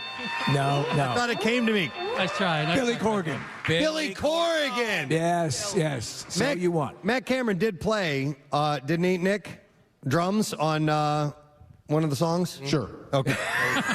You heard it here first. Yeah. All right. He at least has heard of the band. I legitimately thought it came to me at a second there. But good work there, Joe. Because we're going to set you up with this dude. Oh, yeah. Joe, hang on. You get to, we're going to give you a Don't Tell Me It's Over weekend in Nashville for two. That's a killer prize. To see Disturbed play twice, including tickets to the Win Your Way In exclusive intimate set on Friday, February 16th at the iconic club Exit Inn. And we're going to give you $250 to spend while you're there, too. Jesus. It's a $2,200 value. It includes round-trip airfare for two to Nashville, hotel, and tickets to see Disturbed twice. And that first time, the exclusive show I told you about, and then Saturday, February 17th at the Bridgestone Arena. That is fantastic. That's sensational. All right, we have one more to go, and it's Chris Grubb. Hey, Chris. I want to bang your fillings out. That's a Steve-ism right there. I want to bang your fillings out, yeah. Definitely. All right, and he's wearing a shirt that says, "All I want for Christmas is Szechuan sauce." Gotta get that sauce, Morty. Rick and Morty. I love it, man. Where are you from, bud? I'm from Fort Washington, Pennsylvania. Excellent. All right. How was your wine from Camp Out? Oh, excellent. Thank you. So good to see you guys. Appreciate that. Thank you. We loved it. All right, you ready to play, bud? Yes, sir. All right, here we go. Let's see if you agree or disagree with Preston's answer to this question. Preston, in what city was the band The Killers formed? What city was the band The Killers formed? I want to say that's the atomic city of Las Vegas, Nevada. Preston says Las Vegas, Nevada. Do you agree or disagree? I agree. Yes! Yeah! You won!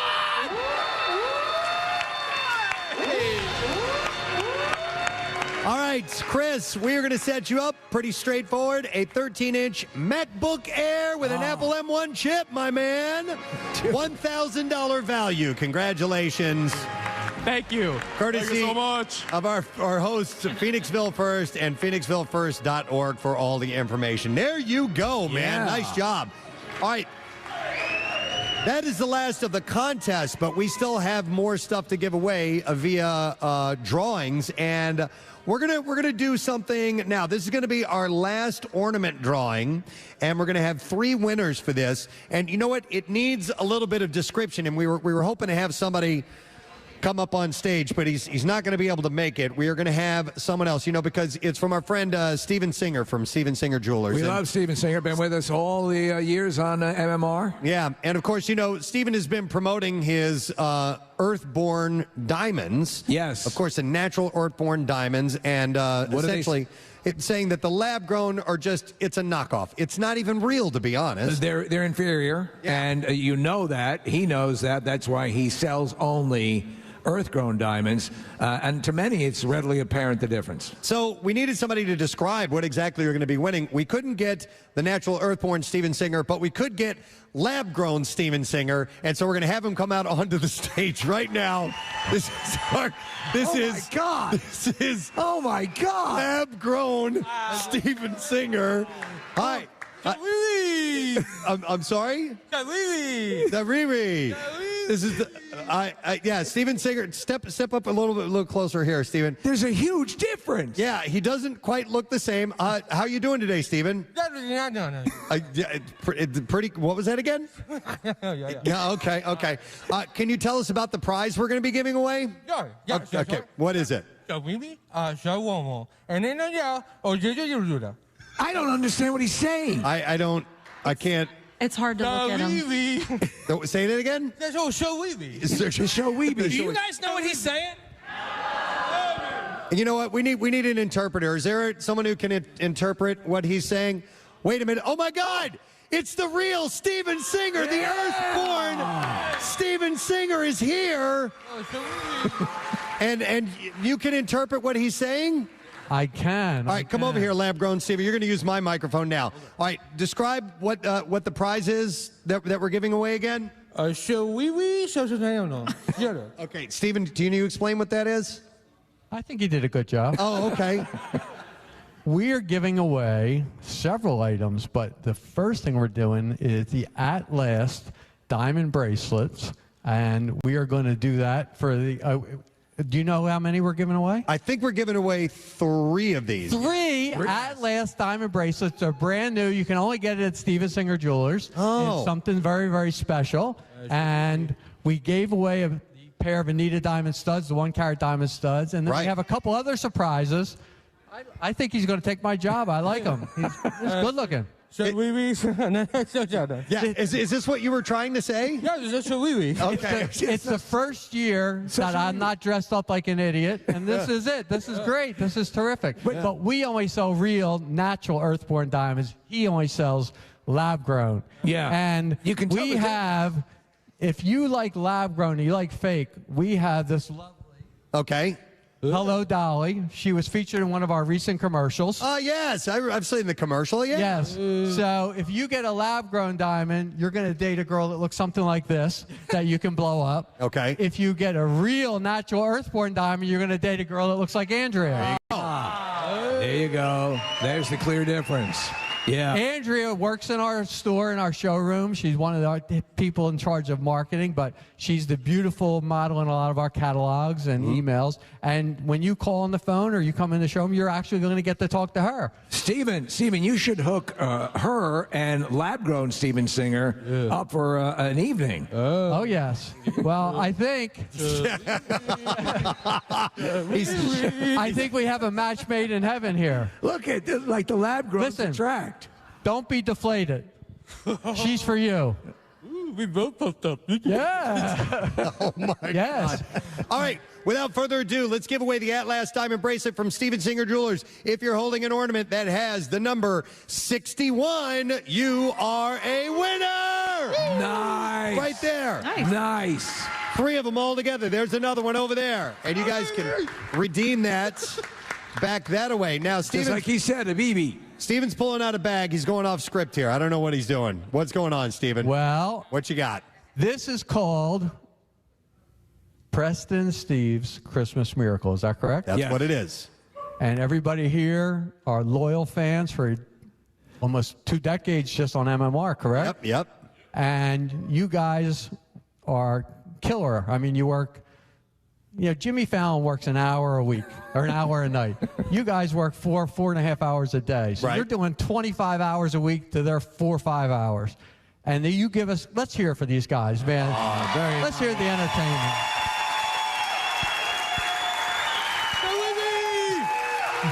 I think I'm getting lucky back here.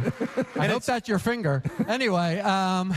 It's unfair that we work that much and we make the exact same salary as Jimmy Fallon does. Yes, you do. I'm sure. The full 25 hours. You guys are great, and you're so nice to me to let me ride your coattails. I thought we'd give us another little something special. Okay. And we have an item called Miracle Diamond Studs. And for the Christmas Miracle, as an extra added bonus, we're going to give away a pair of Diamond Miracle Studs. Really? For everybody else. Just an added piece, and you guys decide.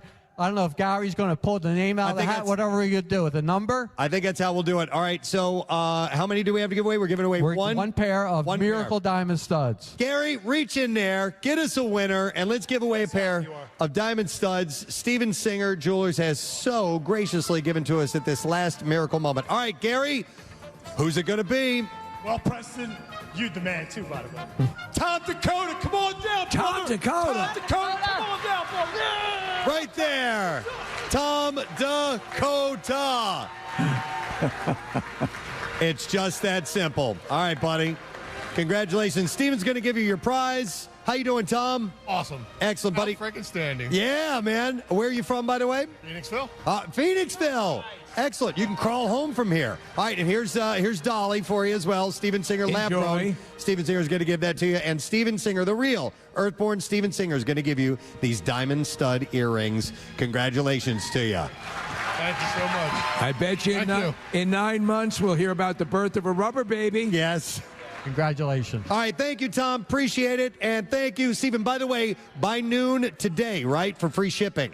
Free shipping by lunchtime today, noon today. After that, you have to pay, but we'll still ship it. We're open every day until Christmas, extended hours.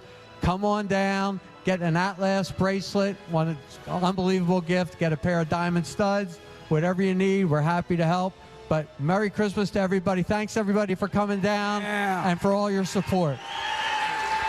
And thank you to lab-grown Steven Singer as well. Happy holidays, buddy. All right, all right, we'll see you later. All right, thank you. All right, now that's how you do it. We give some goodies away, and every now and a little extra bonus creeps in, and we have a little miracle happen. I have to say, lab-grown Steven Singer is kind of adorable. I love him, actually. If we could take him back, Preston, we can set up some sort of line so he can run up and down the hall. Yeah, you know, where he could dig and whatnot. That'd be great. All right, so here's what we're going to do. We're going to take one more break. We're going to come back in a moment, and we still have a big stack of things to give away, and we're just going to draw and give them away to you guys because we love you. Yeah. We'll be back with more of the Christmas Miracles. Stay with us.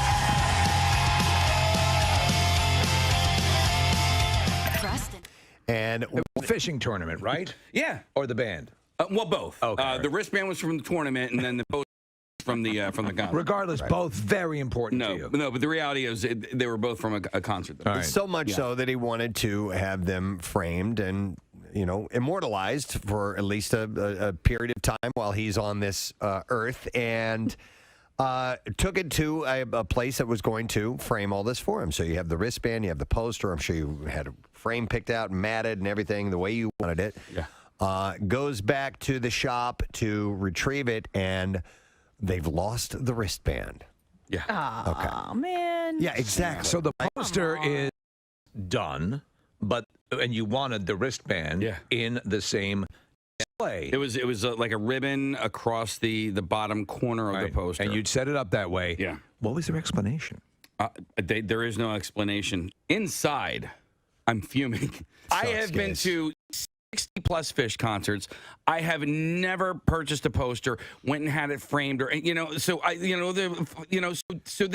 So you want to climb over the counter and kill them? So and the wristband I had really carefully taken off of my wrist, so there were no. Kidding me? It was like a cloth wristband, right? Carefully preserved. Carefully preserved. This was. I was going to give it as a gift to a friend. Oh, no. And then the more I thought about it, I'm like, I think I want this for myself. Okay. Yeah. Okay. Yeah. So now I'm like fuming. So I had gone from this place. Right. I didn't blow up, but I had gone to this place and I went to a drive, a quarter mile down the road. And I got my money back, and I'm pulling out, and I noticed that one of the quarters is a Canadian quarter. I stopped my car. I put it in park. I went into the store. Now, I didn't raise a stink. 25 cents. For 25 cents, I go, you guys gave me a Canadian quarter here. And they're like, oh, okay. Let me ask you something. What country are we in? Do we have provinces like, I don't know, Ottawa?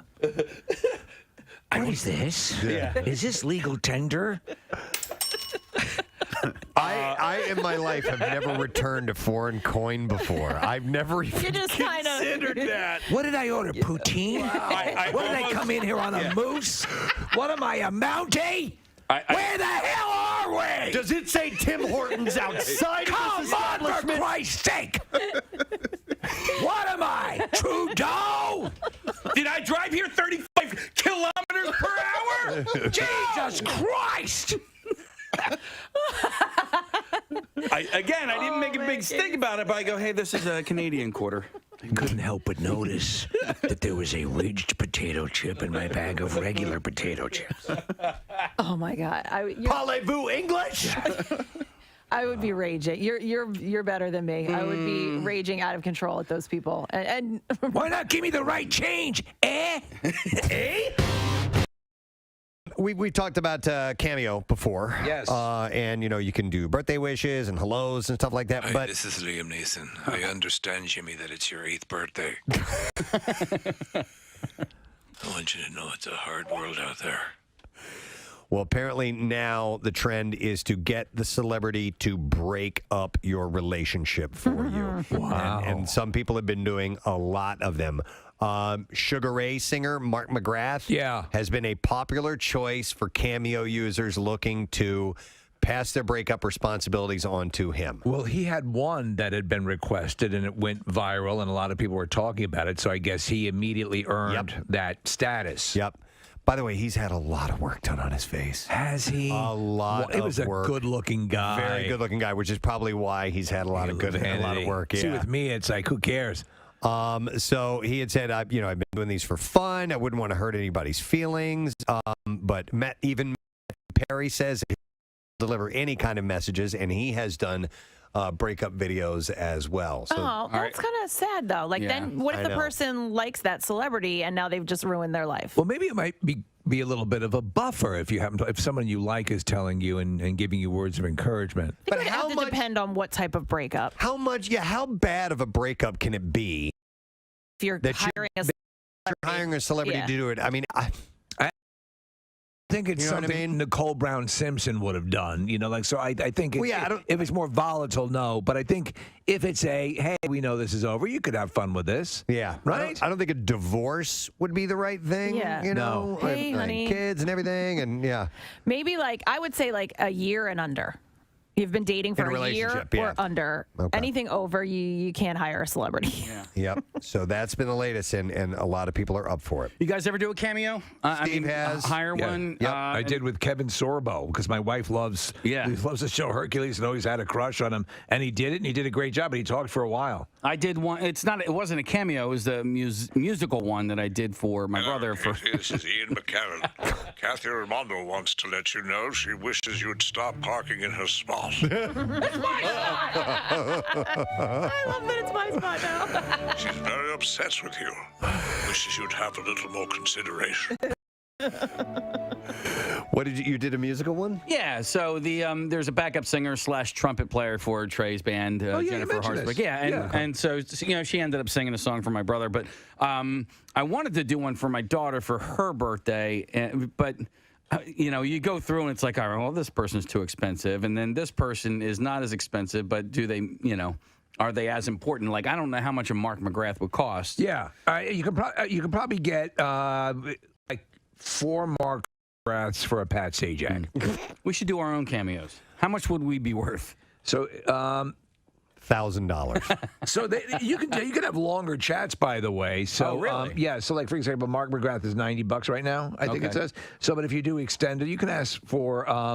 I just asked for the bare bones minimum. Yeah. I mean, because my wife has always crushed on Sorbo, so I said, and I told him that in the little description, and he couldn't have been better. And talked for a while, There's a couple my best friend. I want to send when his birthday's coming up in a couple of months, but I can't think because the movie lines that we throw at each other, are really offbeat, obscure people who didn't even really have a career. No, yeah. And so I'm like, I can't find anyone. I doubt Tom Cruise is doing them. That would make sense. So Hi, this is Tom Cruise. You can't handle the truth, but apparently you can handle a lot. Billy says thanks for last night. Todd Glass is here. Yeah. Oh God. Yeah. Wow, it's exciting every time. We'll be at Helium Comedy Club. It is incredibly exciting. Tomorrow, Thursday, and Friday. I'm not done speaking yet. Sorry. I'm a different person than I used to be. Are you? Really? Is it because of this treatment that you've had done? I'm just, I listen to her, and I'm not as no. I feel crazy right now. Wow. Yeah. But I'm happy to be That's here. what we You need. told in the green room that you're now a full Hasidic rabbi. It's and he knew because of the things on the Yeah, and sides. I didn't want to. I should have let you announce. That's it. my improv skills. All right, well, things on the side. Let's bring Start. everybody in on this, on what we're talking about. So Todd requested that we have a certain treatment done. Casey, did he contact you about it? Yeah. So, I don't know. Maybe this is all the rage in Los Angeles these days, but here. Yeah, and here. Well, And here. we talked about it here on our show, where I think we initially heard of it as a like on-site hangover treatment. Yes. Where if you put one on the night before, you weren't feeling all that great, that there's a service that will come to your office or residence or whatever, and administer an IV and that is filled with saline, gummy bears, B12, and stuff like that. We remember our calendar shoot when we had that little snafu when they showed up at the bachelor party. That had all of the equipment. It was like the leftovers of this treatment that they had done. But so many people are doing it now, and apparently it's effective. Well, I'm out of the loop. I'm out of the loop because I'm not familiar. Yeah, I've heard of the hangover thing, but I didn't know that this is all the rage, as you were saying. That's what I hear. There's facilities specifically for this now. Okay. Well, And the you know facility that we have here is called City Hydration, and Christy is here from City Hydration. Hi, Christy. Hi, how are nice you? to see you. Wonderful. But what were you going to say, Todd? No, I was gonna. First, I was gonna. I bet that she could probably explain it better than me. So then I was like, well, probably you were right to go her way. Now that I have your attention, yes. I real quick, I have friends that have done it over the years, and even 15 years ago I would hear about it, but it was just to me someone did on the set or that had money. I always thought, and it was for the wealthy. It was only for the wealthy. Only for the wealthy, the 1%. And so it's not a new thing. It's just new that you're able to do it. But my friend said at first you do it like maybe you're under the weather, but then you realize how good you feel. You're like, you know what? I just want to feel real good for my wedding or for something you're doing one day that you just want to feel great. You're going to a concert at night. So like in the day, you're just at your best. Yeah, Todd, I saw a special on it. It was a local. It might have been you, City Hydration Services, and they were talking about the. It's now become a ritual for a lot of people because I just normally associate it with okay. There are apparently just wellness aspects to it. So, what's in your bag, Todd? What do you? Because you're getting right now. Mine now. I don't want you to laugh at me. To an IV right now. Right now, he has an IV needle into his and arm. by the way, my palms are sweating. Yeah, Kathy hates needles. Looking at that IV in your arm. Yeah. Oh my God! Kathy will not be using the service. Some people, yeah, it's same with some people. It doesn't really like. For me, it was just it sounds too kind. What a crowd! We love you guys. Thank you so much. Yes, the Colonial Theater, as the gal said, is where we are broadcasting live from in the amazing town of Phoenixville, Pennsylvania, and we're not done yet. We still have some more things to give away as we're coming to the very, very end of this program. I think this is the most fun one I've ever been a part of. It's been sensational, honestly. Yeah, this classic venue, everybody's in such a great mood, and now you can roll out and hit some of the bars in Phoenixville when you're done if you want or to. holiday shopping. Yeah, PJ Ryan's next door is open. I think they're serving breakfast. Are they really? Yeah. Fantastic. Well, I want to thank everybody who is a part of this whole thing. We're going to do some more giveaways in a second, but I would like to mention all the crew that was here from Neumann University, the students. Graduation is today. So they're having a graduation ceremony, and I think they had to take off to get out of here for that whole thing. So they have been a blast, and of course the Colonial Theater and everybody involved setting this whole thing up. It's just been so much fun. Prepping for it, though, we didn't know what to expect. No. I mean, we've never performed, so to speak, from here. And so a lot of questions were up in the air until we got here and got it rolling. And the second we got on the stage, we're like, yeah. Yeah, this is going to be great. This is the spot. So I also want to thank by the gang at Dover Speedway. We have that chance to win online, PrestonandSteve.com. Winner Circle passes for the worth $400 at Dover. And also the Sixers for the tickets to the January 6th game against Utah.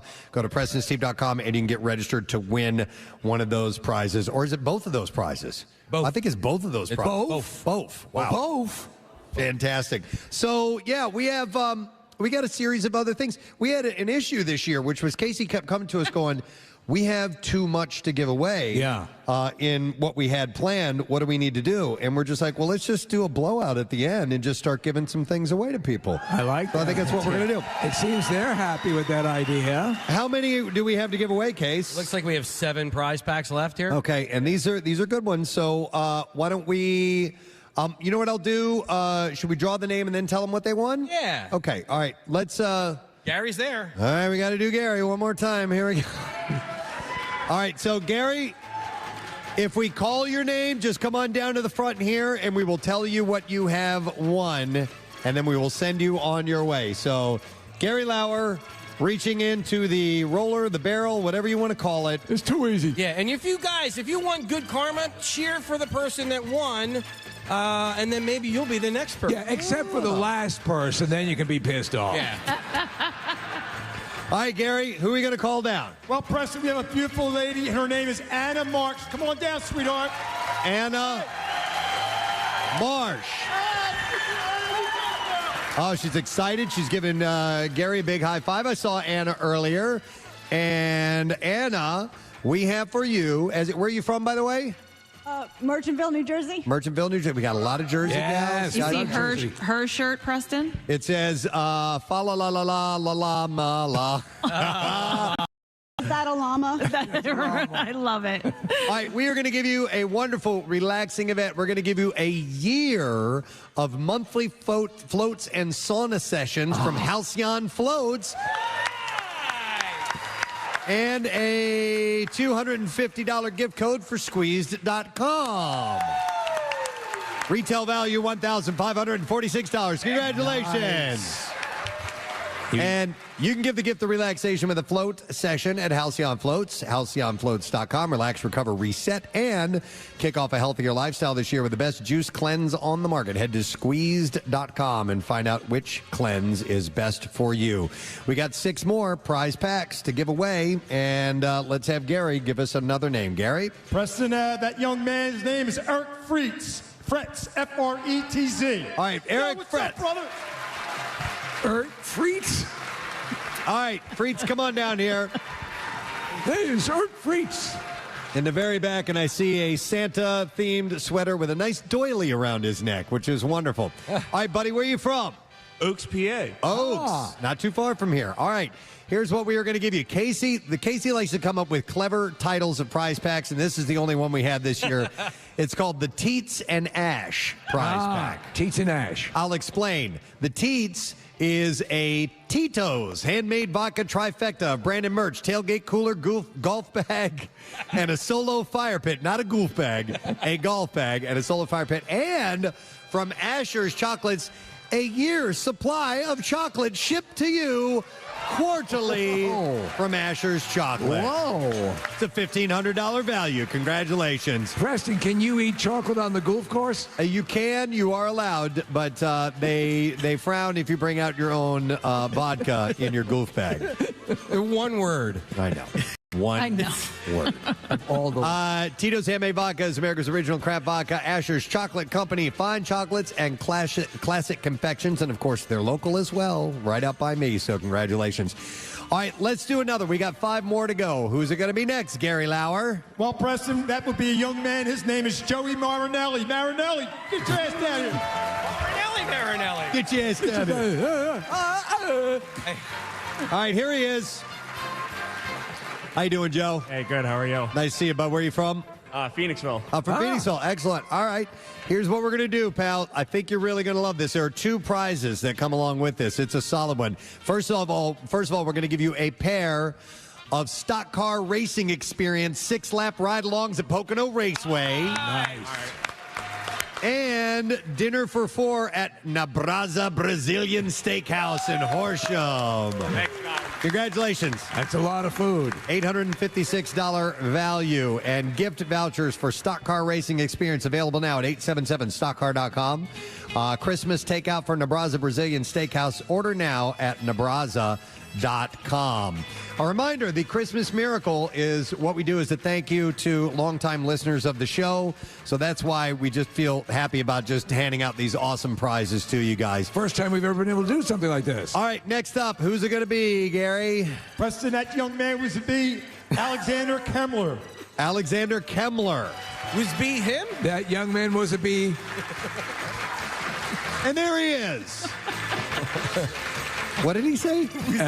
It is a great day to was a bee. Was a bee. Because our next contestant was the bee. All right, how you doing, my man? Doing great. Excellent. Where are you from? Originally Westchester, but currently Brooklyn. Another Brooklynite. Were you with the other guy from Brooklyn? Oh, wow. Oh my gosh, weird. You need a ride home? In Brooklyn. All right, we're going to set you up with this really cool prize. This is a date night themed basket with a restaurant, bar, or cafe and boutique. Each gift card listed here is for $100 each. So we have Sedona Tap House, Rebel Hill Brewing Company, Refinery, Maddie's Castle Pet Boutique, Forever Changes Record Shop, and Gifter. What is that, Casey? Giftery. Giftery as well. So that's all for you. Congratulations. You're going to be spending some time down in this area. And that's all right here in Phoenixville. Yeah. So move back from Brooklyn and spend that money. And we thank our host, Phoenixville First, from phoenixvillefirst.org, because they supplied that. They really stepped up. Yeah, and in fact, I think we're going to do another similar thing here. All right, let's get another name, if you would, Gary. I do have a name, and his name is Steve Daughtry. Come on down, brother. All right, Steve Daughtry is way over there in the back. I think it's Doherty, but close enough. Steve Doherty. All right. Come on down front, man. All the way down and swing around. Yep. There we go. All right, this is another prize basket from our friends at Phoenixville First, which there's so much great stuff in here. How you doing, buddy? How you doing? Nice Santa gear. I love it. And where are you from? Ridley Park. From Ridley Park. Here's what we have. This is also a date night theme basket with a restaurant, bar, or cafe and boutique. Each gift card here is worth $100. So we have Molly Maguire's Irish Restaurant and Pub, Sweet Brew Cafe, Avani Delamore, Generations Toy Store, and Driving Cat Studio Gallery. It's a $500 value. That's excellent. A lot of good places in this area. Phoenixville First. So you can go to phoenixvillefirst.org. All I hear is... All right, we have another one, another date-themed basket, well, from our friends at Phoenixville. All right, let's get another winner. Gary. We have Byron Tafoni. Come on down, Byron. Gary needs a ride home, by the way, guys. Did we just find this out?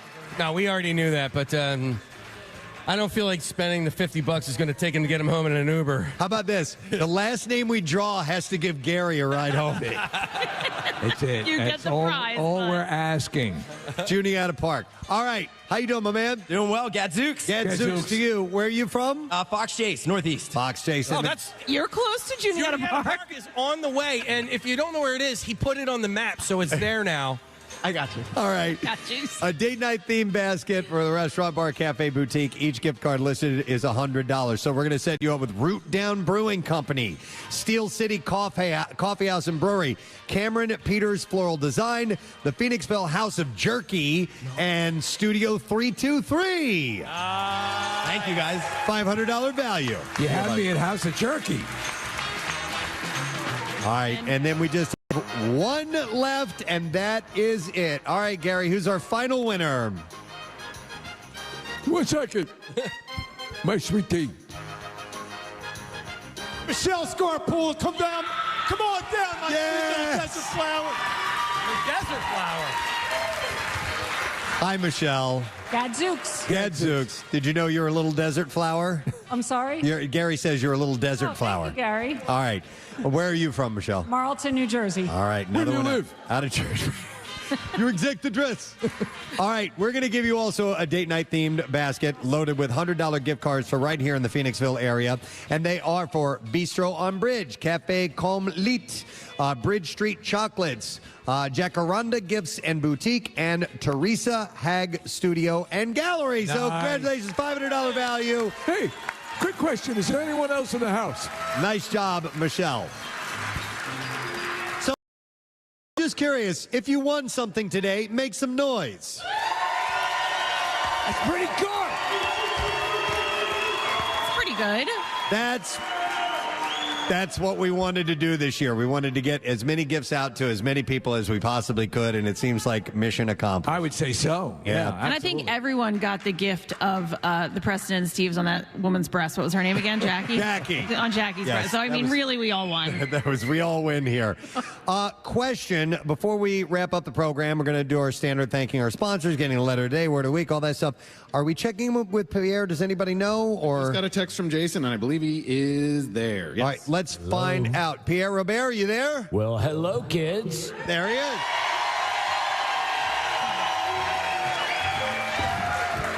Pierre, we really wish you could be here. This is an awesome place, man. I don't know if you've ever been to the Colonial Theater before or not. Many times. Graham Nash has played there in the spring. In the Pocket has played there. Been there many times. And the downtown of Phoenixville, cute little antique stores, really nice shops, great restaurants, coffee houses. I love that town. And that theater, you know, of course, they shot The Blob there. Yeah. And they have the Blob Fest every year, and it's a great place. And I told you guys at the end of the show yesterday, I think you're really going to like it. And I think it's a giant leap forward. And the broadcast sounded amazing, and particularly Bill Weston dropping the F-bomb. And huge acknowledgement to your amazing board operator and our weekend warrior, Jason Fayon, because he, every time... Well, I think we could do a better round of applause for Jason. There you are. Thank you. Thank you. On his behalf, as his agent, I thank you. But Jason caught it right away. And I was in the shower, and I heard this gap, and I'm going, maybe the signal cut out for a minute. And then I go, wait a minute, did Bill drop it? And I think he went for it. Drop it. Dude, he like yelled it. Yeah. It was a scream. Yeah, he spiked it. He didn't drop it. Yeah. I love that. It sounded so cool. Nice. All right, well, so cool. Shall we get the letter of the day from you then? F yeah. All right, let's do it. Preston and Steve on 93.3 WMMR. Now, the Daily Letter. And the Preston and Steve show is brought to you today by the letter T as in Tommy. All right, and we will give this away tomorrow, a 4-word, by the way, letter. 4-pack of tickets for Philly's hottest New Year's Eve party at Xfinity Live. Tickets include a premium food and beverage package, live performance by Go Go Gadget, multiple DJs, karaoke, silent disco, bull riding, 360 photo booth, midnight toast, party favors, and more. And tickets and details available at xfinitylive.com. When we throw it back to you, what you got going on today, man? Also want to give a shout out to your amazing other producer, Connor, who is always back here in the studio. He doesn't get to go to the Camp Out for Hunger and doesn't get to go to the live events, and he works his ass off here. He's here, you know, much like Marissa, early in the morning, and he's here till... Yo, we got Connor fans here. All right. Moose. But he, you know, he's very quiet and understated, and he just gets it done all the time. So I want that guy to yell again. Where's that? The one guy that says Connor, yell.